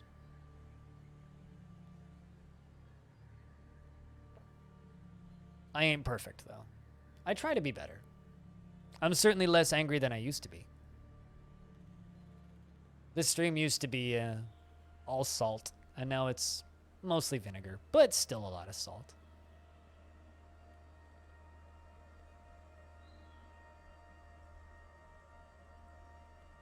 How would you gamble on dwarves with channel points? What? Bow, now, now, now, now. How did we do? We looted treasure. Man, okay, I thought I told them to... Okay, well, I looted rock crystals. All right, I guess we're just going to wait until everybody gets back and then openly attack and try to destroy the site instead of just raiding it, because raiding it's just not working, apparently.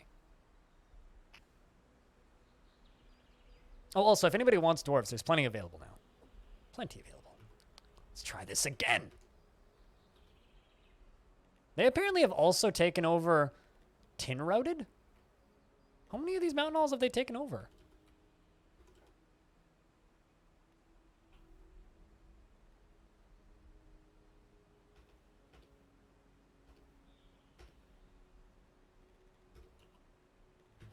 Let's try to raise and openly attack the site.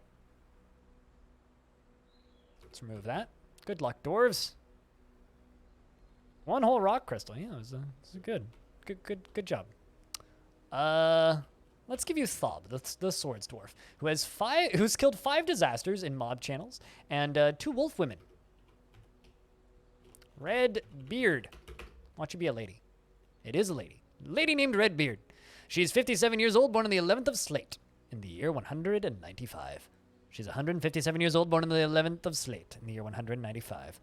She personally is affronted by the whole notion of maintaining decorum and finds so-called dignified people disgusting. Finds even abstract idea of romance repellent and values nature and doesn't really value merrymaking. Dreams of raising a family. Good luck with that. She presupposes success in every venture requiring her skills. For what could be called blind confidence. She is obsessed with order and structure in her own life. Man.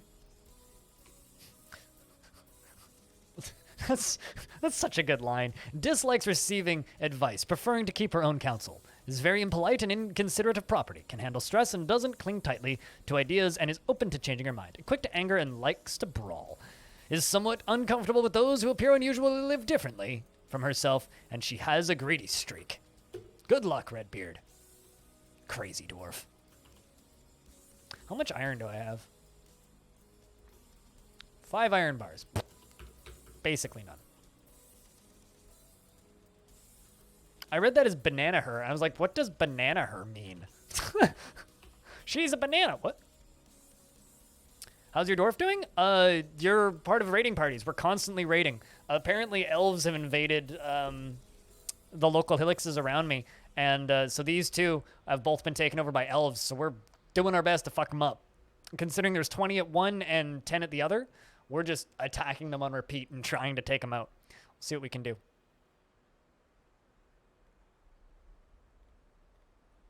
Yeah, so we are straight up at war now. And we have a baron. Well, we will have a baron. So those two things have happened. So I don't know how long you were AFK for, but yeah, you kind of missed a bit. So we're getting a baron, we're at war, and Mr. Touch Shriek is going to be a legendary dwarf in this fortress's society because, well, this season, we already have a baron. Let's see how the fight went. We rampaged throughout City Justice and killed those elves.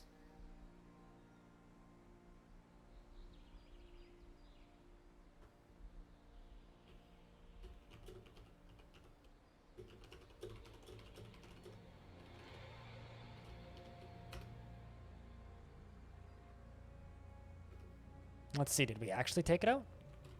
There we go. No civilized population. Much better. All right, we're going after this one next. I need my dwarves first. I was going to say, plump helmet people have been a thing for a long time. I need a plump helmet man emote, but I don't know what it would be. And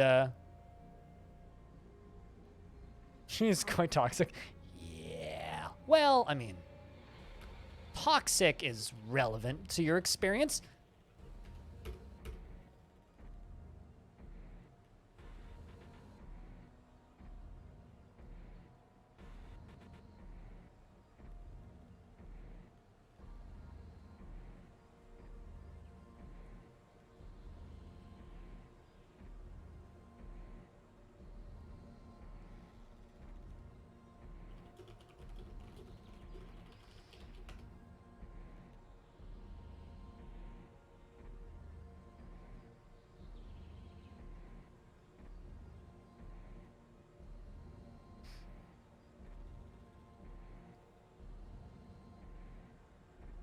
One of your current forts is a lot of impalement people. Brown Beast is beheading machine. Oh my god, so much blood. The thing that always surprises me about them, about plump helmet people, is that they have blood. I don't know. Mushroom people are not the thing that I would immediately assume would have blood. Like, it just seems kind of odd that they have so much blood. It's like, why do you have blood? You're a plump helmet.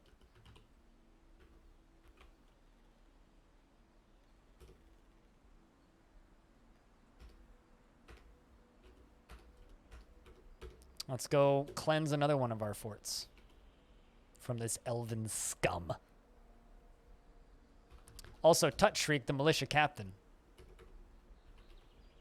has killed one naked mole dog. Considering you're a militia captain, that's not very impressive.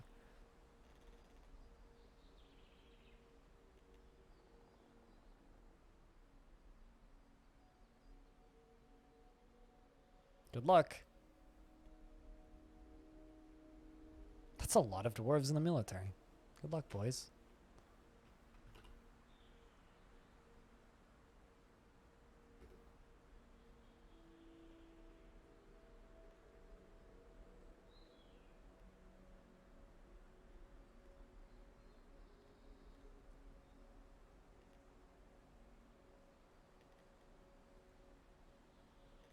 The golden joys and others have returned? How did this go? Oh no, the elf Amala outmatched us. Outmatched the dwarf doomed goal? What? Oh. Okay, I understand now. My necromancer led the attack. Well, that one didn't go so well.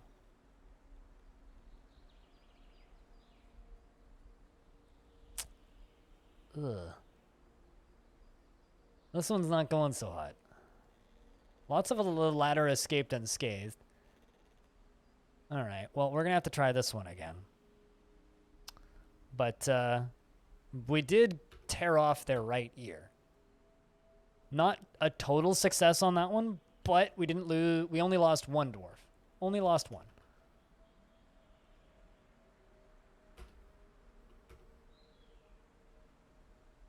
It's time for you to die. No, you didn't die. You're all good. All right, we're gonna go raid them again, though. Except this time we're just going to raid. We're not going to openly attack them.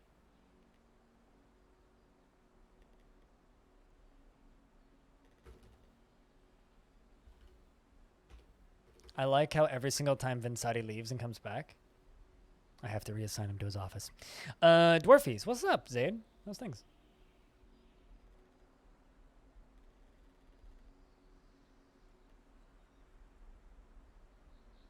What? We have a vampire! Friends, we have a vampire. And I have a suspicion as to who it is. I have a suspicion.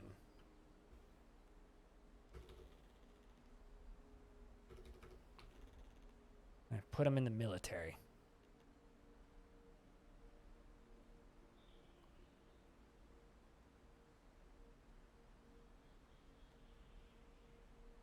Definitely, it's not the dwarf who likes guts. Yeah, well.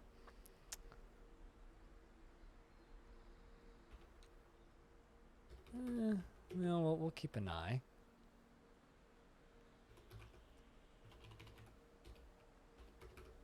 Neighbor's dog is screaming again.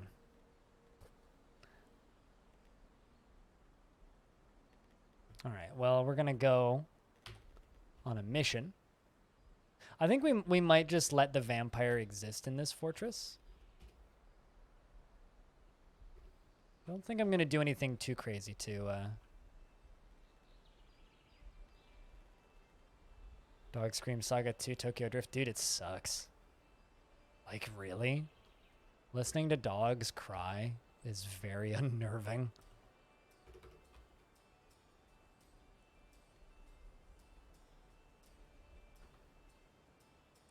Let's let the math run in the background.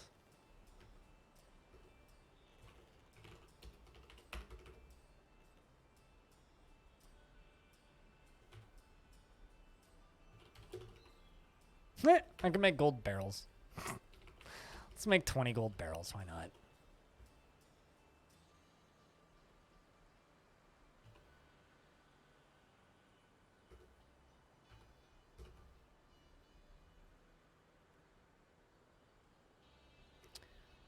My manager is Charles, who's currently busy over here digging. Who I'm going to take off of mining. You can go manage things.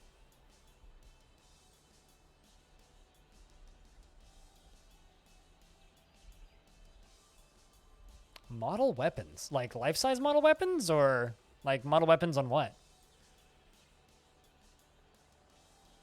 If I can ask.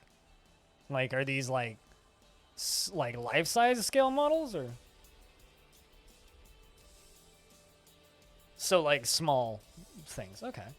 Sounds like fun. Ah, Gundam. Gotcha. Gotcha. I know exactly what you're talking about now.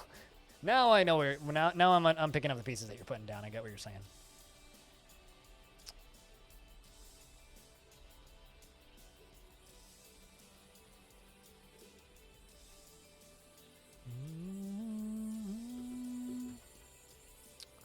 And we got more migrants, which means I'm gonna make a military. This is not the way I normally play Dwarf Fortress, but for these day forts, it's like, well, I'm in a hurry. We gotta just get shit done here.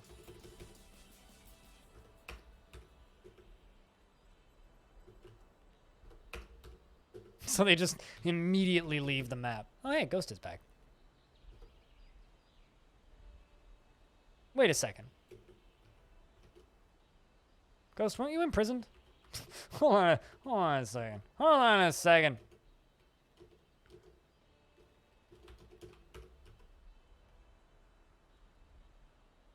I thought Ghost was one of the ones that got imprisoned.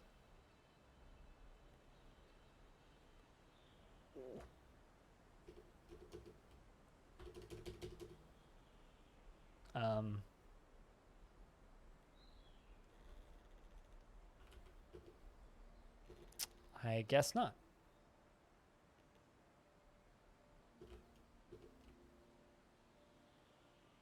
Where the heck was that? Lost it. Confused me. Yeah, no, I agree. What? The Tower of Perplexed me.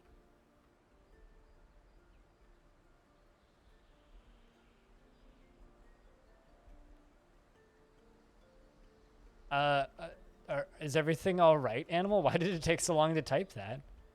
But what's up, man?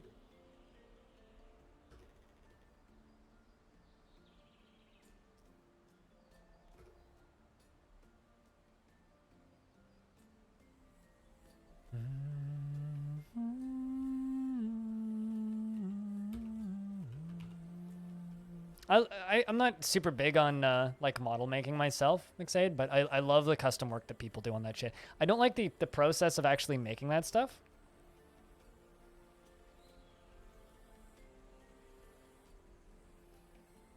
I don't like the process of making that stuff, but I love seeing like the finished result.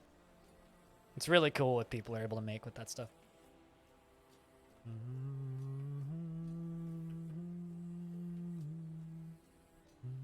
You literally said Gundam a few minutes ago. You're nowhere near that level. No, totally. But, like, it's still cool. This is the second time, some guy 10, that you've just typed in WH40K, question mark, with almost no context. This is the second time.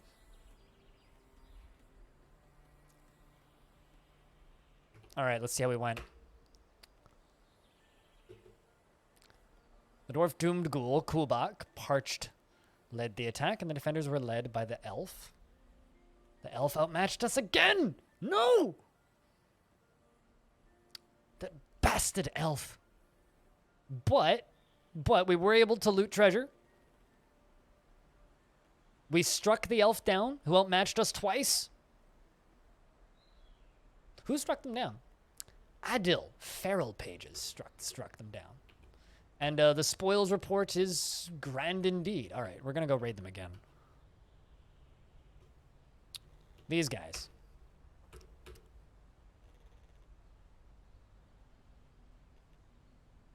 I mean, it's a good hobby. You like posability? I getcha. Yeah, I kind of can't go at people for having expensive hobbies anymore because I kind of have an expensive hobby now. But actually multiple expensive hobbies.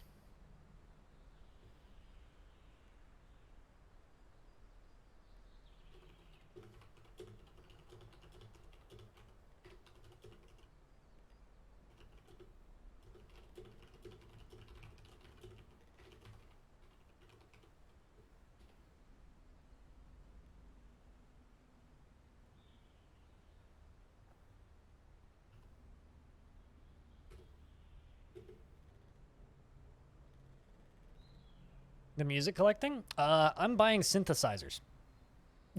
Music collecting, I don't count that as an expensive hobby because it's not. It's as expensive as you want it to be. Like, record collecting is something that can be incredibly reasonable if you're smart about it. And it's not really what I describe as an expensive hobby. More than one? Yeah, modular synthesizers. Modular synthesizers. So you buy them in modules. And modules range from $60 to $2,000. I have one module right now, which is a voice, a single voice.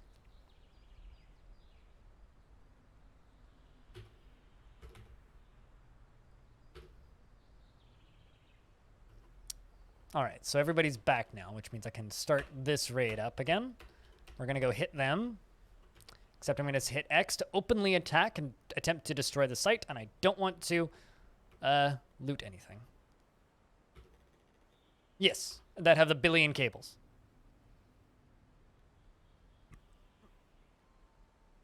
They don't necessarily have 16 buttons. They have lots of buttons and dials and little holes for cables, and then bajillions of little cables connecting stuff together. That's modular synthesizers, yeah.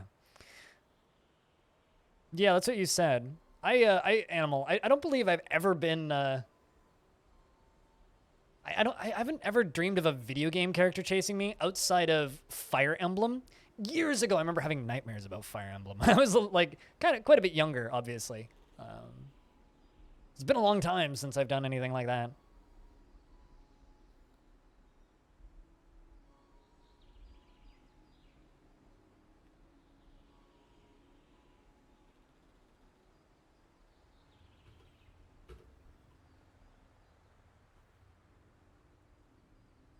Mm-hmm. Yep. Yeah, that's the probably VCV rack. Or maybe Ableton. Ableton has stuff like that. Software stuff, you're so limited, though, unfortunately. Finally, did all my melt objects. No, these aren't magnetic snap connect. Here. Magnetic snap connect doesn't exist outside of fucking Macintosh shit. Really. I'll just plop this link. There you go. Those are the modules.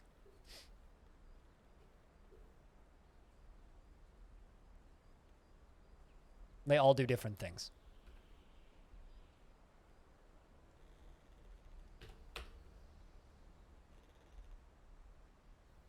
There we go. That's what I want to see. The Barricade of Bronze looted treasured from Tin Routed.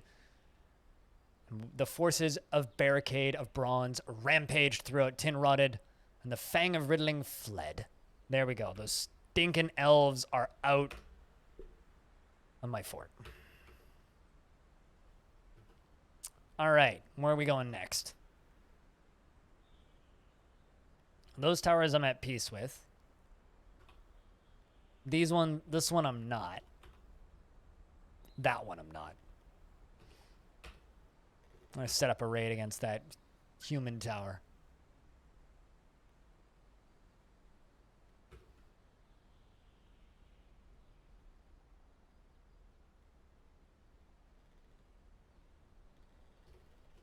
And all my dwarves come running back in. Felt wonder remembering communing with his god.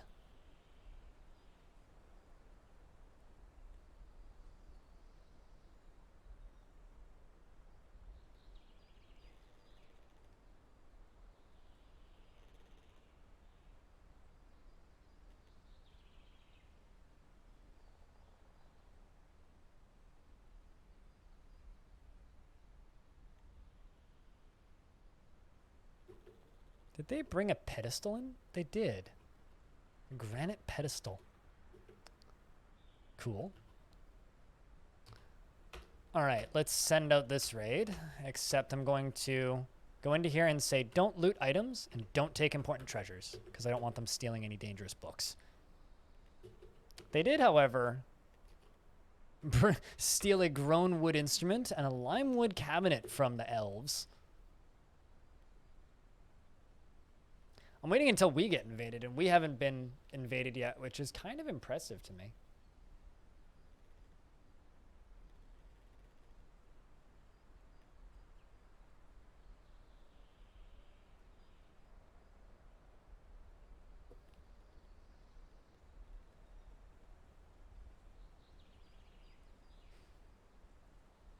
To make lots of sound effects? What, for the synthesizers?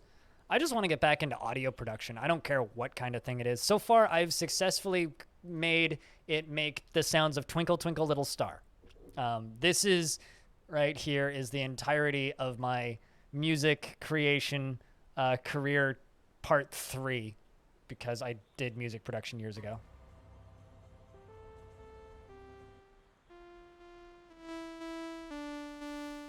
There you go. That's what I've done.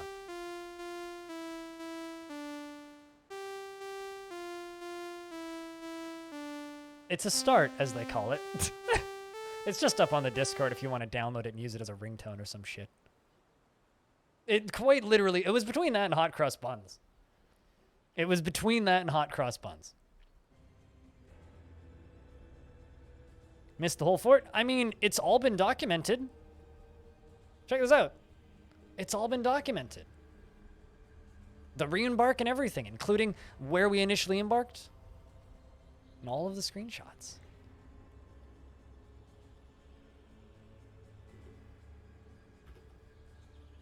Currently, we are raiding like crazy.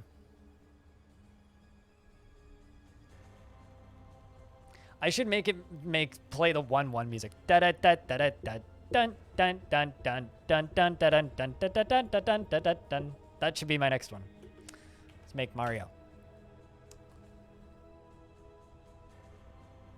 There we go. Damn. We slipped in undetected by the tot of launches of an unknown civilization. That's cool. Unknown civilization. I wonder why they're an unknown civilization.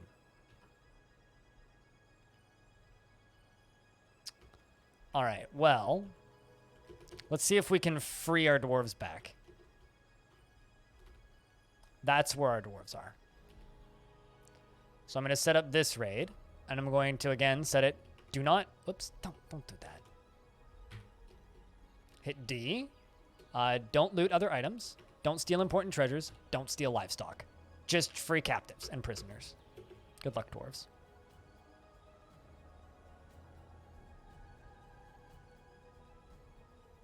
So do Imperial March. Well, I mean, I'm not, like, going to put it up anywhere to monetize it, so frankly, I could do both.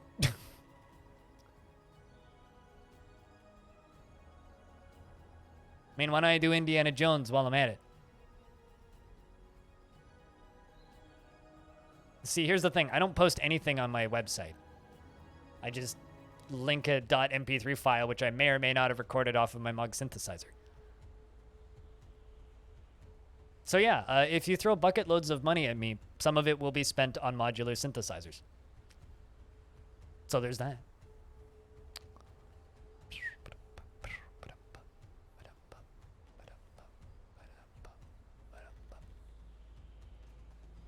Hard Kappa, by the way. I could feel the Kappa just emanating off of that glorious copy pasta. I actually really like it. That's a really good copy pasta.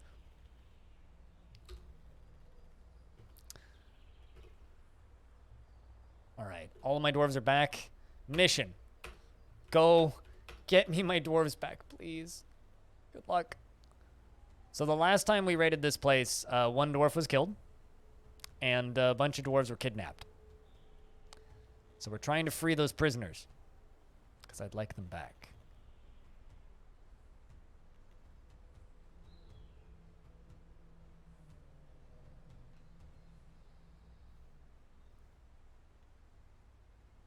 And because they didn't have money and Nintendo was so touched so much that they flew him out and sued him on copyright violations?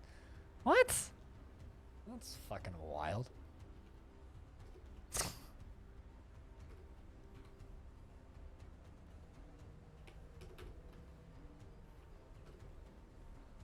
I was gonna say.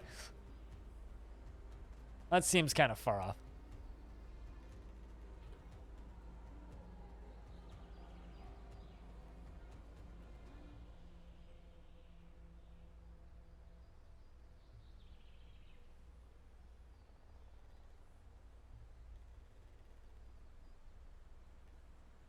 But yeah, no, hopefully I'll be able to get back to my former glory of music production. I mean, for those of you who don't know, in a former life, I wrote symphonies that got performed, pieces of choir music that got performed.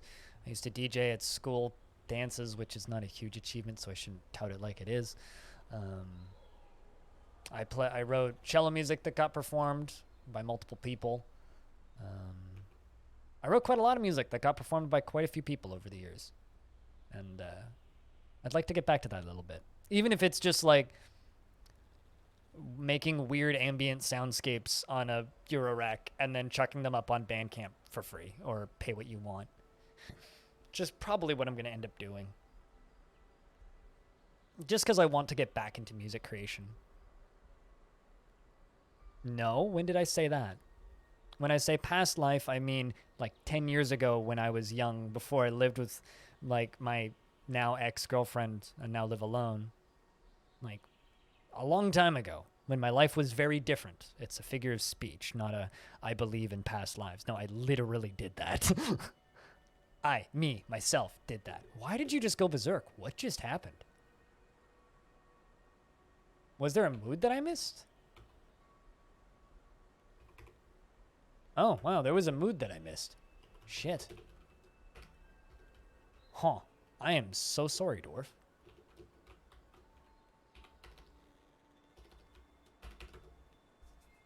Apologies for using figure of speech. Was commercial art?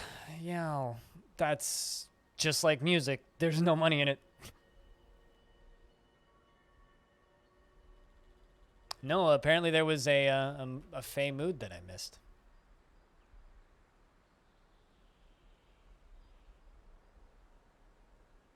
I'm jealous.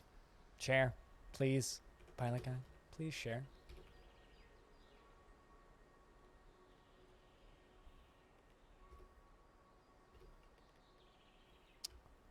There we go. Placing all that shit in tombs.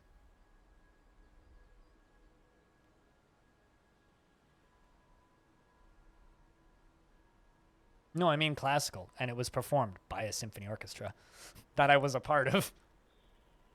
I played cello in an orchestra. Years ago.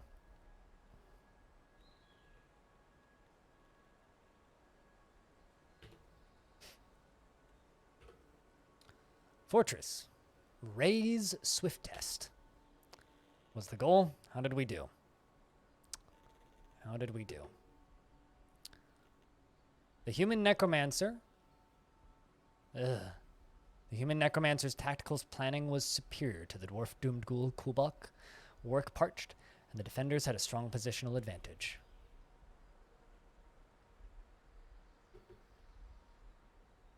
Goats was killed by the human rotten slayer, Actbean, on the crest of Peking.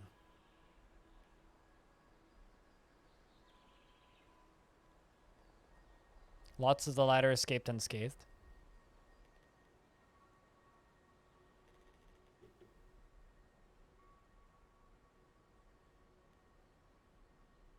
You did call it, yeah. Asmel was struck down by the human rotten slayer, an unnamed dwarf.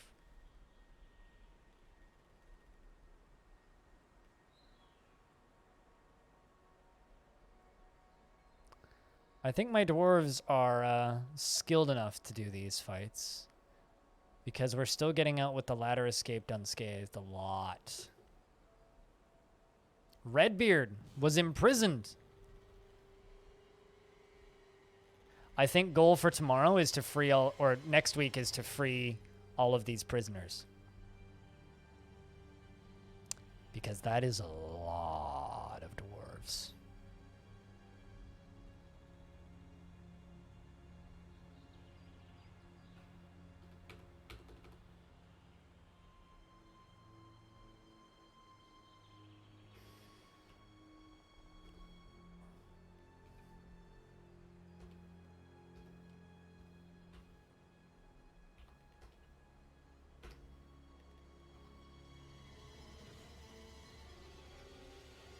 Very few dwarves made it back from that.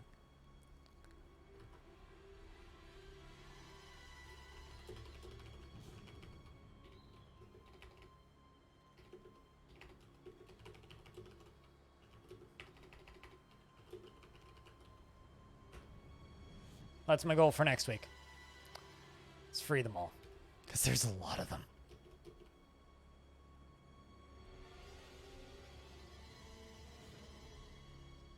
Demonoid Authority, Hobo, Crystal, Svea, Touch Shriek. Oh my god! The dwarf that's gonna be our Baron is in prison. Ah, shit. Oh, damn. Well, chat, in about 40 minutes here, I have to go over to my mom's house. because I'm having dinner at my parents' house this evening. And I think we're going to retire this fortress for the time being. This has been a fun, I think, start off and little exploration of this world. You know, we learned a lot about this faction, I think. The fact that, like, we're allied with elves and humans and goblins and at war with dwarves and friends with dwarves and allied with dwarves.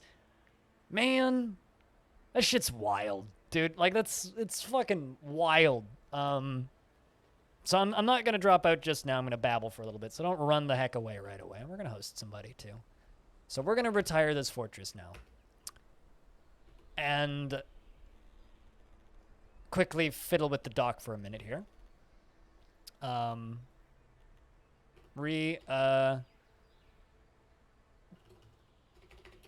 Mother's Steaks was the name of it, I think. No, Chapelmothers was the name of it. Chapelmothers. Reclaim and fight back the towers. Outcome. Let's just move this over to that. And gray this up a little bit. Outcome. We lost. Wait, what? Why is that popping up as a link? Why do you think that's a link? What?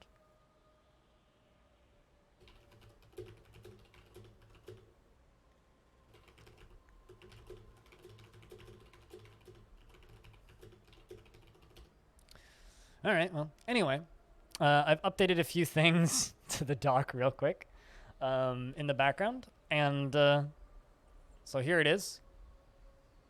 The full layout from today.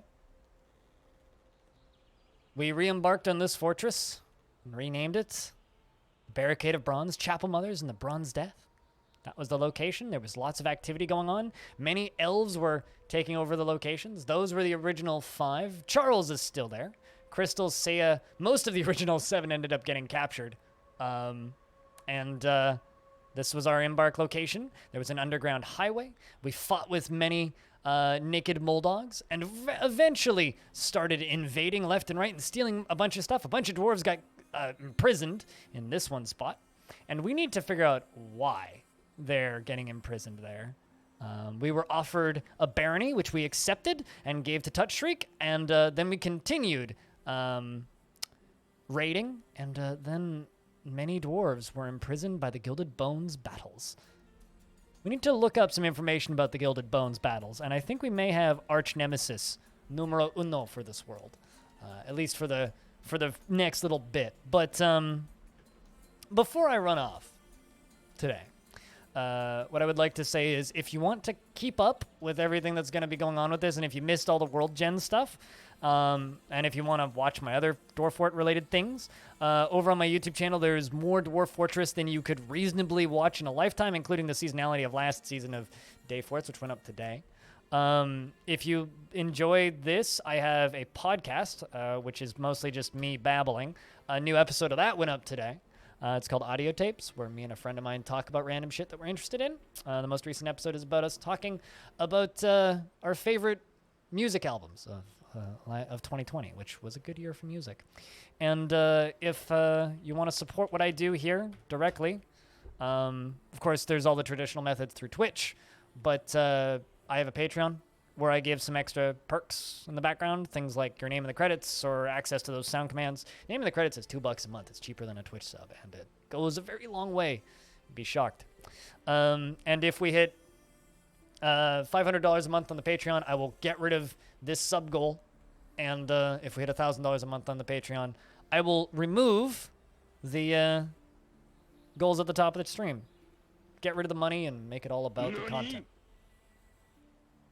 And we have settled into the rhythm of day-to-day living. So what I have to say is thank you very much, everybody, for hanging out today.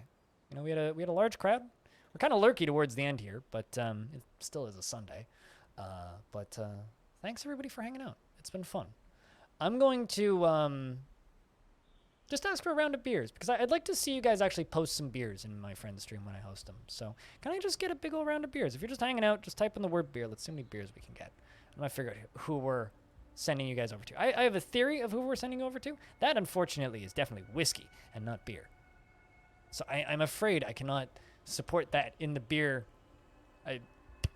economy, I guess.